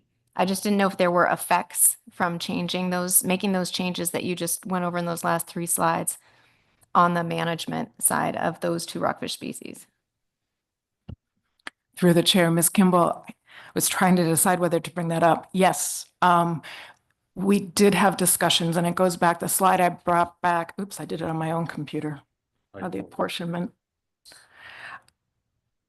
This will be before, it'll be 3 slides back. Yeah, so even though,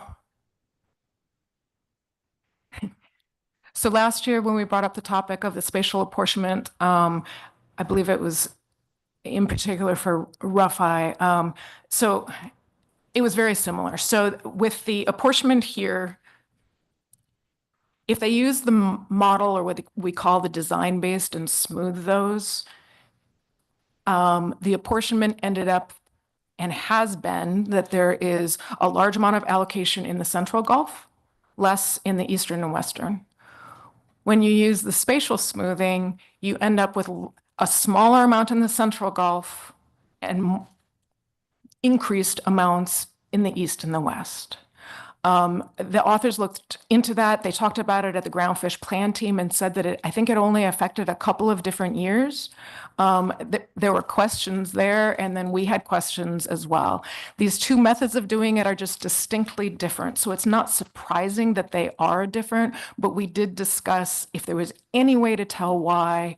One of the things is we did not receive any, unlike last year, we didn't receive any public testimony saying that this was going to be a real problem for the fleets, which normally is not the role of the SSC. That's a management type consideration.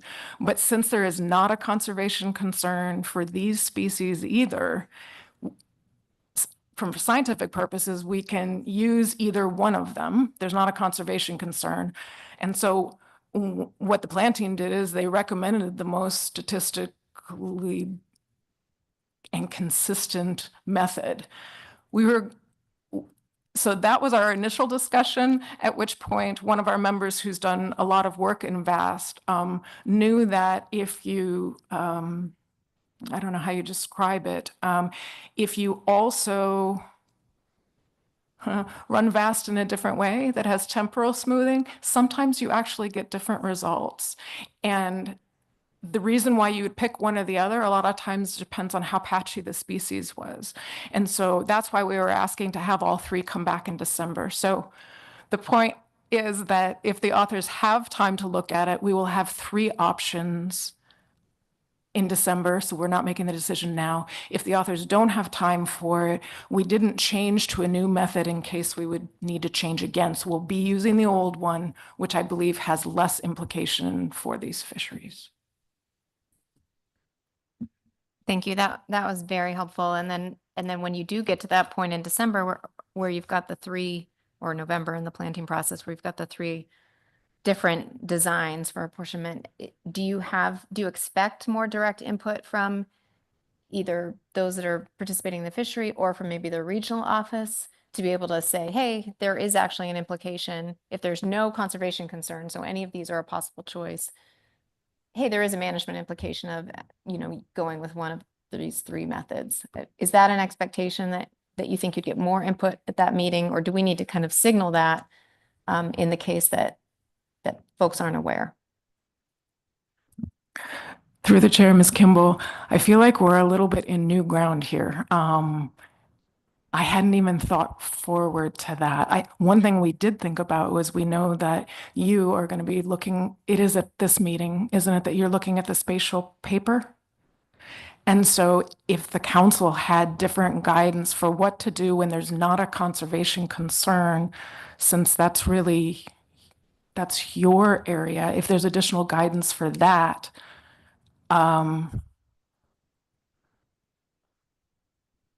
we can follow direction for allocation. We would still want to recommend the most scientifically consistent method, but I see that's where, even the authors were saying that's kind of where our say ends, and I see that as where your say starts. So I don't know if we would get it.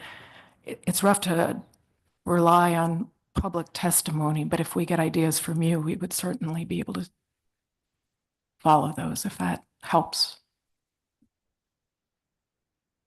Thank you for allowing this. It's important to several of the rockfish species, but absent any further direction, is it the understanding that what would happen should there, the SSC doesn't see a conservation concern, or the plan team doesn't seem to say that they have a role because there's not evidence for grouping or for splitting the sub-area ABCs. So that's where their role ends.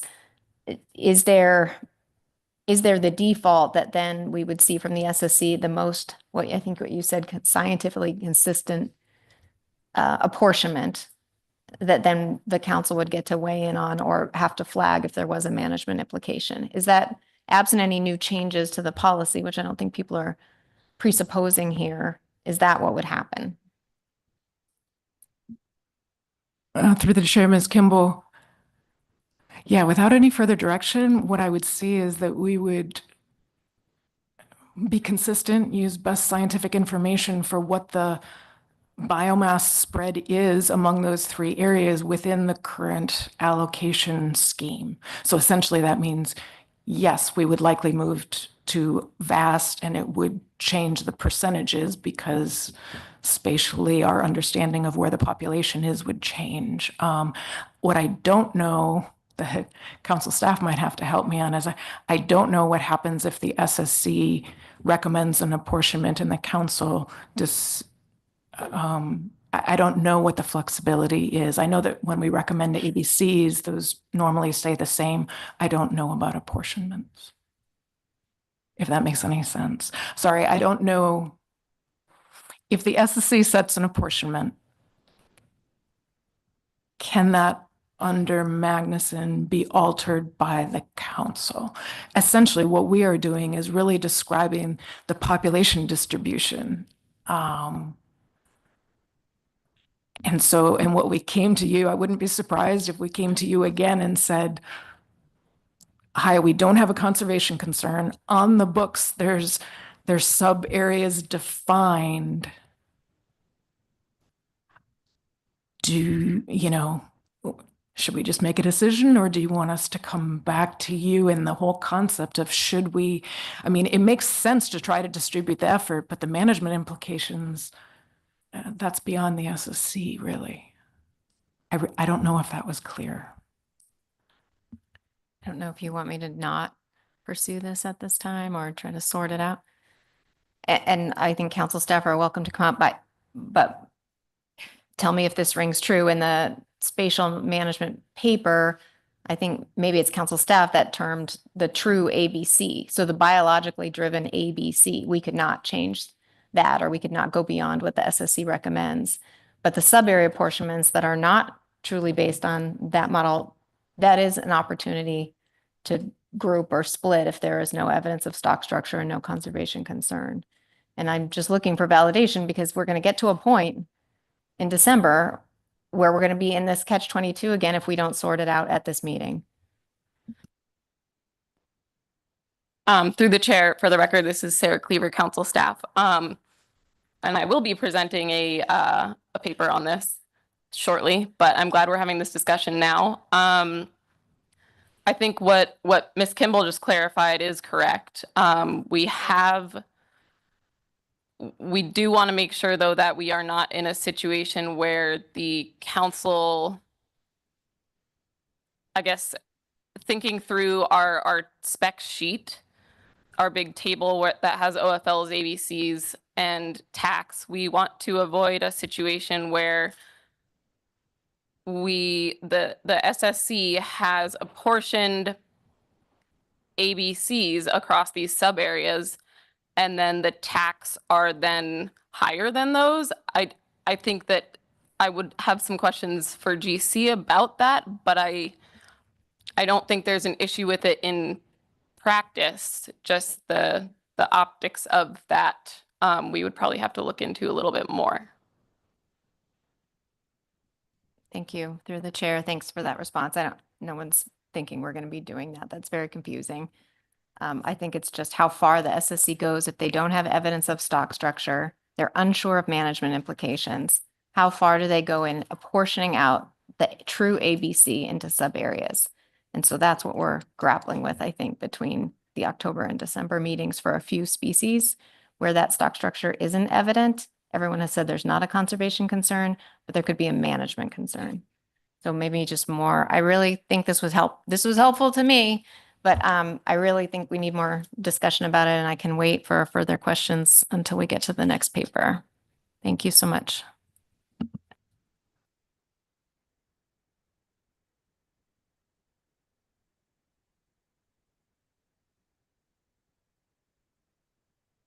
So I think I'll pick it up again here, and we basically just discussed this slide here. We just received a brief update on this from the plan team. And this, directly relates. The plan team had some discussions about, just concerns of the assessment authors dealing with the same question: were they supposed to develop apportionment methods when there isn't necessarily a conservation concern? One caveat that I'll maybe put in there is that the way the current apportionment is, between the different areas is meant to be precautionary for stocks where we have limited stock structure information, and some, there have been fairly extensive analyses now that haven't brought up any concerns. So currently there isn't really a conservation concern. But for both biological and other reasons, it might still be a reasonable thing to do to have those apportionments. But we certainly don't, from our perspective, what exactly those apportionments are doesn't raise a conservation concern. So and I think the paper, as I understand it, I didn't look through the whole paper, but it lays out some flexibility in the apportionment across areas.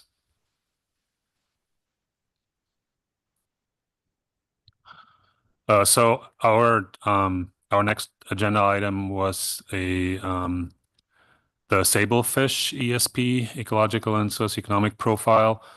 That was really meant to be a case study to kind of explore if and how we might include socioeconomic indicators in the ESPs as a vehicle for bringing those forward in the council process. So we received a presentation on some new socioeconomic sablefish indicators that were developed for the ESP. This is, of course, part of sort of the broader process to coordinate the presentation of socioeconomic information for consideration by the council. And this is sort of a first step in that regard. So the SSC thanks the authors and really appreciates the development of the indicators that were in response to our requests and a council motion. And we recommend that the indices they brought forward be adopted with some minor refinements. And we also support the further development of these types of indicators with the understanding that there'll have to be some flexibility in what these indicators might look like for other species.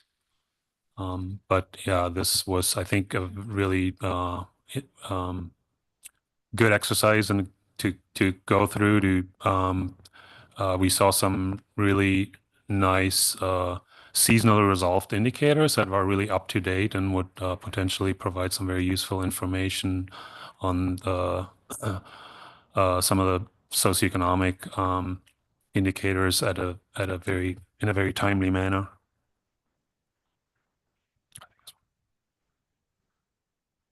And then we also recommended that in the ESP that the authors clarify that these ESPs are intended for multiple audiences. So the authors and plan teams and SSC are, of course, using information in the ESP for informing stock status.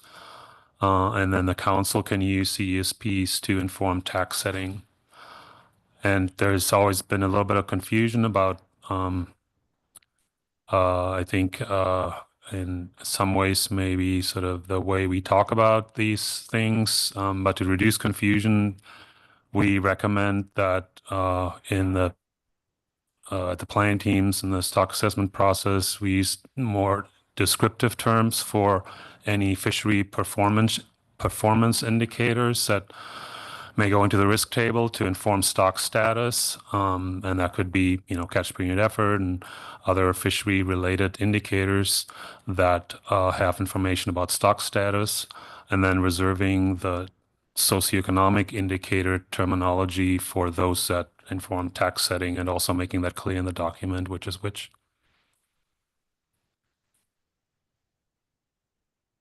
Yes, Mr. Tway has a question. Thanks, Madam Chair.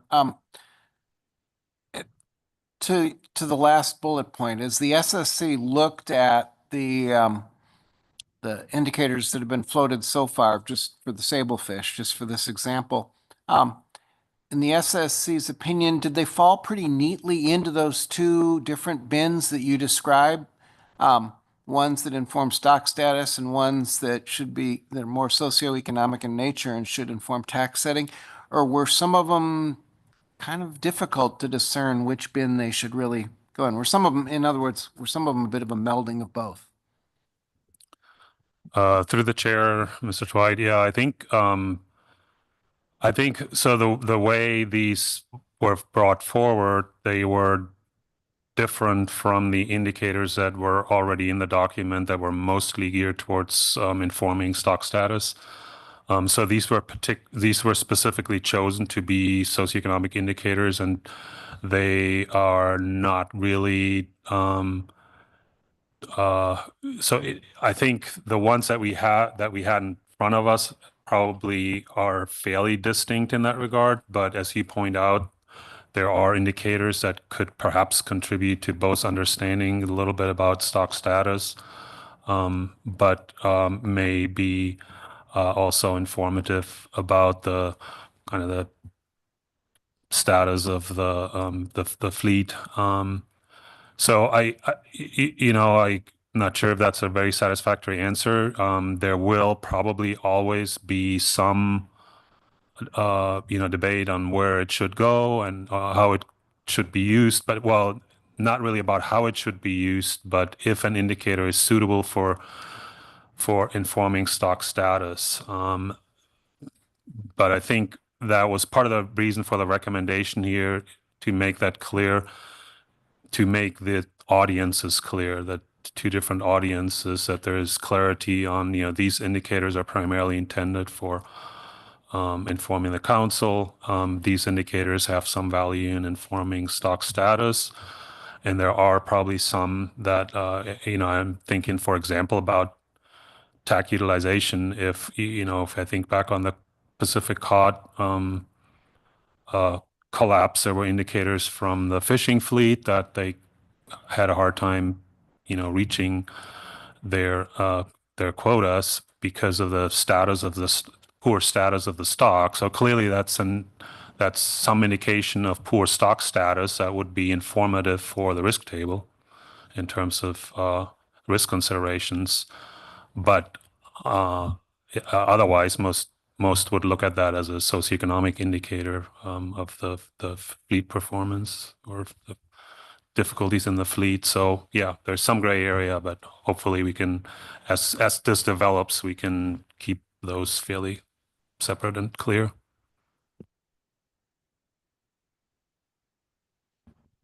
Dr. Dressel.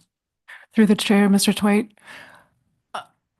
Yeah, I think that I can totally agree with Franz. These indicators were asked for as socioeconomic indicators that could be possibly informative for the council at tax setting. And that's how they were discussed. I think that there can be some what I have called socioeconomic indicators in the past, but I will probably change my language on those. It's anything like catch per unit effort. Catch is technically, effort is a socioeconomic indicator, but honestly, we use them as fishery indices. And so I think a lot of this is is language. So, I mean, but the examples, I think that there are relatively few that I would have called socioeconomic indicators that could inform the OFL and ABC. And those would be catch per unit effort, possibly local knowledge or traditional knowledge. They cannot find the fish. They are not here. Those are things that may inform stock status. I think that those are pretty rare. And if they were to be accounted in the ABC, authors and plan teams would need to identify them for the fishery performance category. There would need to be a justification of why that influences stock status. If it actually is not, that's something that the SSC reviews for as well. So I think that there are double checks here. But it was, I think that the fact that they are few and that the language is a little bit, language perhaps that I have used in the past has been a little bit unclear, was sort of with the council's guidance in 2019 that socioeconomic indicators are not accounted for in the ABC.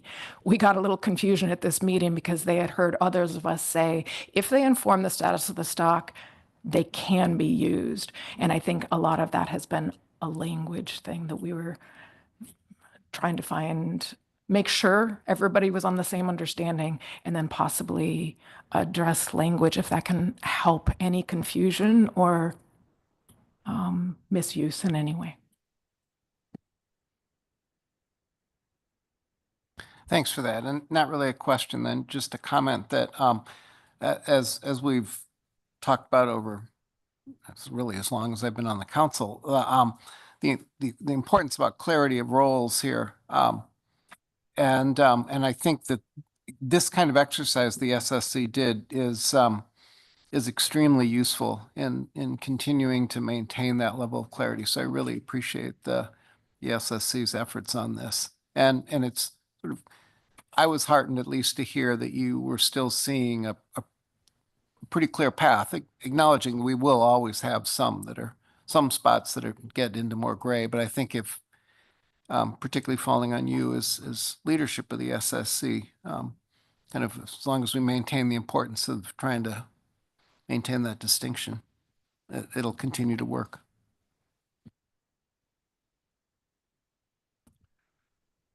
Yeah, thank you for that. And also just, if I may just briefly follow up on that, I think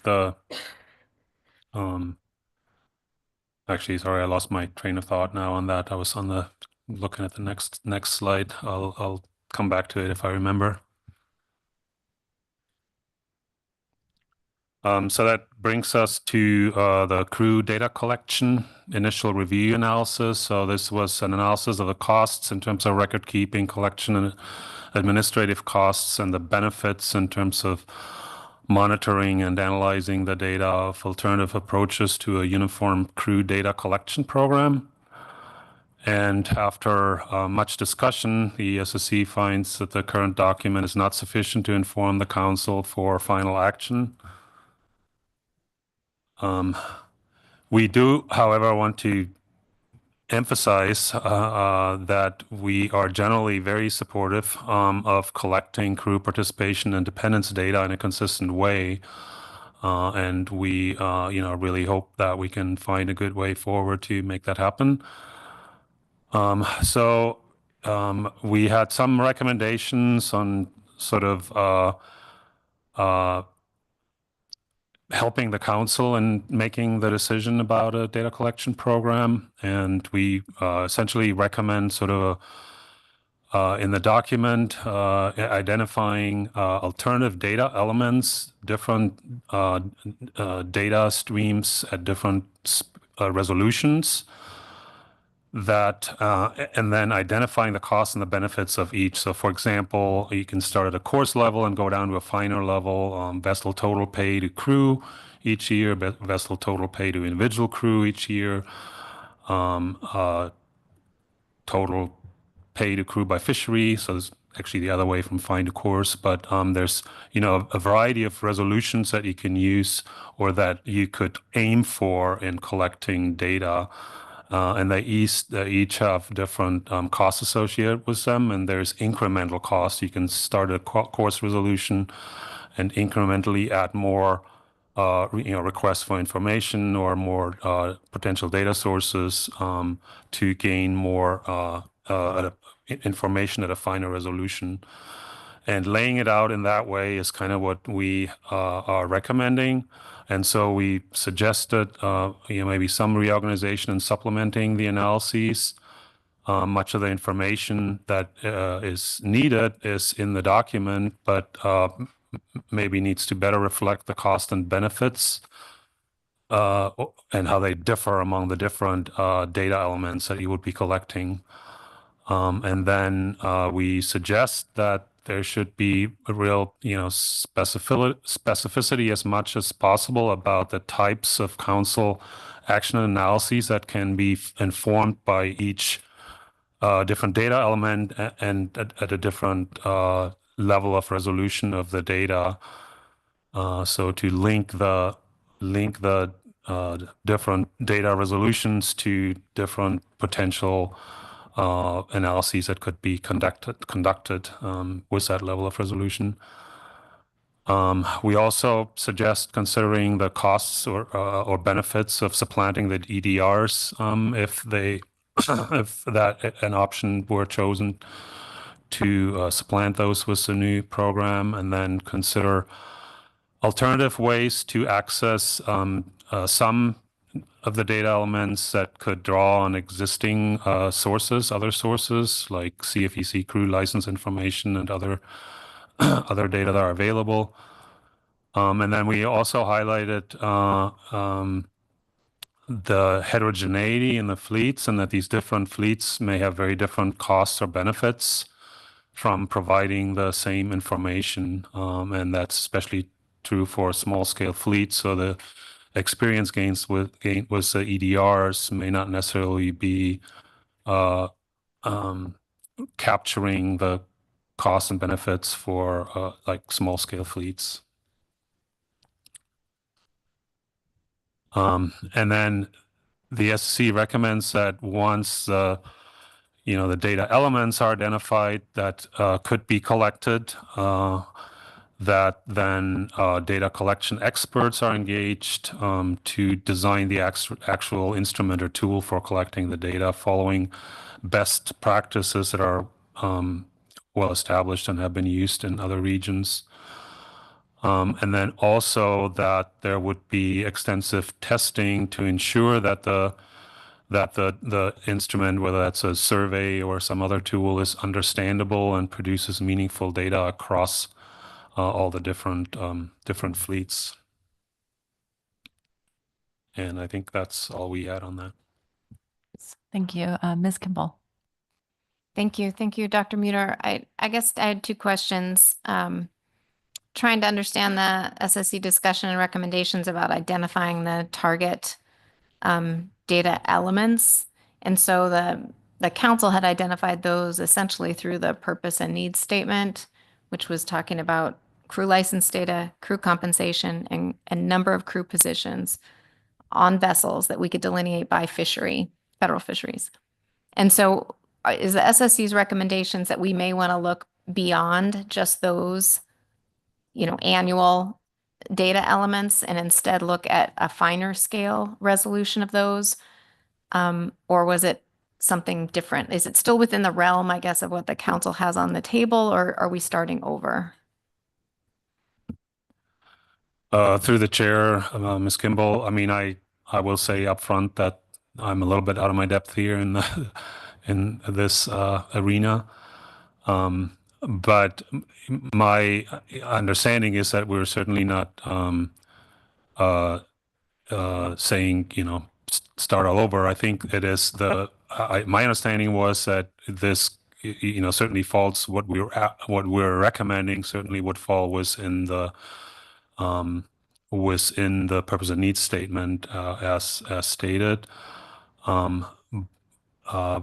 But currently, and I can't really speak to the details of what's in the document or what's exactly being proposed in terms of the resolution of what can be collected currently. And maybe could be collected was a little more effort. But my understanding was that that could be much more clearly laid out, that, what if you start at the courses level, some basic information that you can get from tax returns that would be very low cost, but course data perhaps.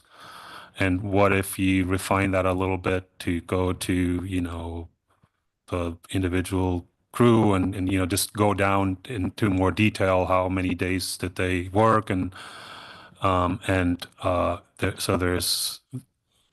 that would be an incremental approach that would be incur incremental costs and benefits, and those, as I understand it anyway, weren't perhaps laid out in a way that would be clear to tie that to, what if you collect that data at different levels, how could you then use that in the process, and what are the specific analyses and actions that then would support.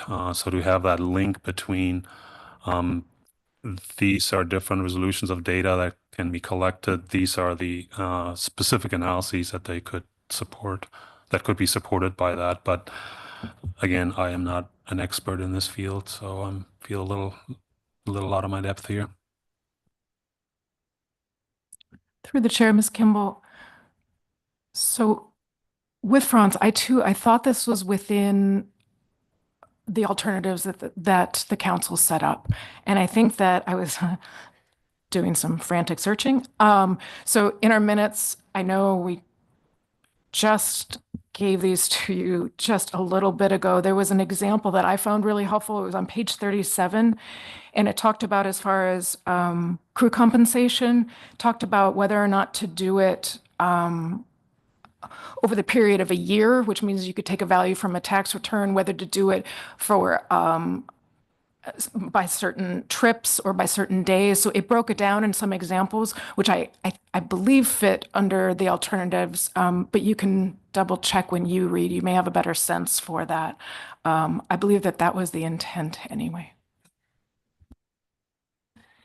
And then my last question was on this slide, and just did the SSC discuss the timing? The way I might read this is the expectation was, designing the survey instrument and then the beta testing, that should all happen maybe before the council takes action.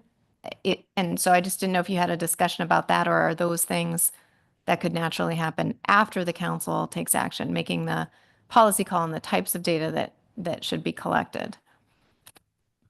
Yeah, through the chair, Ms. Kimball. I mean, as I understand it, I think our recommendation when we saw this last year, and I believe in June 2023, was really a recommendation for maybe sort of an iterative approach to, start with what are the kinds of questions that we want to be able to answer, and then develop possibilities for data collection for that, and go back to the council and say, this is, if you collect these data, at this level, that level, at that level, these are the types of analyses that it would support. So the council can then, choose the right level of resolution, I suppose. Through the chair, I tried to relate this to the council process as well. And my understanding from our members was that within the alternatives, it sounded like there may be some different options depending on the resolution. And so, which is part of why the SSC recommended that we didn't think that it was sufficient to inform you of those different levels and what the impacts might be. So I guess if another initial review did come around and those were laid out and the council was able to name a focus, it seemed to me like then it's after that. I think the key was that you would need to know the level of the data element. And after that, this best practices could be applied to come up with the instrument before it's implemented. I don't know if that helps, but that was my best idea in terms of council process. Thank you. I do appreciate you trying to speak to this and caveat it as appropriate, and maybe the document needs a better description of the process, that the long process the council went to get to the data elements that are currently in the paper, and how we came to those pretty narrow elements. But I appreciate the report. Thank you. And Mr. Curlin. Thank you, Madam Chair. Dr. Meter, a moment ago, I thought I heard you touch upon the incremental costs and benefits of the data collection. I apologize if I missed this, but I'm wondering to what extent the SSC may have addressed that, the incremental costs and benefits of collecting this type of information. Through the chair, Mr. Curland, yeah, we didn't, we did not ourselves identify the cost and benefits. I mean, we were reviewing the document in terms of whether it lays out the cost and benefits adequately, and I think those that delved into it felt that it maybe did not do so adequately. So I'm not sure if that answers the question, but we didn't have specific information on the relative costs and benefits at these different analyses, or weren't necessarily pointing to other papers or information or analyses that have been done to identify those costs and benefits. But I don't know if that helps.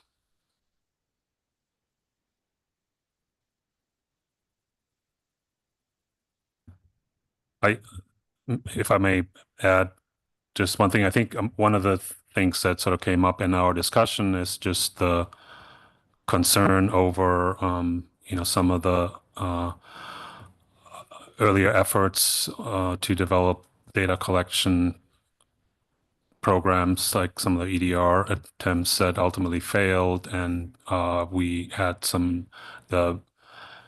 our socioeconomic types had some real concerns about setting up a potentially costly framework that might not yield the desired results, and which is, I think, why we ultimately landed where we landed.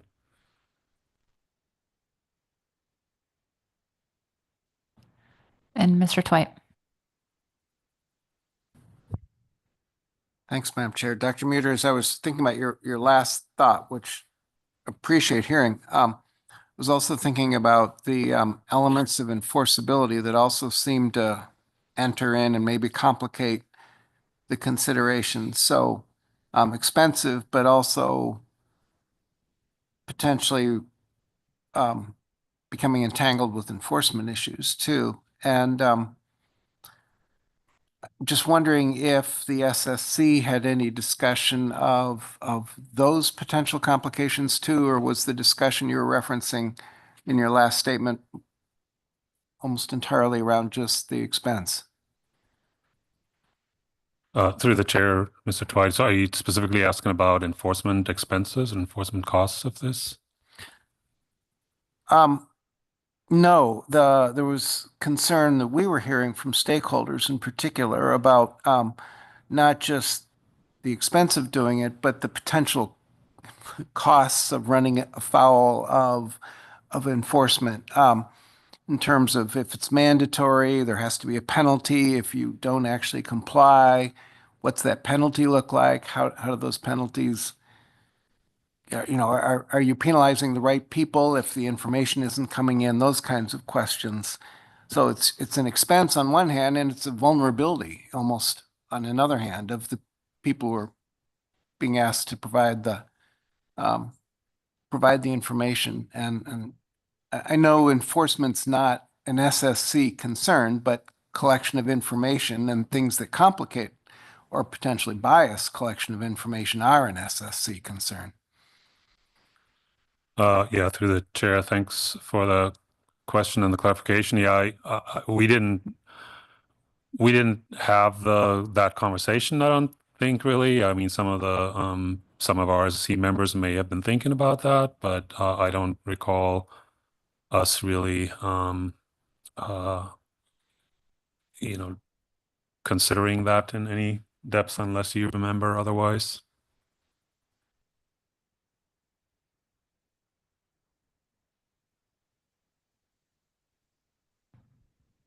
Thank you. Dr. Muter, along those lines, and maybe because you didn't have that conversation, you didn't have this one either, but did the SSC discuss the need to really tease out the efficacy of this in the case that there would be a voluntary versus mandatory program, the data quality issues that might come up in that instance? To the chair, I guess. I no, I don't think we had that discussion either. And again, I don't feel qualified to talk about how, if and how that was addressed in the document, or whether we had a basis for really discussing that. So I can't really help with that. Thank you.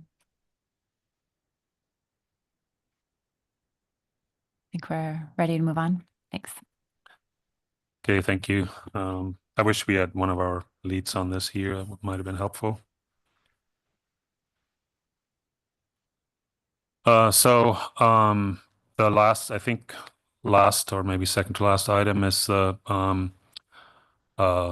climate funding. We had a couple of reports on that. The climate scenarios workshop report that I believe you also either already received or will receive. As you well know, that was held last year in Kodiak. Very informational report. We really appreciate the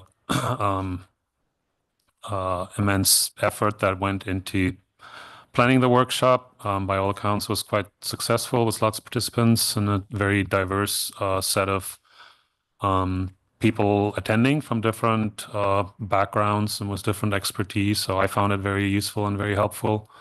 Generally thought the report was really well written and did a good job of synthesizing all the issues and ideas that were brought forward during the workshop. And we found that very, very informative. We offered maybe a few general ideas for advancing the process. We didn't really get into a lot of detail on particular actionable items here either, and we're probably struggling with exactly a way forward, just like the council is. But for what it's worth, we had some suggestions to maybe try to kind of clearly define issues and objectives in, going forward, as this is either written up in a recommendations document or some other document. What's the problem we are actually aiming to solve? What would success look like if we if we do solve that problem? Then aligning the issues and objectives with ideas from the workshop. Any existing and future processes, the scope of the potential actions to be taken, and whether that relates to actions outside the council's purview and the difficulties with implementation. The workshop report and other, like other ongoing work, obviously, has already started this process very much. So this would be kind of seen as a refinement of the ideas that have bubbled up through this process. And then we suggest maybe creating a communication strategy that kind of clearly maps proposed initiatives to specific actions, objectives, metrics, and anticipated timelines. I know this is all fairly general, and a lot of this has already been, kind of considered and we've attempted to do, but we just try to, in the written report, also kind of maybe put forward some general ideas of how to distill all this a little further and bring us closer to some actionable items without really, at this point, based on the discussions that we had, having very specific recommendation for a way forward. So that was the climate workshop, and then on the SES 8 discussion paper, we in the brief report that was kind of a high-level summary of the SES 8 meeting and the discussions at that meeting. And we had identified 2 priority areas related to next steps in that. One is to consider to what extent and whether to revise our groundfish harvest control rules to be more climate resilient. And so we generally support some of the next steps outlined for that. And then we noted that there is a similar need to be thinking about also the crab harvest control rules. And then the second priority was compiling social and economic information to meet the needs of using best scientific information available and informing council decision making. And here we support the proposed next steps and noted the potential for local knowledge to provide insight into current conditions and encourage scoping current community vulnerability in particular. And then the SSC supports and would participate in any, sort of planned future workshops on this topic, but realizing that there's going to be multiple avenues of further developing this that wouldn't just include workshops in the workshop sense, but working groups and more focused efforts to make progress on some of these issues. And that concludes our report. Thank you both. Looks like we might have a question or two for you, Mr. Twite. Thanks, Madam Chair. 2 questions on this agenda item kind of as a whole.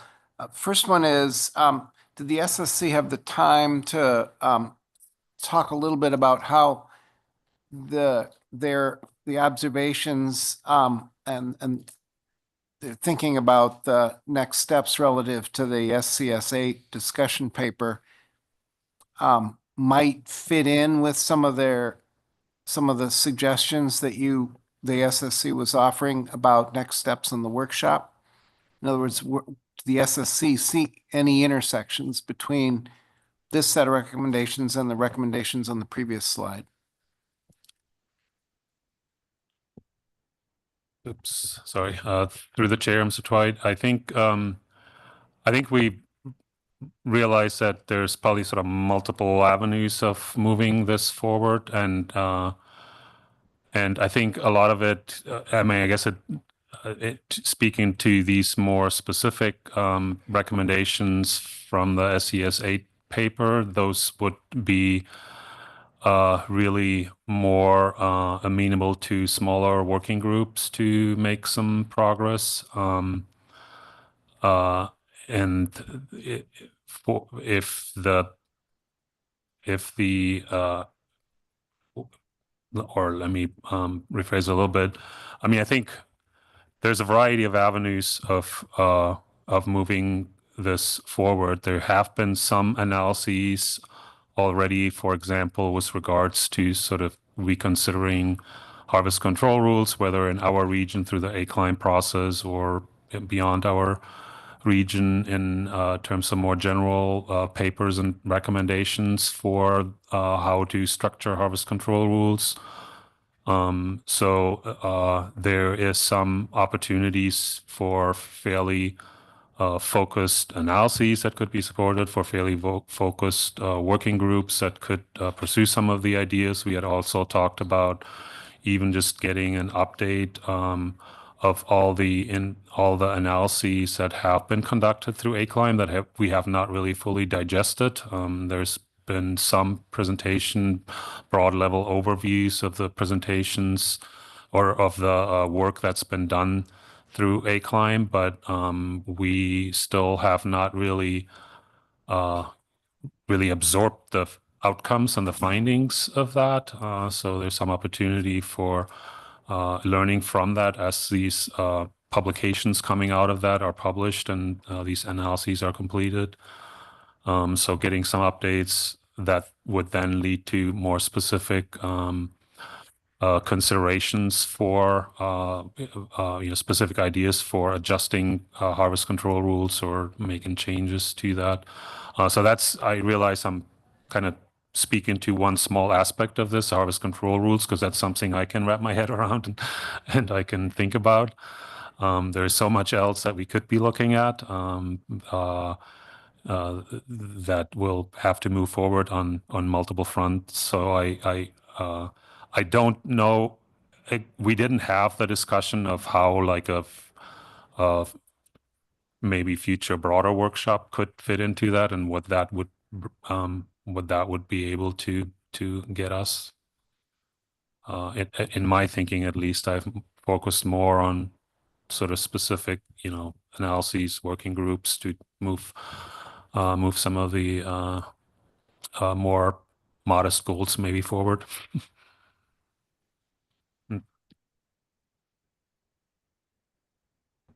Through the chair, Mr. Twite, I had the benefit of being able to think about my response while Franz was talking,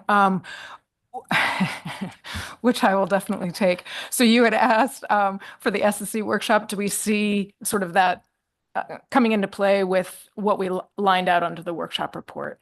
I see our response, in reading our response, we really described more process-centered stuff for the workshop report. The large workshop was sort of how you go from here. And I definitely do, again, I also think in harvest control rules, I definitely think that process is helpful here. So in other words, if we're going to have the question, if the question is whether we revise harvest control rules,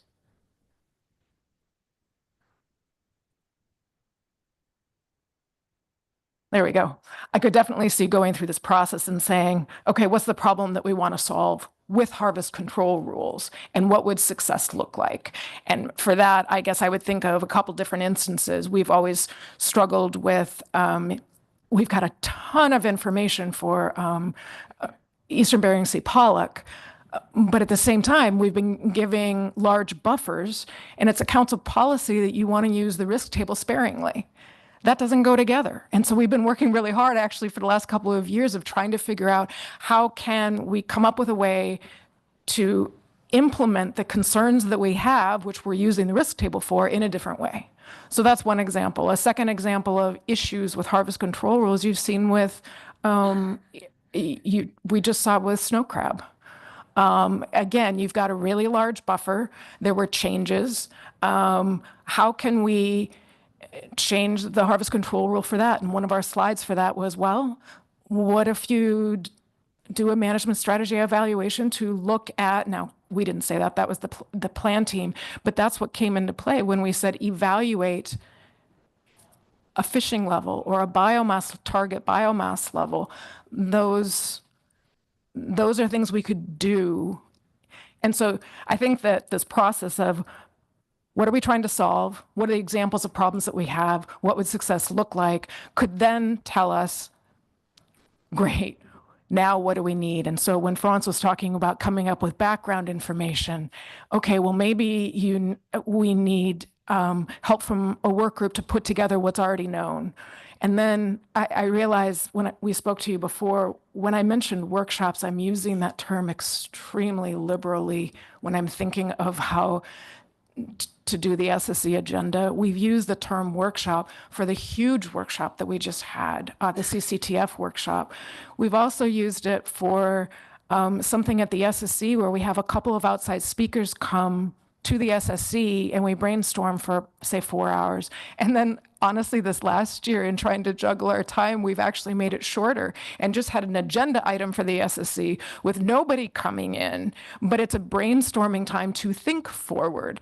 And so I don't know whether you call that an agenda item or a workshop, but that actually was included in mine. And so then we could think about what are the things that we would do to help address the problems. that's very specific, but I think that it may be valuable to also look big picture. So if the concern is that things in a changing climate aren't stable, that's the problem. How do you address it? Then you could do harvest control rules. You could do all sorts of different things, and you could sort of tier down. So I definitely see it applying. But yes, we didn't come up with any answers. Yes, Ms. Kimball. Thank you, and thanks for the full minutes on this agenda item. I just wanted to confirm that the SSC did support, the full SSC did support those two priorities. I didn't see that kind of word in your presentation, but that was kind of implied. And so that's just a yes or no question. Yes, I think we can say that, yeah. And then did the SSC, you mentioned like a technical work group a couple times, and I know that there is an existing one for the socioeconomic factors and how we better lay out when that fits into our process and what's available to us. But I'm not aware that there is yet a technical work group on the harvest control rule portion. So when you mention things like that, are you just talking about in the future, that's a step that may need to be taken in order to make progress on that priority? Or is there some work group that I'm unaware of? Through the chair, there is not currently that I'm aware of a working group that focuses on that.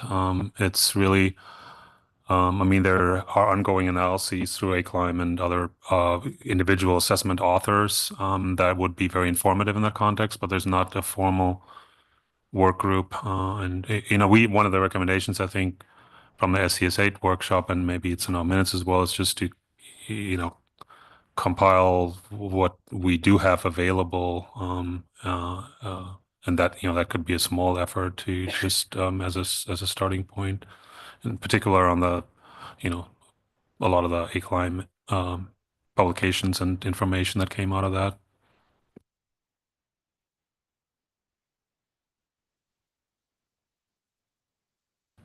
Ms. Goen. Thank you, and thank you for the SSC's report. Thinking back to this conversation around the harvest control rule, it got me thinking, and with the snow crab example and Ms. Kimball's question under an earlier agenda item about the predictive capability of cold or warm events, I could see a scenario where you have a harvest control rule for snow crab, but you have a modifier depending on whether you're entering a cold or warm stanza that might affect how hard we fish on the stock or not. So I think there's a lot to explore there as we move forward. But my question is actually on something different under C3, and this is a newbie question to Groundfish about spatial modeling. And, you know, I heard the conversation around VAST, and it sounded like there's another spatial model as well. And I'm curious if those models are going to help groundfish stocks adapt more to the survey modernization work. And my thought here is with crab, we've only dabbled in VAST, and I'm wondering if VAST is something that helps these stock assessments adapt to what we're seeing coming down the road with survey modernization.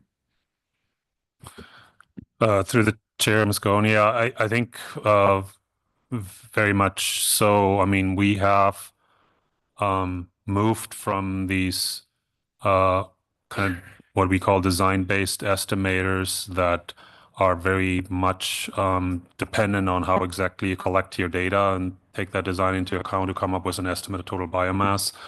The kinds of models like VAST and other spatio-temporal models that that we have been using more recently can basically be used to fill in gaps, deal with uneven sampling, even deal with years of missing data, potentially. The VAST model, for example, has been used to estimate abundances of some species in the northern Bering Sea in years when we have very little or no data, based on the information that you get from looking at, you know, year after year after year, and how one year is similar to the previous year. So the models take advantage of that information and the spatial structure of how the fish are distributed. And so that's why I think in a climate change context, I think that's why the development of these models has been, is really very, beneficial to dealing with changes in distribution, dealing with changes in the survey effort to try to track changing distributions and all of that.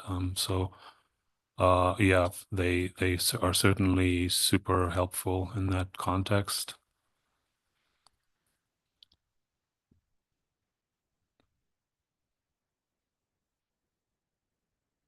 Not seeing any further questions.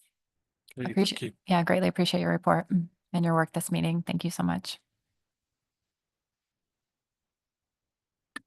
And with that, I think it's a good time to take our mid-afternoon break before we resume our staff presentation on C3. So let's come back in 15 minutes at 3:10.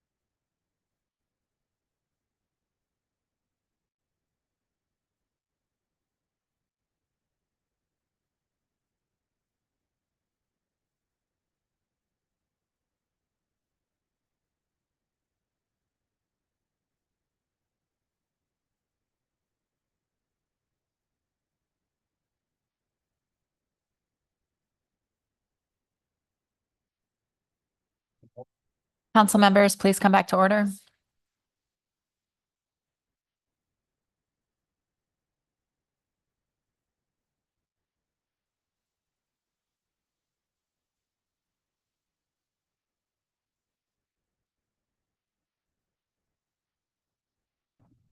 Good afternoon. We are continuing our discussion with our C3 reports. We have Dr. Schramm and Ms. Cleaver here. Thank you, Madam Chair, members of the council. We're moving on to the Bering Sea Aleutian Islands Plan Team Report. Again, this is all in one presentation posted to your e-agenda, the Bering Sea and the joint. The Gulf is a separate PowerPoint presentation just for organizational purposes. First, I just want to thank the co-chairs, Dr. Barbeau and Dr. Shotwell, and our vice chair, Dr. Trebuzio, some of whom are online for this in case of questions as well. Just in terms of presentation summary, and I won't go into any of these details, you've just gotten a detailed SSC report. So I'm just pointing out to you the reviews that we have at this September. If you recall, we review stocks for which there are multiple models that are being presented to provide the plan team advice on which models we'd like to see presented in the assessment in November. The SSC then does their review and either concurs with the plan team or recommends additional or different models. So the stocks are listed here, the ones for which we reviewed multiple model runs with the exception of rough-eye black-spotted rockfish. The bolded items in this table are the ones that I'm just going to touch on briefly in this report.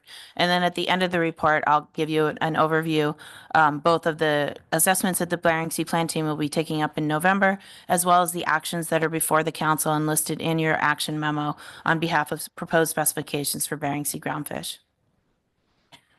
So first, I just want to go over briefly the Bogoslov Winter Acoustic Survey. Nathan Laufenberger presented the results of this survey. Unfortunately, inclement weather reduced the survey from 4 days to 2 days, and they conducted 19 transects using combination spacing.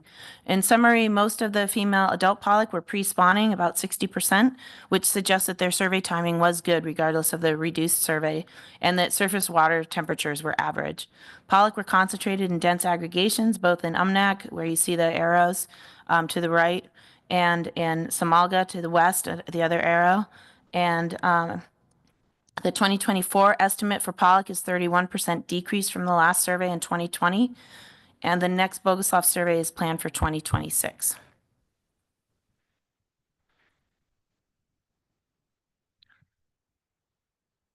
Next, Abigail McCarthy and Nathan Laufenberger also presented results of the Summer Acoustic Survey and Acoustic Vessels of Opportunity, or the AVO Index. They noted that the 18 transects that were conducted this year include some wider transect spacing and reduced trawling effort this year. The total biomass of pollock decreased 25% from the 2022 survey. More presumed age 1 and age 2 pollock are in the Bering Sea than in recent survey years. And age 1s are on par with the 2013 age class. Age 4 plus fish still dominate in terms of biomass. And the cold pool was present as it was in 2022. The actual AVO index that is produced after this survey is still in preparation and is used in the pollock assessment. Again, this just gives you the BSAI models that we review in November. And again, you heard all of these from the SSC, so I will not go over them. I will just touch on the harvest projections. So harvest projections, I believe that the SSC touched on this in their report. These are new, and these used to be what we called partial assessments. So this is an off-year a report that is produced where only catch is updated from the previous year and projected for the coming year, and then the biomass and OFL and ABC are projected for the 2 years ahead. So this is not an updated assessment. This is just updating catch. For the Bering Sea, then, we had 3 harvest projections, northern rockfish. The next full assessment for that will be produced in 2025. Alaska skates, with the next full assessment again next year in 2025. And arrowtooth flounder, where we will see the next assessment in 2026. And we want to just thank Melissa Haltouch for presenting those to the team, Calais Shotwell, Paul Spencer, and Cindy Trebuzio for providing those projections. In terms of recommendations, the plan team discussed the lack of current survey information due to this change in schedule, and what that's actually reflecting. The plan teams, the SSC may have a different recommendation. The plan teams weren't suggesting harvest projections include survey biomass trends. They were just suggesting that when the survey information is presented to the plan teams in September, that the harvest projections that are being produced in that year also be included in the survey report that's provided to the plan team. If you recall in the report that we had under the joint teams, the table that we showed with the biomass estimates, those were the only trends that were shown in that the abbreviated trial survey report. And so we're just asking so that we'd have additional information on those harvest projection stocks just to look at those trends.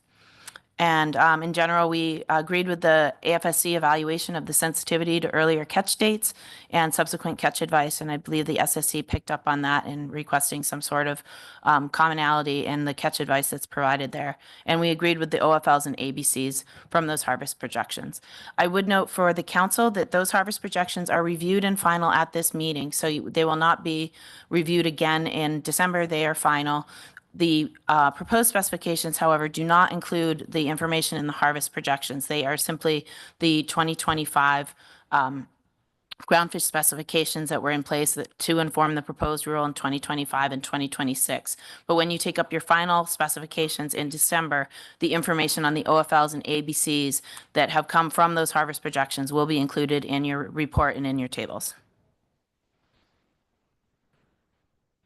So your action, again, proposed specifications. The tables with the OFLs and ABCs from the plan team are included in your briefing materials. There were no changes to the proposed specifications from the SSC, they accepted the plan team's recommendations. This just gives you the other half of the table. And again, you will hear in your AP report their recommendations for proposed tax. Another thing that you take up at this meeting is the halibut discard mortality rates. And so this table is included in your document as table 12 under your tables.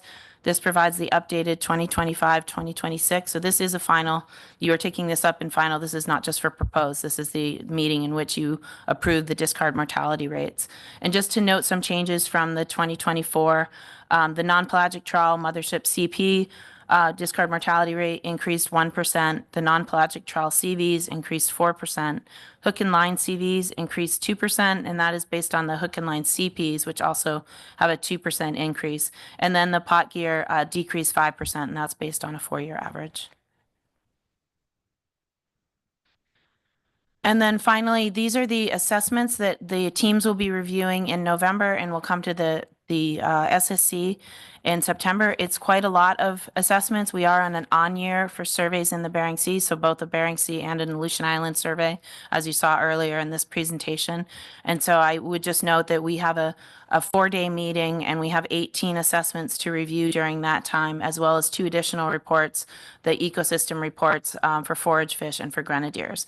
And under stock prioritization, this is exactly why we're trying to do the harvest projections at this meeting, so that that is something that at least we are not having to take up in November, as well as the SSC in December. And now just to go over what's in your memo for the actions on the council for BSAI proposed specifications. You are adopting the proposed OFLs, ABCs, and tax, and those tables are available to you. You're adopting proposed flatfish ABC reserves. Again, those are in the tables that are provided on your agenda. When you're considering the tax, you need to account for the state water fisheries for Pacific cod and sablefish. I would note that there is a 1% increase in this year, the GHL having been achieved in 2024 for Bering Sea cod. So that GHL has gone up to 13% from 12%. You are also adopting proposed PSC limits and apportionments. The updated tables on the PSC limits in your tables do include the crab biomass estimates stemming from the crab safe that has been updated. So those PSC limits are updated for this year's crab biomass estimates. We do not have the herring biomass estimate yet, and that will not be available until December. That's pretty common, and so we update those tables for the herring biomass estimate at your meeting in December. I would note that you have the letter from ADF&G on the Chinook Three River Index. It is below the threshold, and so the pollock fishery, this is in regulation, not something you change in specifications, but the index is below the threshold, so the pollock fishery will operate under lower caps again in 2025. And then finally, this is the first year that the halibut ABM PSC limits will apply to the Amendment 80 fishery.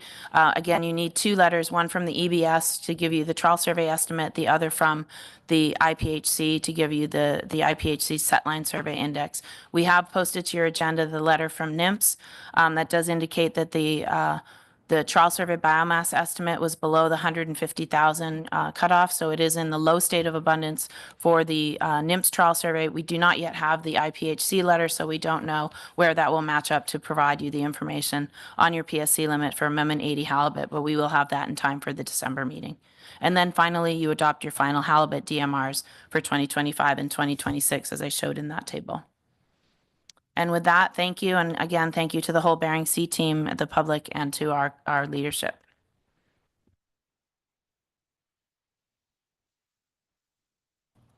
Thank you, Dr. Stram.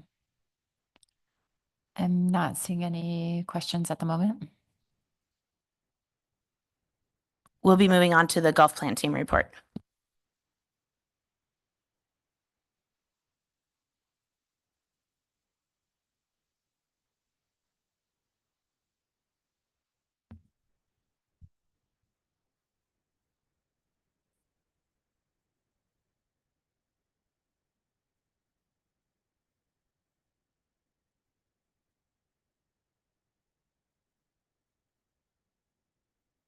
All right, good afternoon, Madam Chairman and members of the council. For the record, I'm Sarah Cleaver, council staff. I'm the Gulf of Alaska Groundfish Plan Team Coordinator. I'm going to give the plan team report from our recent meeting, and I just want to say thank you to our co-chairs, Jimmy Anelli and Chris Lunsford, as well as the rest of our plan team members for helping put together this report.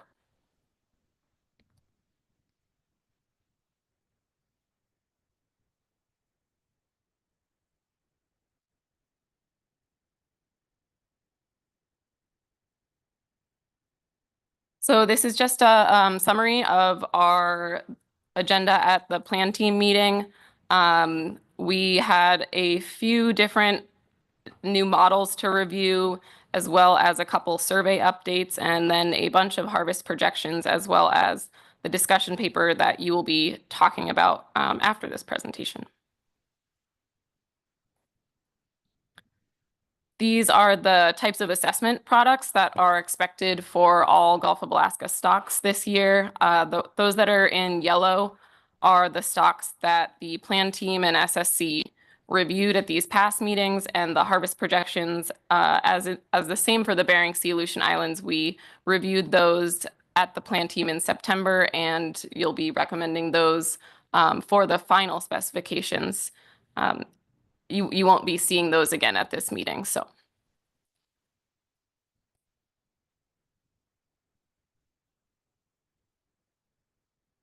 At the plan team meeting, we had Mike Levine from the Midwater Assessment and Conservation Engineering Program at the Science Center provide a presentation on this past winter's acoustic trawl survey. And so the blue represents what was surveyed, and the red X's are what was not covered due to some weather issues, mechanical issues.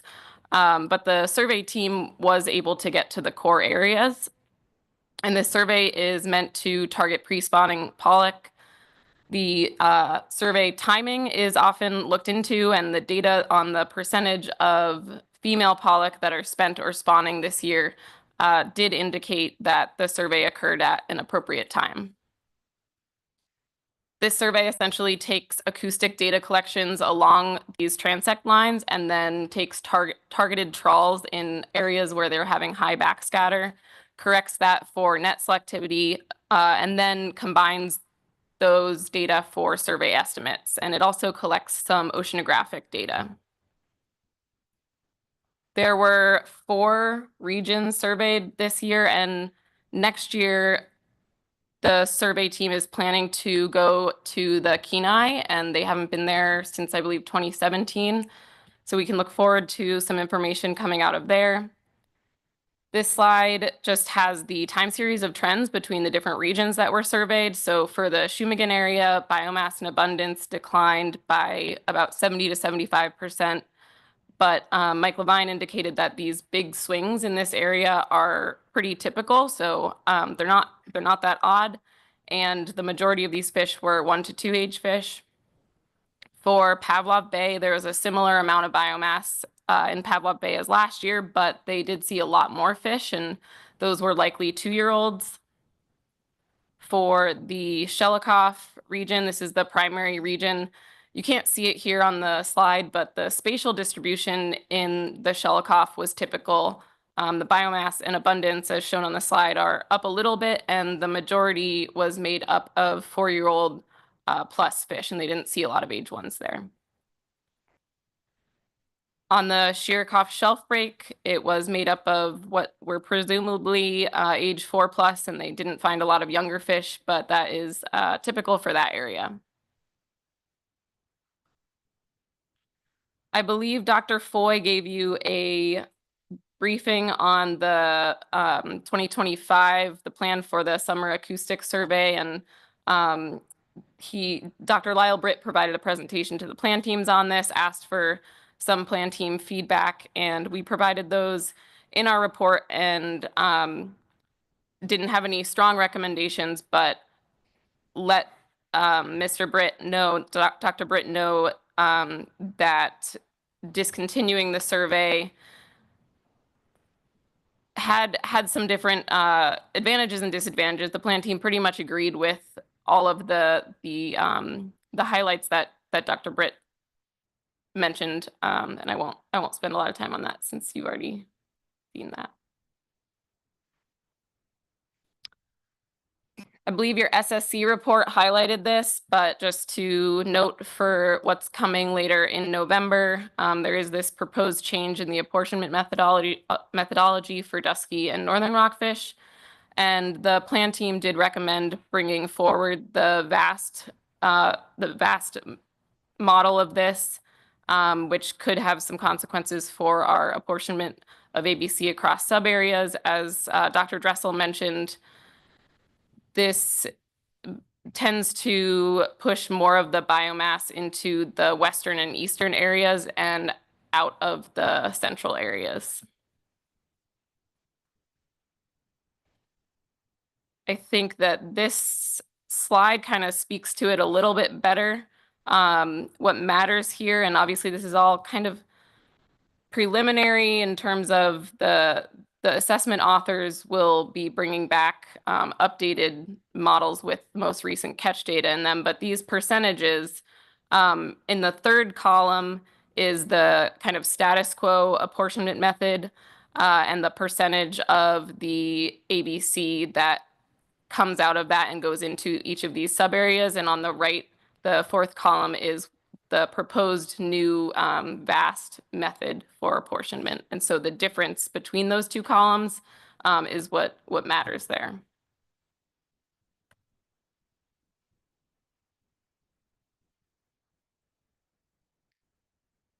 The plan team reviewed 8 harvest projections, and again, you won't be seeing these in November other than in the final safe reports that are going to be documented on our website. The plan team did not find any red flags in these documents and agreed with the team's OFLs or agreed with the authors' OFLs and ABCs. And similar to the discussion that the Bering Sea team had, the Gulf team had some discussion of the impacts of extrapolating the catches from late August rather than later in the year. And the team had one more recommendation about being more transparent in the assessments when the apportionment proportions are being carried over from the last assessment. So just making sure that's more clear in the written documents.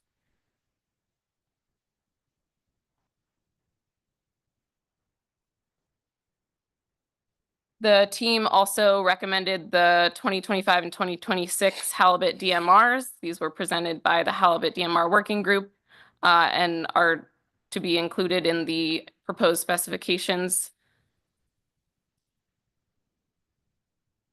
The next 2 slides are the harvest specifications for Gulf groundfish as proposed by the plan team. And so Abby John from the regional office presented these, and the team recommended the OFLs and ABCs as they were published in March of this year for 2025 and 2026.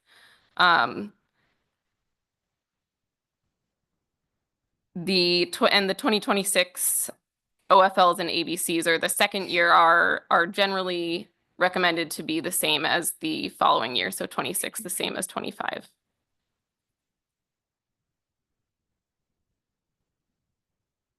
The action before the council today, you just received the plan team report, and the council will recommend harvest specifications for proposed rulemaking for Gulf of Alaska groundfish for the upcoming 2-year period.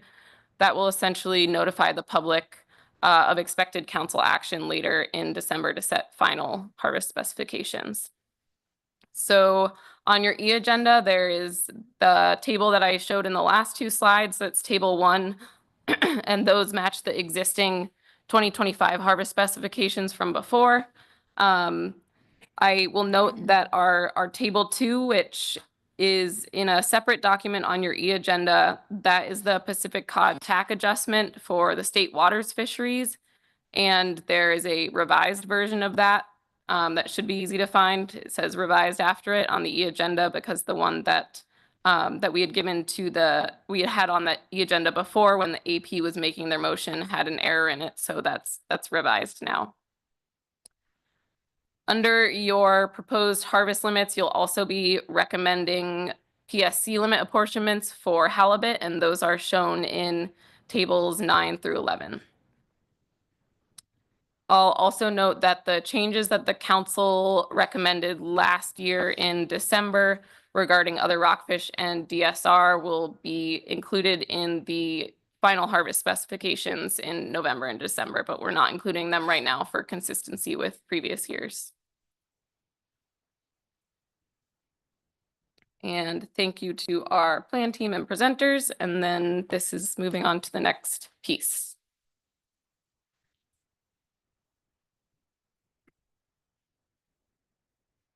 Looks like we're ready to move on. Thank you. So the rockfish stock structure and spatial management paper is on your e-agenda under this same C3 item.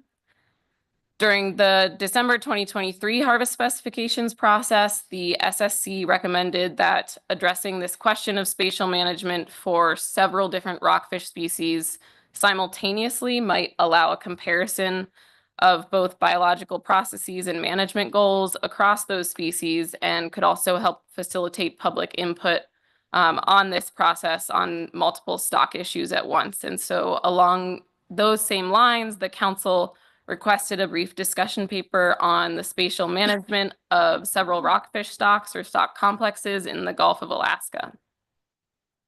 The council requested that the discussion paper include the stock structure status for Gulf of Alaska shortraker, rough-eye black-spotted, and thorny head rockfish, as well as the current ABC spatial management level, and asked that it also include management or fishery implications resulting from alternative spatial allocations of ABC. So that is, if there are no conservation concerns, what combinations of subareas might help reduce or avoid fishery management implications.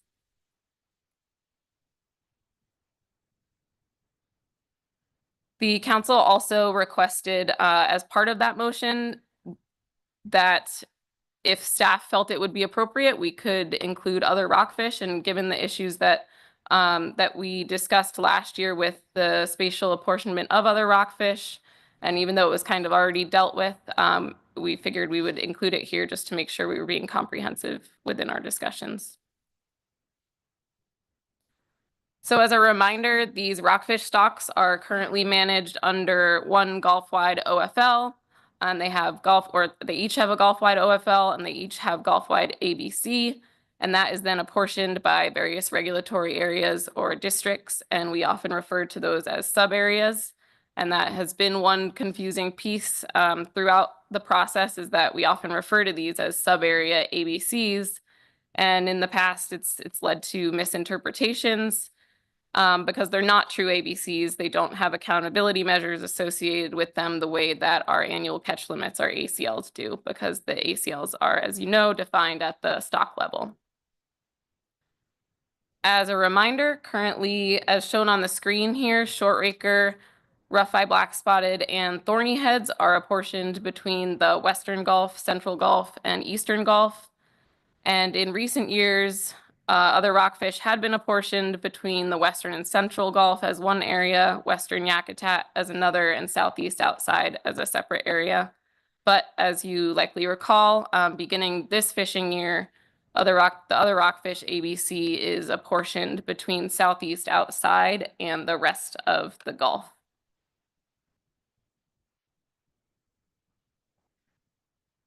Exceedances of these sub-area ABCs do not necessitate management triggers, such as a species going on PSC status. And in that way, they are different both from our tax and from our true ABCs. However, the council's current harvest specification process really relies on these apportionments of ABC in order to develop our sub-area tax. And these sub-area tax are used by NMFS to manage at the level of each of those regulatory areas, and they do have associated management triggers. And so in the Gulf, it happens that for a lot of these stocks, the TAC is set equal to the ABC that is apportioned to that area.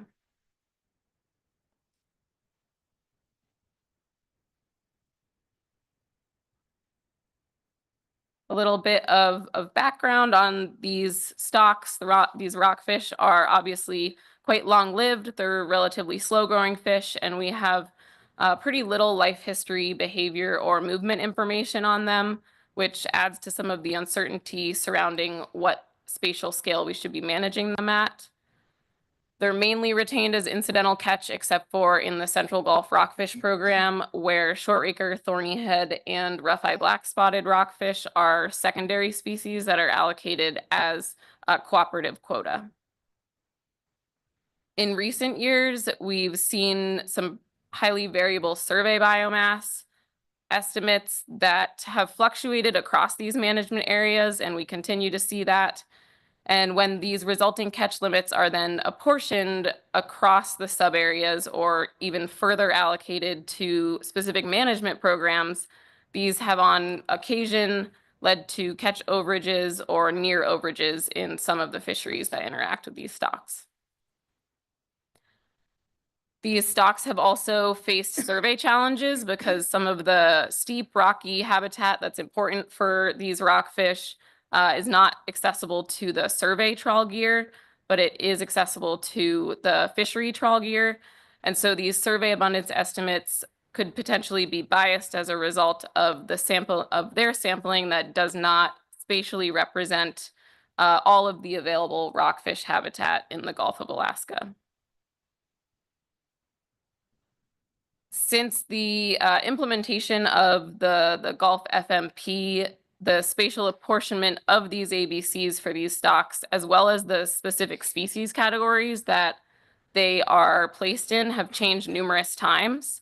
And in some instances, additional biological information or changes in management, biological information has provided for improved monitoring and assessment of certain stocks. And those stocks for either those biological or other management regions have at times been split from the species group and managed as a separate single stock. And so one result of those changes over time has been the narrowing of these boxes within which each stock is then managed. So we've seen that with some of these stocks and with some other stocks over time.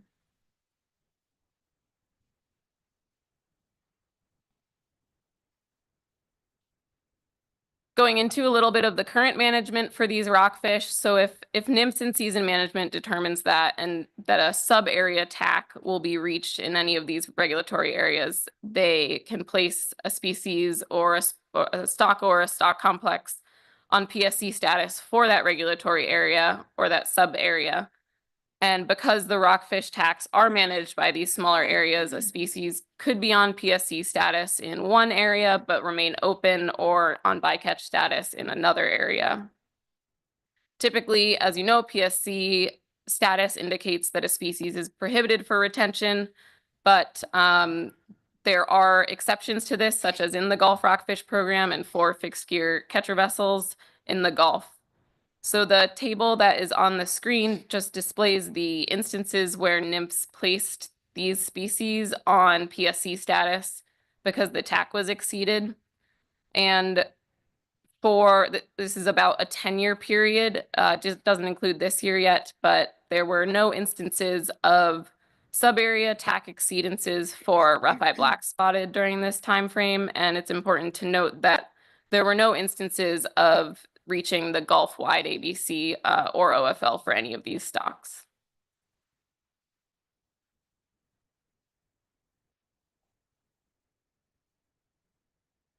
Moving a little bit into the stock structure section of the document, the stock assessment authors for these stocks were asked to provide their expert opinions using the stock structure template for the stocks that have had it.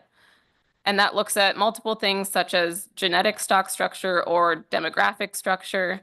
And these were presented to this portion of the paper was presented to the plan team to get some of their feedback as well. There are some summary tables in the document that have all of that stock structure information within them, and that is in Appendix 2 along with the original stock structure template, so you can see kind of what all is involved in that. And there's really limited information on these stocks, particularly for mixing and dispersal of fish among our different management areas. It's still largely unknown. For both shortraker and thorny head, there's been some recent genetics work conducted at Ocbay Lab that did not provide any evidence of genetic stock structure, and this just indicates that there's a high gene flow in this species. And shortraker rockfish, the catches have been about 50% of the maximum permissible risk of overfishing is low, but as shown on the previous slide, the sub-area ABCs have at times been exceeded in the Western and Central Gulf. Additionally, you might remember that for shortraker rockfish, the SSC had in their minutes that there was no evidence of conservation concern for that stock at a sub-area level at this time, and that sub-area ABCs may be overly constricted or conservative. So that is included. There are some SSC minutes included in the appendix of your document as well if you want to reference that.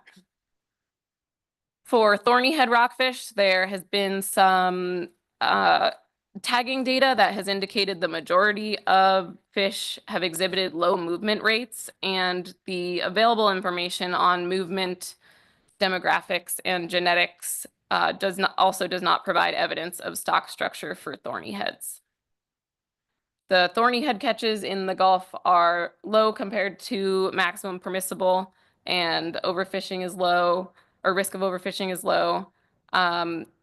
And catches have been below the sub-area ABCs for the most part, with the exception of 2014 in the Western Gulf.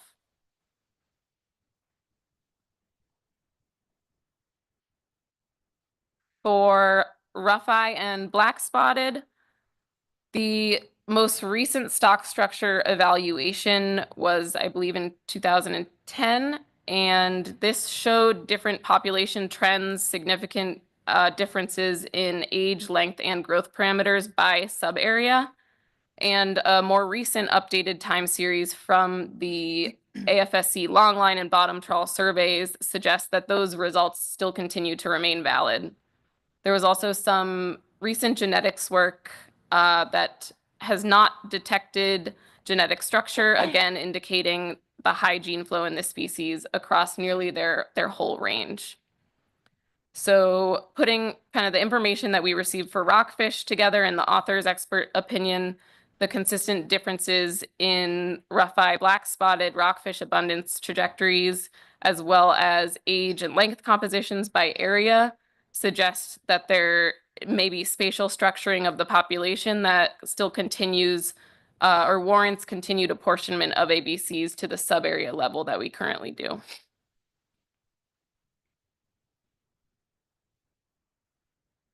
Lastly, for other rockfish, life history data are again really sparse for most of the species in this complex, and there aren't any species-specific genetics data for these species.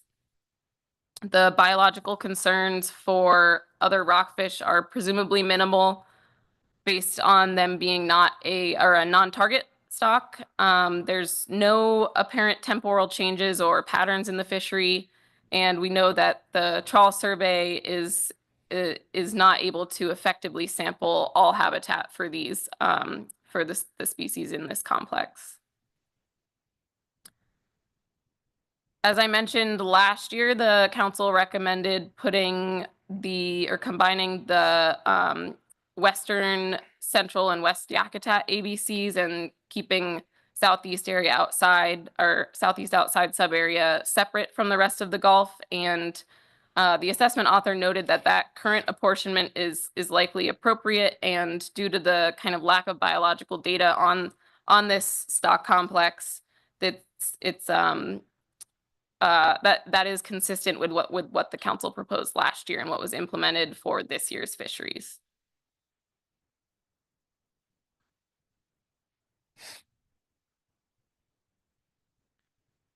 A just summary of that stock structure information for shortraker rockfish, for shortraker thornyhead and other rockfish. The authors essentially did not see a reason based on the available data that they have that leads them to believe that there's genetic stock structure. So not having genetic structure doesn't mean that there's not demographic structure, but we just don't have additional data on that.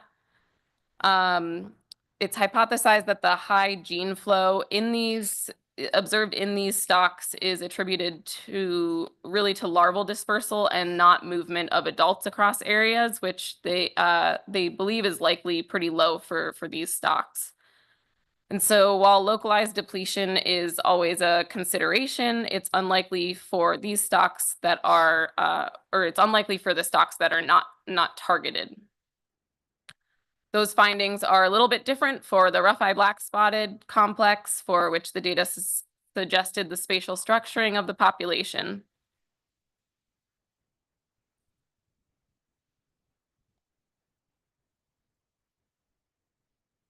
As far as the fishery and management implications, so these are in section 4 of your document. Based on the table of PSC status, which was really based on what the last 10 years of data, the only stock that might be likely to face subarea TAC overages at those same current levels, and which also does not have evidence of stock structure, is shortraker. So that is the one of these stocks that fits both of those requirements.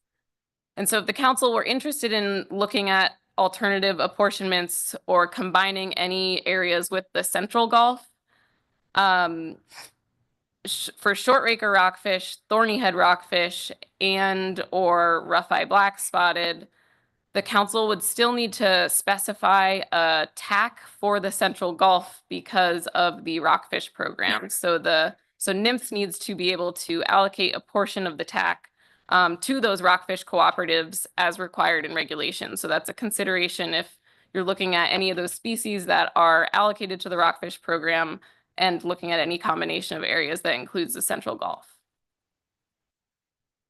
Table 2 on the screen shows those rockfish program apportionments for this year. And another consideration, kind of high-level considerations were what was looked at in this paper. Any impacts to some of the voluntary trawl CP cooperatives in the Western Yakutat area and Western Gulf might need to be further looked at or considered, because these cooperatives have agreements on the amounts of certain rockfish species that can be harvested. So any changes to the subarea apportionments could potentially result in fishery implications for those sectors as well. And we would want to make sure that those impacts would be analyzed further if there were to be any changes.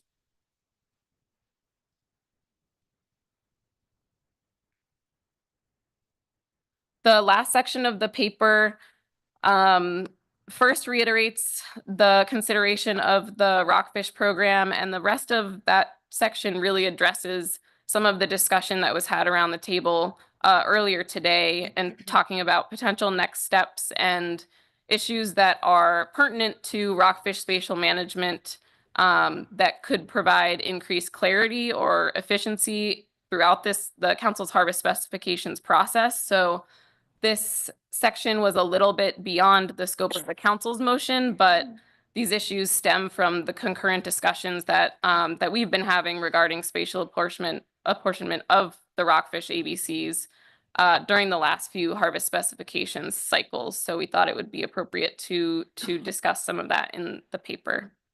Lastly, one of the recommendations that was put forth was to provide clarity and limit confusion. The council and NIMS no longer use the term ABC to refer to sub-area apportionments, but could potentially use a new term for these apportionments, or just provide, some more clarity on that, so that we don't get into some of the situations that we've been in the past. And there were a lot of contributors to the document, so I just wanted to thank them.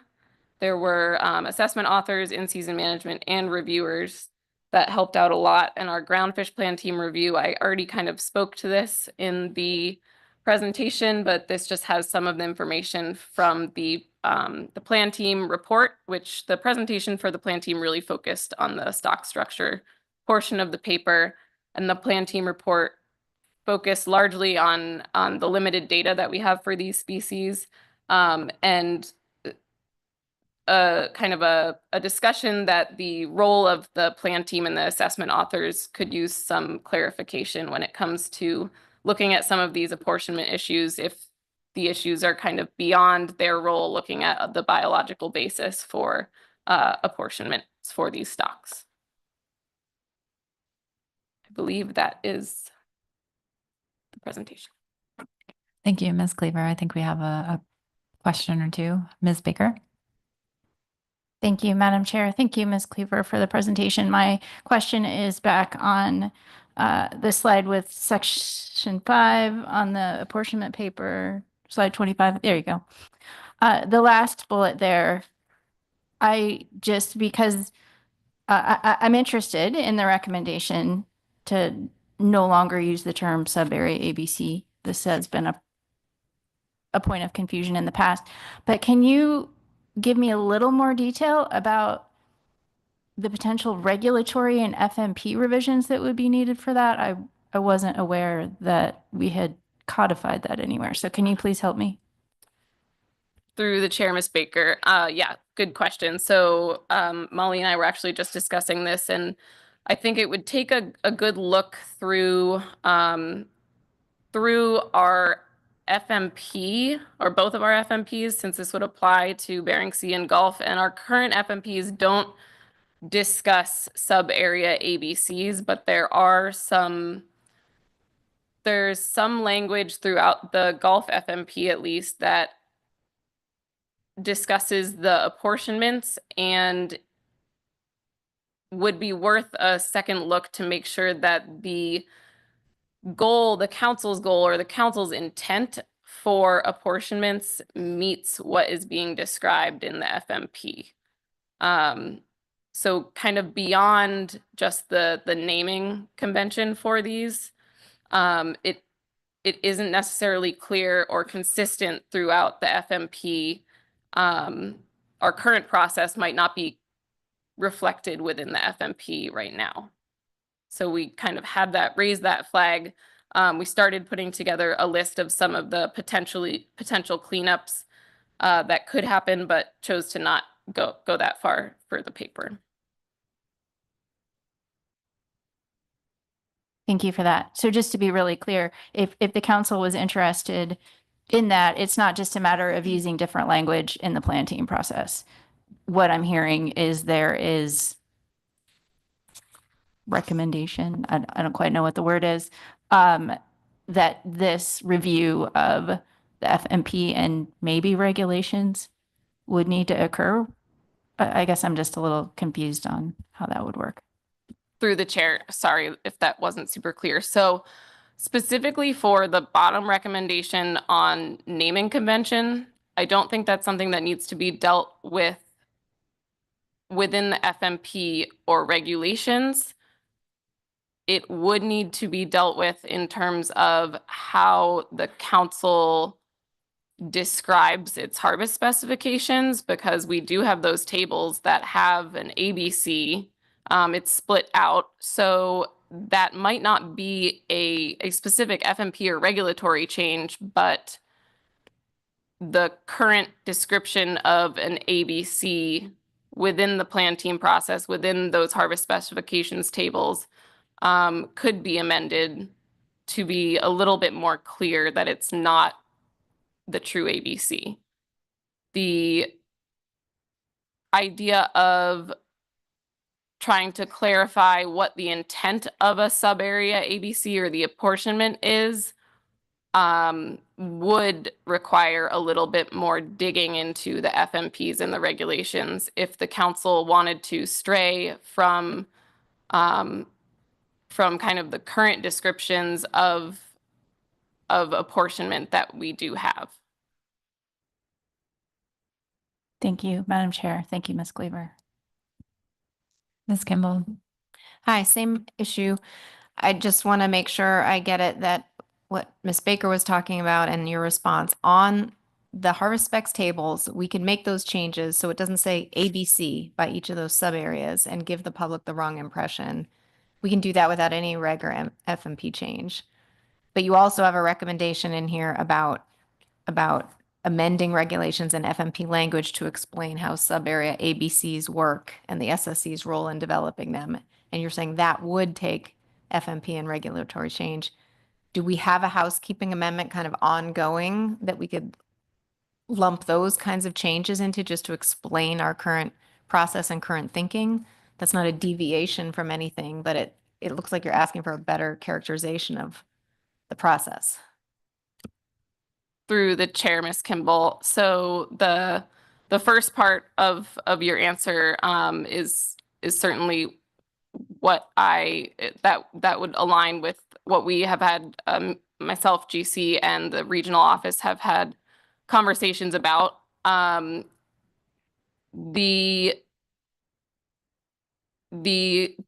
harvest specifications table, it wouldn't need a regulatory change. We would just need to make sure that that change that we make within our process is carried through to the proposed and final rules for those specifications. I'm trying to remember the second part of your question. The description of the process and the proposal or the recommendation in the paper to amend regulations and FMP language to explain how they work, the SSC's role, is that what you're capturing or wanting to capture in a housekeeping type amendment? Through the chair, yes, when staff have had these discussions, we essentially put that type of idea on the table that it could go into a housekeeping amendment at some future time if the council wanted to consider looking into that. Okay, and then thank you. And then as a separate question on the couple species that you mentioned that had implications for the rockfish program, for short-raker rockfish and thorny head. And I guess I'm just trying to delve down to whether if the sub-area apportionments were changed, does there need to be a regulatory amendment to deal with the management of the rockfish program? Or does the council just allow for different sub-area groupings, but still have to specify a central Gulf TAC for those two species? I really struggle with whether a reg amendment is necessary or whether we just need to be pretty deliberate about ensuring we continue to specify a central Gulf TAC to make the program aligned.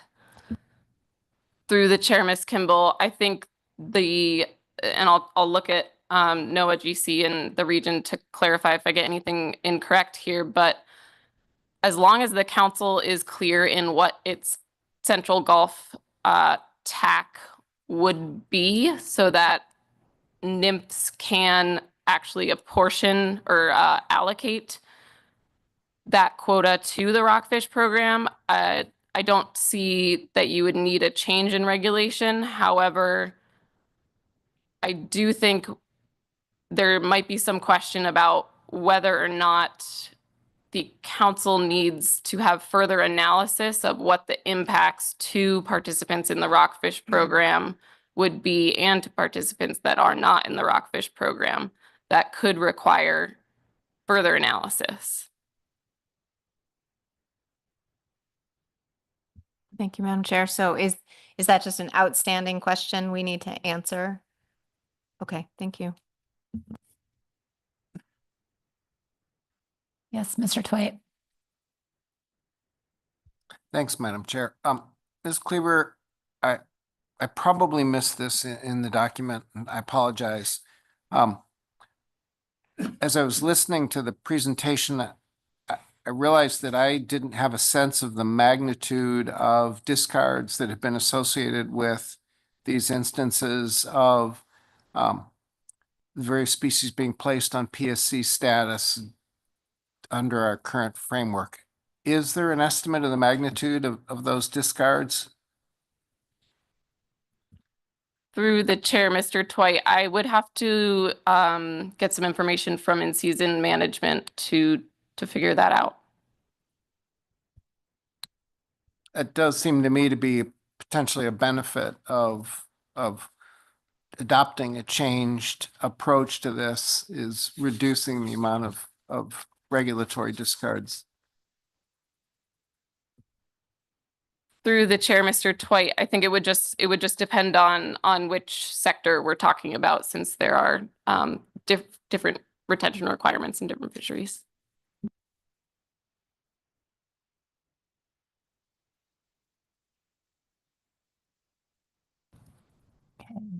Thank you. I'm not seeing any further questions. Oh, excuse me, Ms. Vanderhoven. Thank you, Madam Chair. I need to go back to Bering Sea for a second. Sorry. Dr. Stram, thank you for pointing out that we had received the NMFS letter on halibut. I had previously missed that on the agenda, and I'm trying to put some pieces together and not quite getting there. We've talked a couple of times about the summer survey dropping the corner stations and references to the, I know I'm going to get it wrong, DiFilippo paper that looked at potential impacts to that. But trying to recall, I think that just looked at groundfish, and I don't know that halibut were included in that. And that's, I know, a pretty important region for halibut. And with this letter, thinking about then how this feeds into ABM and management implications. And I'm just not quite following how we got there to determine that there's not a significant impact there that needs to be factored in for the management decision. Thank you. Through the chair, Ms. Vanderhoven. I have the paper open in front of me. I'm looking through to see they did look at obviously crab and groundfish, and I know that the overall findings from the paper were that the only groundfish stock that had any effect at all was not any of the flatfish. It was yellow Irish lord in the sculpin complex. But while they did look across the flatfish stocks, Alaska Place, Northern Rock Sole, Yellowfin Sole, Bering Flounder, and Flathead Sole, I don't see halibut in there.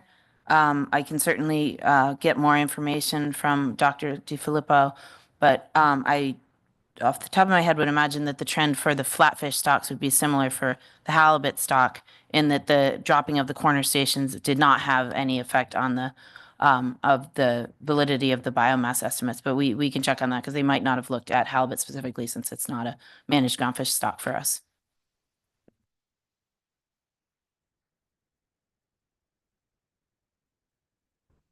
Okay. I'm not seeing any further questions. Thank you both for your reports. So with that, I think we're ready for our AP reports. And just a reminder to members of the public wishing to testify on C3, please do sign up before the end of the AP report.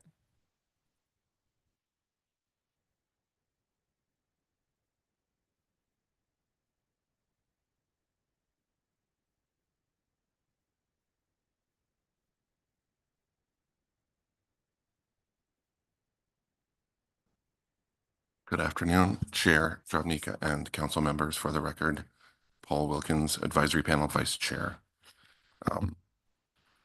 And on this agenda item C3, the advisory panel made 2 motions. We'll start with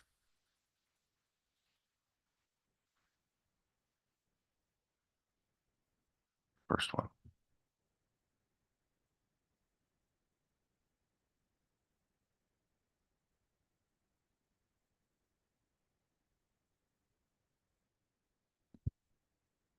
Under C3, motion number 1 for Bering Sea and Aleutian Islands specifications reads as follows.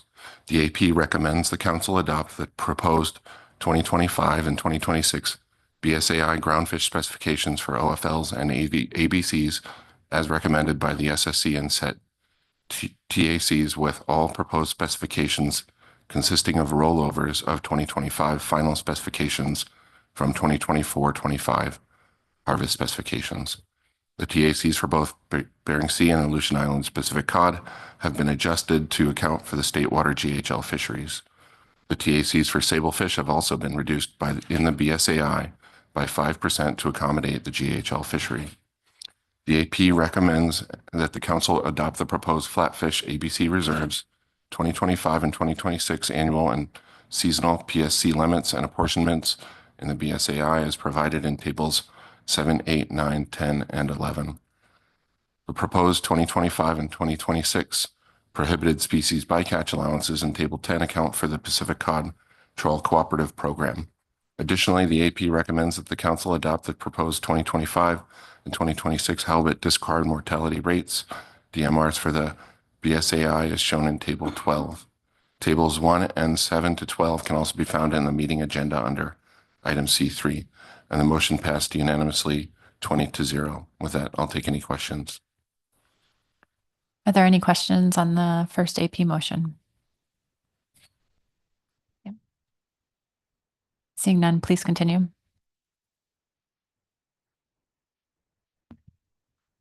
For motion 2 under Gulf of Alaska groundfish specs, the AP recommends the Council adopt the proposed 2025 and 2026 Gulf of Alaska groundfish specifications for OFLs and ABCs as recommended by the SSC and set taxes shown in Table 1.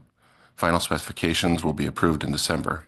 The tax for both Gulf of Alaska cod and pollock have been adjusted to account for the state water GHL fisheries. Proposed GOA Pacific cod adjustments are shown in Table 2. The AP recommends that the Council adopt the proposed 2025 and 2026 annual and seasonal Pacific halibut PSC limits and apportionments in the Gulf of Alaska as provided in Tables 9, 10, and 11, and the proposed 2025 and 2026 halibut discard mortality rates for the Gulf of Alaska in Table 12. And that motion also passed unanimously, 20-0. Thank you. Any questions on the second AP motion? No. Seeing none, thank you for your report, Mr. Wilkins. Thank you. Good afternoon.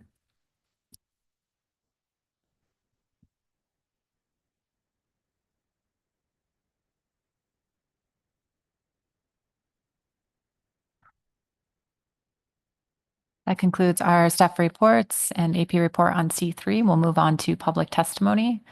We have 2 groups signed up, beginning with Megan Williams and Teresa Peterson.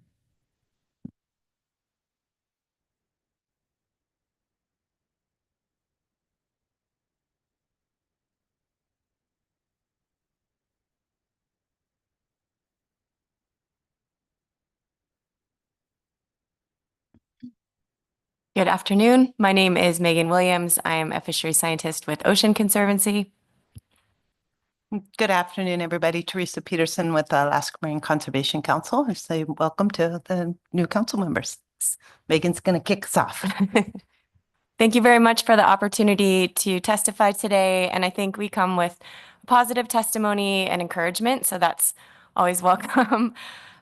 We'd also like to note that there were a couple potential insertion points for our testimony today, including the D2 items, specifically the climate reports and the SCS 8 report out. But we have chosen to focus our time at this meeting for this process on the specs process in particular, which is, one of the most important decisions made by the council each December. We are here to encourage the SSC and the council to continue pushing for the development of and incorporation of integrated ecosystem science and knowledge to inform tax setting, and to do so in a transparent way that is inclusive of diverse data, diverse knowledge, stakeholders, and tribes. And while this message is very consistent with our requests from previous years, this request has also been advanced by other agencies and bodies, both within and beyond the council process over the last year or so. And I just want to point some of these examples out. So the 2023 Center for Independent Experts Review, CIE review of the ecosystem status reports noted that more targeted ecosystem information and bycatch trade-off analyses could inform tax setting under the OY framework. In the December 2023 SSC meeting minutes, and again in the recent SCS 8 report out, I'm sorry for all the acronyms, the SSC members highlighted the need for an appropriate vehicle to provide relevant social, economic, and community information during tax setting. And at the SSC meeting this week, we saw a new example of a socioeconomic indicator for sablefish that are directly aimed to inform tax setting as part of that sablefish ESP. And we feel that the example socioeconomic indicators presented for sablefish were an appropriate starting point, and we support this work. However, we would like to consider this as a first step in a longer journey. The framework considered by the council during tax setting should not be limited just to socioeconomic indicators, and broader ecosystem and sociocultural indicators should be transparently evaluated as part of this process in tax setting specifically.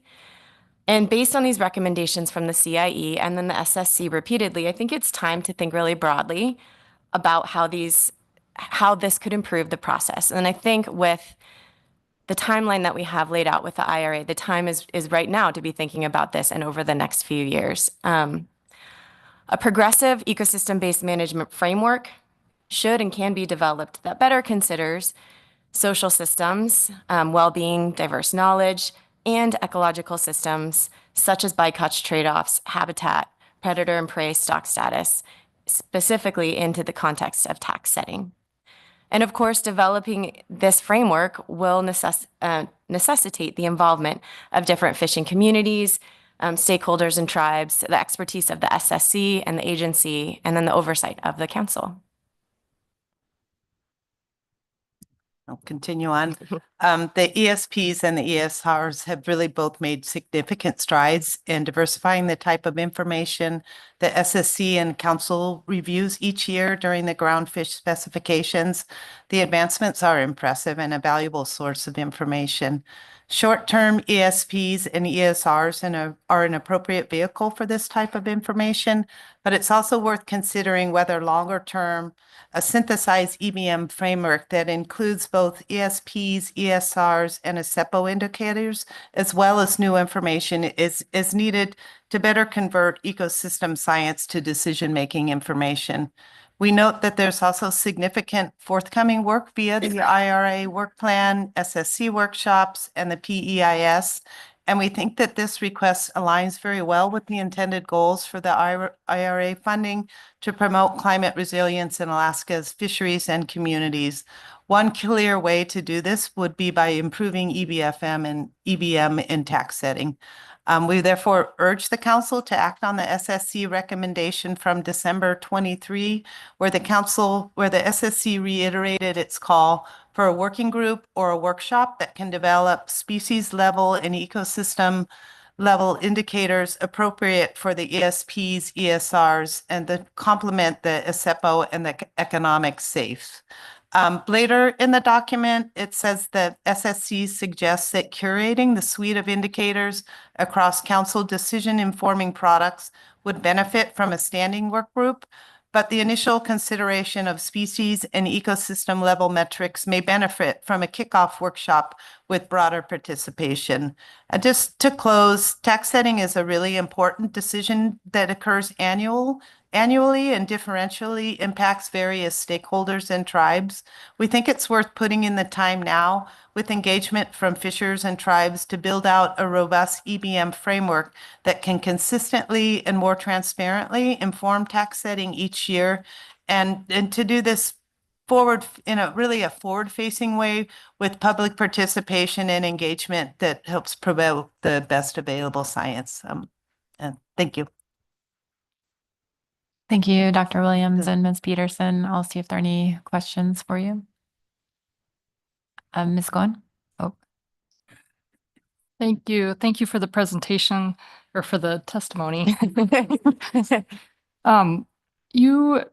We heard earlier from the SSC about some of the work on socioeconomic indicators and ESRs for sablefish, but I think what you were explaining was something broader. I think you called it broader ecosystem and sociocultural information and talking about well-being and diverse knowledge. Do you have a specific example of what that could look like? And then also, I think I heard you talk about EBFM, ecosystem-based fisheries management, and incorporating that into the tax setting process. Do you have an example of what that could look like that's different than what we already do? Okay, sure. Through the chair, thank you for the question. So I think we all have a lot of ecosystem information that comes to us annually through the ecosystem status reports. And so that is this one vehicle. And there is a lot of opportunity, I think, to have, whether it is like a working group or a workshop, whatever it is, to start thinking about what of those indicators would be most informative for tax setting. So in terms of, and then we have a SEPA, which is I think, starting to think about some of these more difficult to definitely quantify indicators associated with well-being and culture and some of these other really important and really essential aspects of fishing communities and fishing sustainability. But a lot of that, there isn't sort of a logical or easy plug and play for as it informs tax setting directly. And there are so many different products that are coming from different angles, and that I think it would benefit us as we start down the IRA work plan, as we start thinking about climate resilience, to really see if and take the recommendations from the Climate Change Task Force, of course, into account as well, to see if we can start building up some packages that would be, say, for instance, a framework that annually informs tax setting. I mean, that would be a great example, and that would represent a really significant advancement in the process, and also something you don't sort of see very often. So it's hard to sort of find that really specific example of where those links are already established. Yeah, and just to kind of to add on a little bit, we clearly recognize that there's different roles from the SSC in the tax setting process and informing the ABC than the role of the council in determining the tax setting. But it seems like one of the challenges with navigating this system and the different information sources is how it all fits together, and then how this helps move forward the advancement in the roadmap of EBFM management. And how do we all work together to even try to understand it better, and how these indicators and information can be utilized within like the final tax setting process? What are the other considerations that we need to factor in? And it's kind of a journey to get there. We understand that. So we're just sharing these ideas now at this meeting, just to kind of share. It's something that we've been thinking about. And you just look at the list of acronyms that are in this, there's a lot of moving parts to this. So just all working collaboratively to try to work to put it together. And maybe that like a workshop and a discussion is one of the first steps.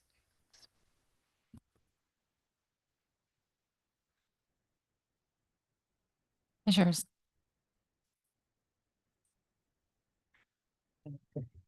Yeah, I just wanted to highlight for the council, tying in with this recently, the Marine Fisheries Advisory Committee, MAFAC, met recently talking about some of these similar concepts and ecosystem-based fisheries management roadmap and how to incorporate elements of that more into our decision-making. So just flagging that for everybody.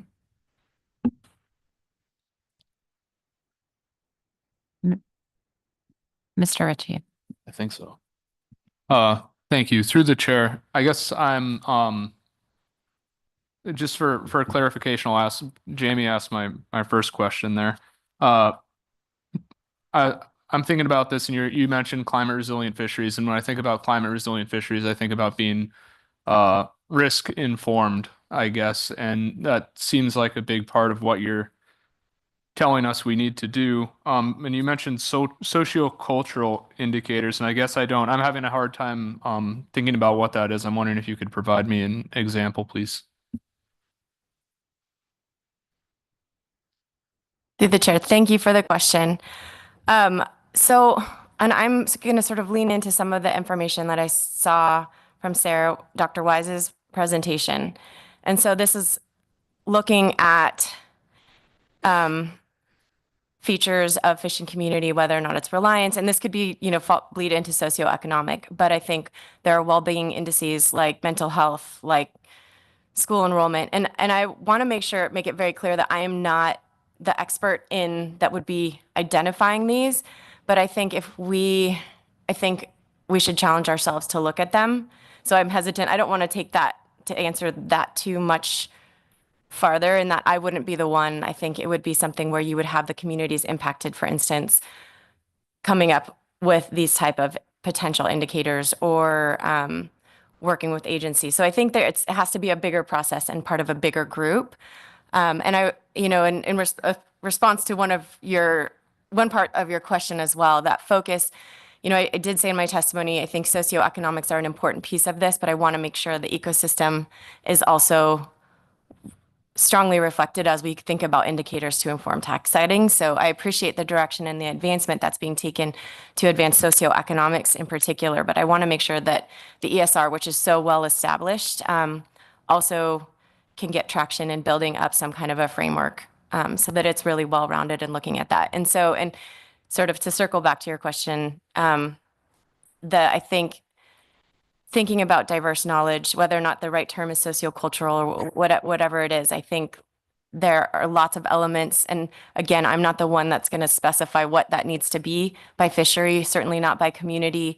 But I think we should be thinking about these questions. How can local knowledge play in here? How can traditional knowledge play in here? And then certainly there's a lot of work being done in communities to understand how they're responding to climate change and their vulnerabilities. And I think that would enhance discussions of tax setting. Ms. Kimball.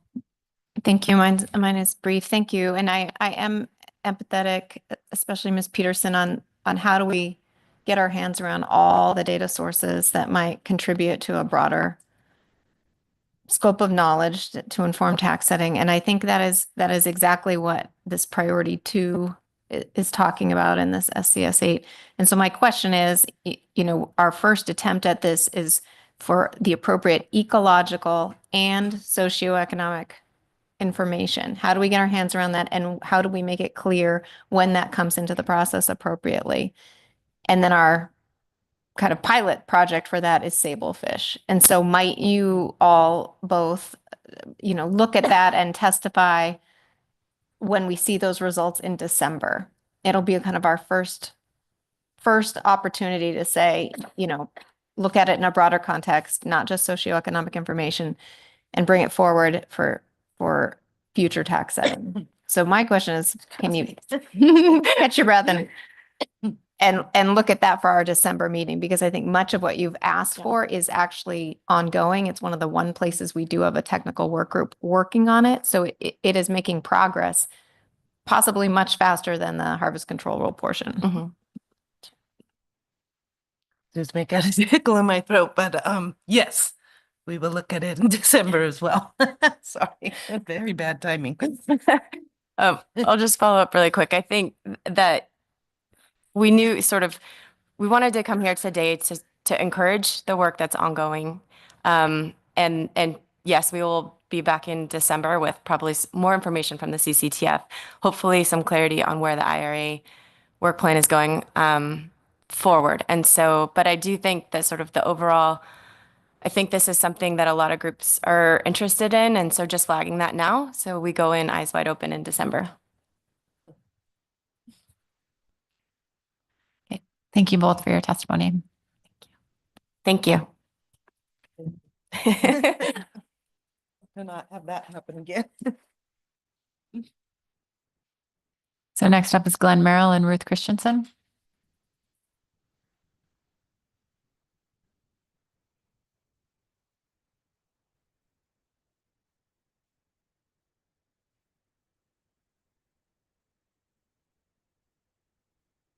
Thank you, Madam Chair, members of the council, Glenn Merrill with North Star Fishing Company. Ruth Christensen with Ocean Peace. And there were just two issues briefly we wanted to highlight for you today. First is, and I think this has come up before, is the nomenclature of sub-area ABCs. This is an issue I think that has been confusing to the public.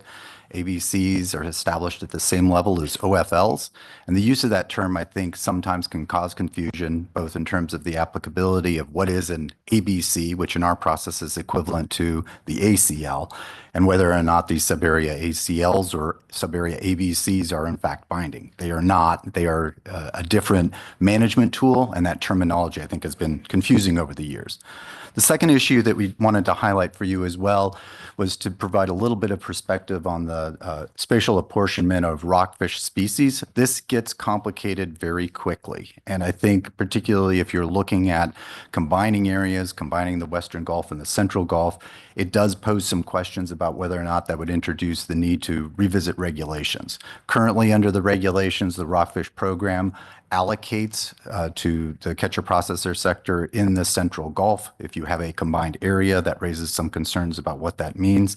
Similarly, speaking to short rake or rockfish, although we are not catcher vessels, they also have a MRA, which is established for that as well. It's equal to 9.72% of the short rake or rockfish TAC in the Central Gulf. So I think there are some issues that would need to be addressed.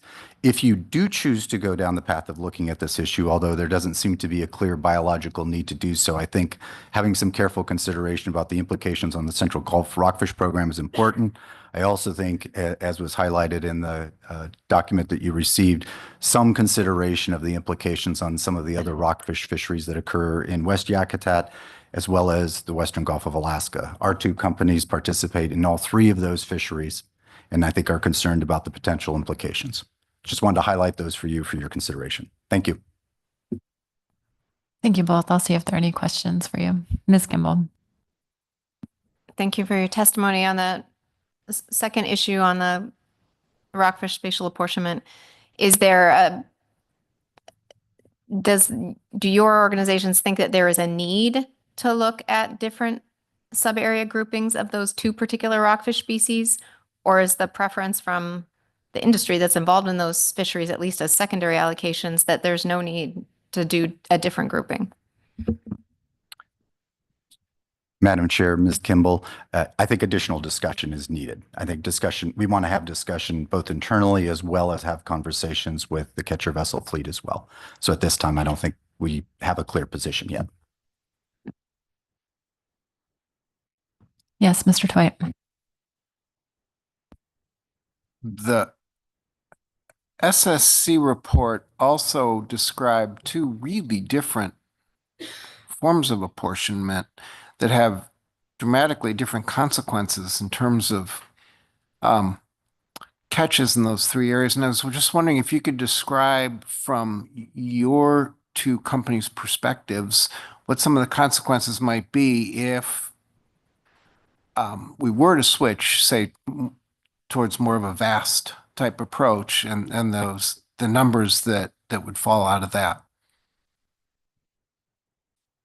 Yeah, thank you, Madam Chair. Mr. Twite, perhaps you're referring to the dusky rockfish methodology where we're looking at moving to vast from REMA, if I'm not mistaken. We're not specifically testifying on that issue, but again, any time that you have a substantive change in apportionment between areas, I think we have always had an opportunity to have discussions both here at the council and through the plan team process about how to do so in a way that can minimize disruption unless there's some very clear overwhelming conservation need, which I don't think is the case for those stocks either. Sometimes what has been done through the plan team process is an apportionment that's sort of stair-stepped in over time. Again, I think these are complicated issues because we want to carefully coordinate with the catcher vessel fleet as well, since there are some substantive implications as well for their operations. So, Mr. Merrill, what I think I kind of heard from your response is that status quo is not that disruptive, but it strikes me that there's some potential disruption in status quo as well. Through the chair, Mr. Twite, I think my point is that if we're going down this path, doing so quickly without a lot of conversation and discussion among the sectors would be ill-advised. And I think that our concern is that if we go down this path, it will require a fair bit of conversation. We don't see, based on the information that's before us, a clear biological need to move expeditiously.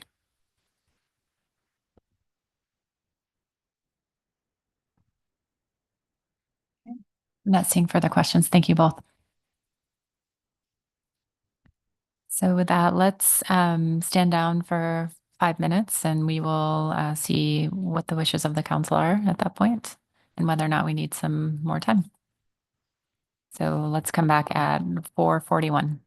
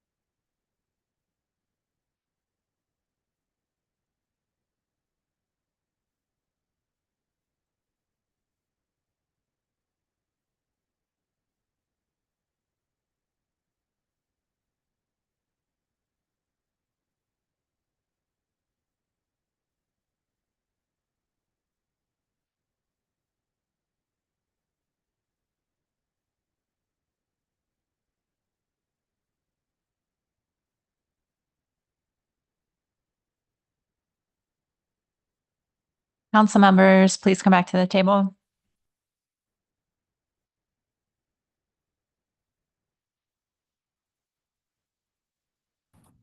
Okay, we've completed staff presentation and our AP report, taken public testimony on C3. What are the wishes of the council?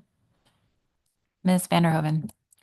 Thank you, Madam Chair. I have a motion that I've sent to staff and my screen has just frozen, so hopefully I can get this going. Okay.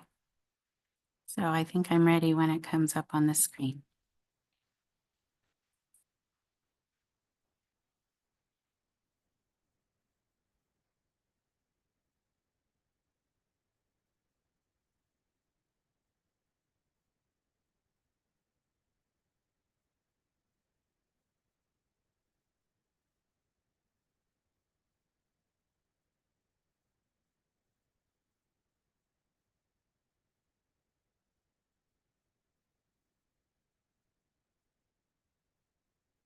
Okay. The council adopts the proposed 2025 and 2026 Bering Sea and Aleutian Islands groundfish harvest specifications for OFLs and ABCs as recommended by the SSC and sets the tax as shown in the attached BSAI Table 1 with all proposed specification consisting of rollovers of 2025 final specifications from the 2024-2025 harvest specifications approved in December 2023. The tax for both Bering Sea and Aleutian Islands Pacific cod have been adjusted to account for the state water GHL fishery. The Bering Sea sablefish tax has been adjusted to account for the state water GHL fishery. The council adopts the proposed flatfish ABC reserves, 2025 and 2026 annual and seasonal PSC limits and apportionments in the BSAI as proposed in tables 7, 8, 9, 10, and 11 for halibut, red king crab, tanner crab, apilio crab, and herring, and their gear type and target fishery apportionments. The 2025 and 2026 crab PSE limits have been revised using current biomass estimates. The council adopts the proposed 2025 and 2026 halibut discard mortality rates, DMRs, for the BSAI as shown in Table 12. And with a second, I can speak to the motion. Thank you for the second, Mr. Sukata. Thank you, Mr. Sukata. I really want to remind everybody that the groundfish stock assessments for this year haven't been run yet or reviewed by our peer review process through the Groundfish Plan Team and SSC or by our AP and the public. That process will occur over the next several weeks leading up to our December council meeting. And at that time, we'll approve the OFLs, ABCs, and tax for 2025 and 2026. We need to put forward proposed specifications at this meeting without updating the catch and survey data from the current year in order to allow for the harvest specification process and for NMFS to publish in the Federal Register and solicit public comment on proposed harvest specifications. After the December meeting, when we make our final recommendations for 2025, the updated values for OFLs, ABCs, and tax will be updated in the Federal Register, usually around March. In this motion, OFLs, ABCs, and tax are consistent with what was approved last year for 2025, with the singular exception of Bering Sea Pacific cod, where the TAC accommodates the 1% increase in the state waters GHL up to 13% in 2025 instead of 12%.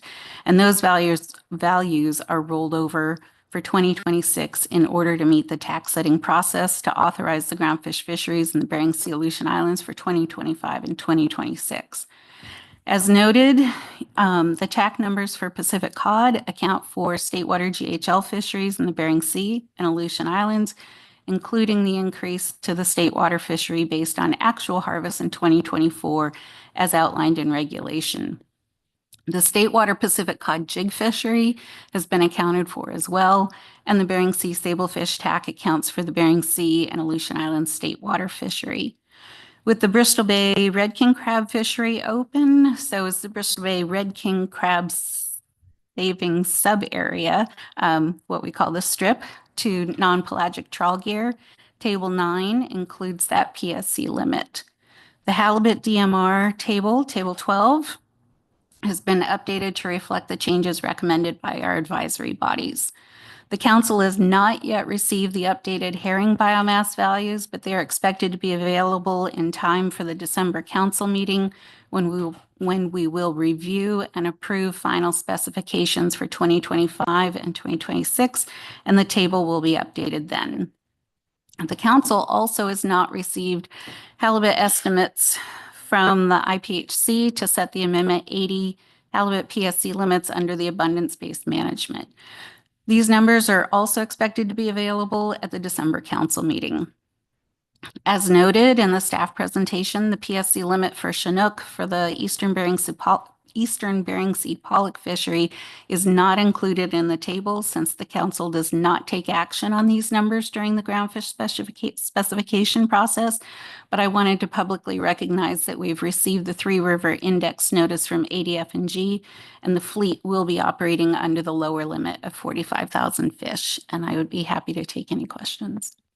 Thank you, Ms. Vanderhoven. Are there any questions?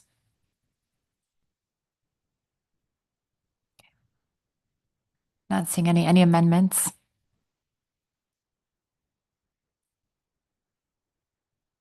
Any comments on the motion?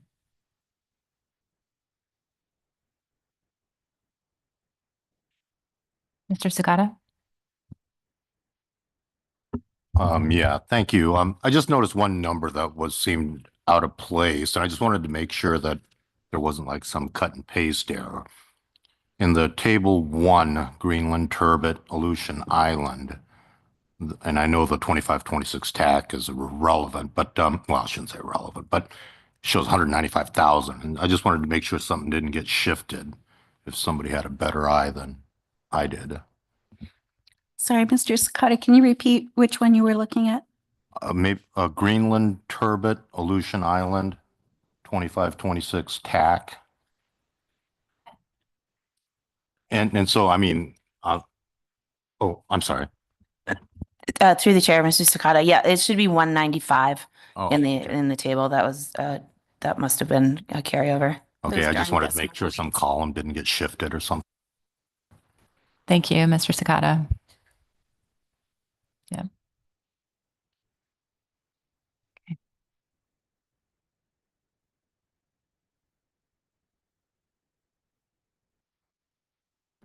Did we need to look closer at yellowfin?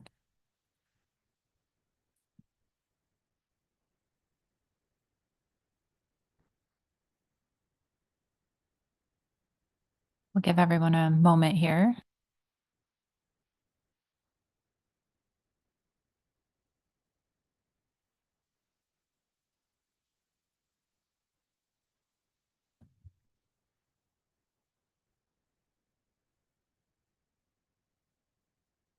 Madam Chair, I think yellowfin is right. It's a rollover from 2024, which was 195. Okay, thank you. 195,000, not 195, like Okay. turbot.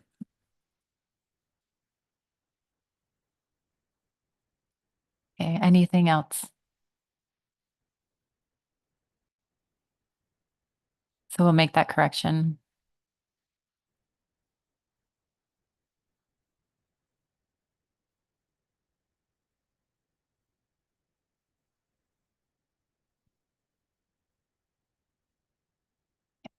Any other comments? Yeah. Thank you for the motion, Ms. Vanderhoven. So I'm going to hand it over to Mr. Witherell to do a roll call. Calling the roll on proposed harvest specifications for Bering Sea Aleutian Island groundfish with a correction to Greenland turbot TAC as noted. Ms. Kimball, Yes. Mr. Kurland, Yes. Mr. Moeller, Yes. Mr. Ritchie, Yes. Mr. Sakata, Yes. Mr. Twite, Yes. Ms. Vanderhoven, Yes. Mr. Williams, Yes. Ms. Baker, Yes. Ms. Goen, Yes. Ms. Drobnika. Yes. Motion carries unanimously. Any other motions under C3? Ms. Kimball. I do have a motion for the Gulf.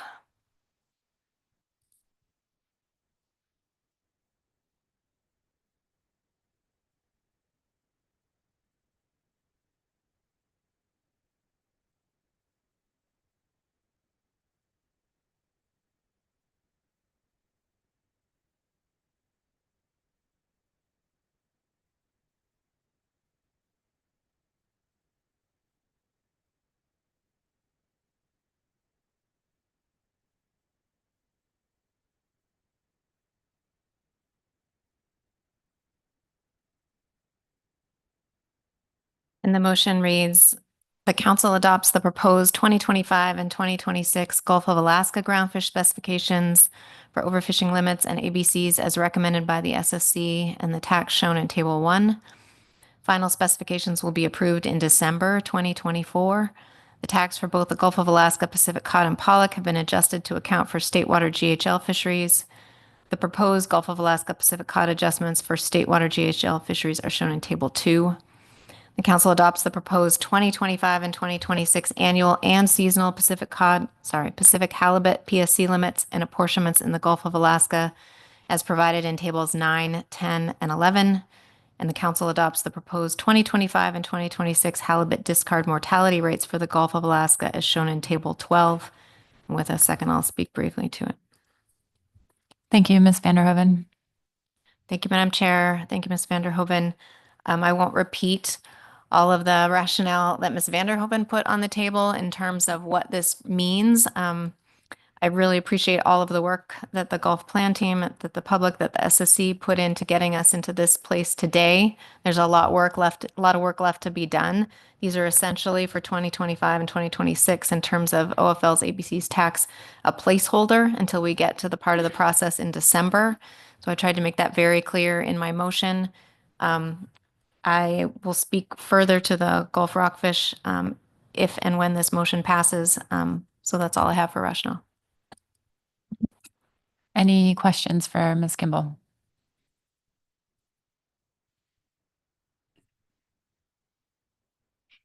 Any amendments?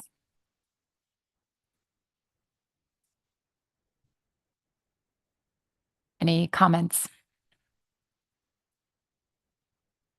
No. Okay, thank you for your work on this, Ms. Kimball. So I will hand it over to Mr. Witherall again for a roll call. Calling the roll on proposed harvest specifications for Gulf of Alaska groundfish. Mr. Kurland. Yes. Mr. Moeller. Yes. Mr. Ritchie. Yes. Mr. Sukata. Yes. Mr. Twite. Yes. Ms. Vanderhoven. Yes. Mr. Williams. Yes. Ms. Baker. Yes. Ms. Goen. Yes. Ms. Kimball. Yes. And Ms. Drobnika. Yes. Passes unanimously. Any further actions? Ms. Kimball. Thank you, Madam Chair. I don't have further action or another motion, but it seems we got so much information and discussion around the Gulf Rockfish and spatial apportionment paper that was worth at least putting something on the record on why I don't have a motion on that included here. I think it was a great step to have this discussion paper and an understanding of kind of the connection between the sub-area apportionments and potential management implications. I think that's actually showing that our spatial management policy is working. We're not doing something in one room that puts the other room in a bind. We're talking about those issues all together, even though it can get quite confusing. So I don't have a motion on that for two reasons. One is that I think we still need like a clear understanding of whether regulations would need to be changed. In order, a reg amendment would be needed if we change the sub-area apportionments in particular for short rake, rough-eye, and thorny head, and whether something would need to happen in the rockfish program regulations to affect that change for the program, for those secondary species allocations. And the second reason is really that there is no conservation issue with leaving the apportionments as they are. I think what we've received for those two particular species is that there's no genetic stock structure that requires that we have them apportioned as finite as they are. So we could look at some potential groupings of those in the future. But at this time, I don't feel like we have enough understanding of the implications either for the program or some of the sideboards that are in place to know what those kind of tangential effects would be. So I think we're in a good place in terms of they're already very well apportioned. We can stick with that for this year, and we'll have further conversations about whether that's helpful and necessary in the future to do a grouping, which might be helpful to avoid discards and increase utilization. So there is a real reason to consider doing that. But I don't think we're in a position to do that at this time. But I do think the paper was helpful in getting us to have a discussion about that and having some of the outstanding questions raised to the surface. So thanks for that opportunity to speak to that. Thank you for circling back on that discussion. Appreciate it. Ms. Watson. Thank you, Madam Chair. Ms. Kimball, I just had one quick follow-up question for you. When you mentioned there'd be no changes to the apportionments, is it correct to understand that to mean no changes to the sub-area apportionment? So we would continue to apportion ABC by Central Goa, Western Goa, Eastern Goa, but that the process, there would still be latitude in the process for the plan team, for the authors plan team and SSC to recommend what those apportionments would actually be. So I guess we're not changing the sub areas at this point. Correct. And Mr. Twite. Thanks, Madam Chair. I do have a couple questions. I agree with Ms. Kimball's basic thrust there. And one of them is maybe a follow-up of Ms. Watson's question, but just would it be a relatively simple matter to just simply change the terminology and what should, at least in your judgment, when should that be done? Is that something that we could even contemplate for December, to simply change how the table labels those? Or are you envisioning that as a complicated enough process that we should approach it more thoughtfully? Thank you for that question. I'm not addressing that. I wonder if staff might give that further thought for the November plan team meetings, to have maybe a more appropriate label that isn't as confusing to the public, since they brought that forward in their paper. I was really just trying to address kind of the substantive issues as opposed to the optics issues. So hopefully staff can help us in the November plan team meeting and at our December meeting. I would certainly encourage that as well. And frankly, I don't see what's wrong with calling them sub-area apportionment. But the second question I have is a little more substantive, and that is, as I think about, particularly if there's some regulatory changes, or as we heard in public testimony, there's probably some dynamics that we should investigate more thoroughly before we take on the larger question. Where do you view that in terms of priorities of things in front of us right now? You pointed out in your remarks that there isn't particularly a conservation issue, and I agree with that, but you also pointed out that we could be making better utilization potentially, so that there's some priority there. But just wondering what your thoughts are on how we should prioritize that relative to the other issues that we know we have sort of coming at us right now. Because I certainly have some mixed opinions on that, and so I think I'd appreciate your thinking. Thank you, through the chair. Well, I don't have a motion on the table. I don't have an expanded discussion paper on the table, in part because of our need to really think through our prioritization and our limited resources, but also in part because I thought, and it helped having testimony as well, that it was really somewhat incumbent on the industry to decide if this is worth doing or if this is just more complicated than it's worth. And I think maybe in the meantime, while they're thinking that through, since there's not a conservation issue, we can think about whether it's a utilization issue that falls in a high enough priority to adjust both sideboards and secondary allocations in a program. So I don't have it as a high priority right now, only because the SSC has not signaled this as any kind of conservation reason. And the default really is working within the same sub area apportionments with different numbers in there as the survey data comes through. Yeah, I hope that helps answer your question, but I don't have a motion on the table. It does and sort of helps organize my slightly more muddled thoughts a little better. So I appreciate that. Okay. Ms. Watson. Thank you, Madam Chairwoman. And I know Mr. Twite didn't ask me a specific question, but I just wanted to add, Ms. Cleaver and I have talked about this, and we've talked about it with in-season as well. I don't think there's anything as she alluded to in her testimony, I don't think there's anything in the regulations that prevent changing the terminology sub-area ABC. That's something we could do. One consideration, though, for nymphs would be, we would much prefer to put that in the proposed harvest specifications and provide some notice and explanation to the public.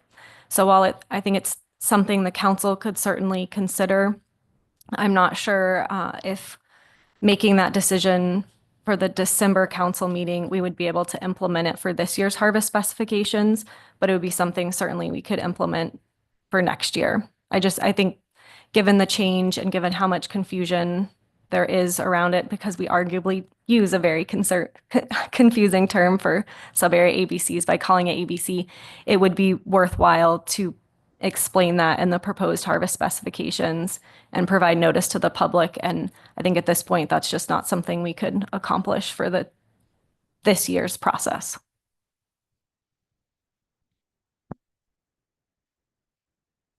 Thank you, Ms. Watson.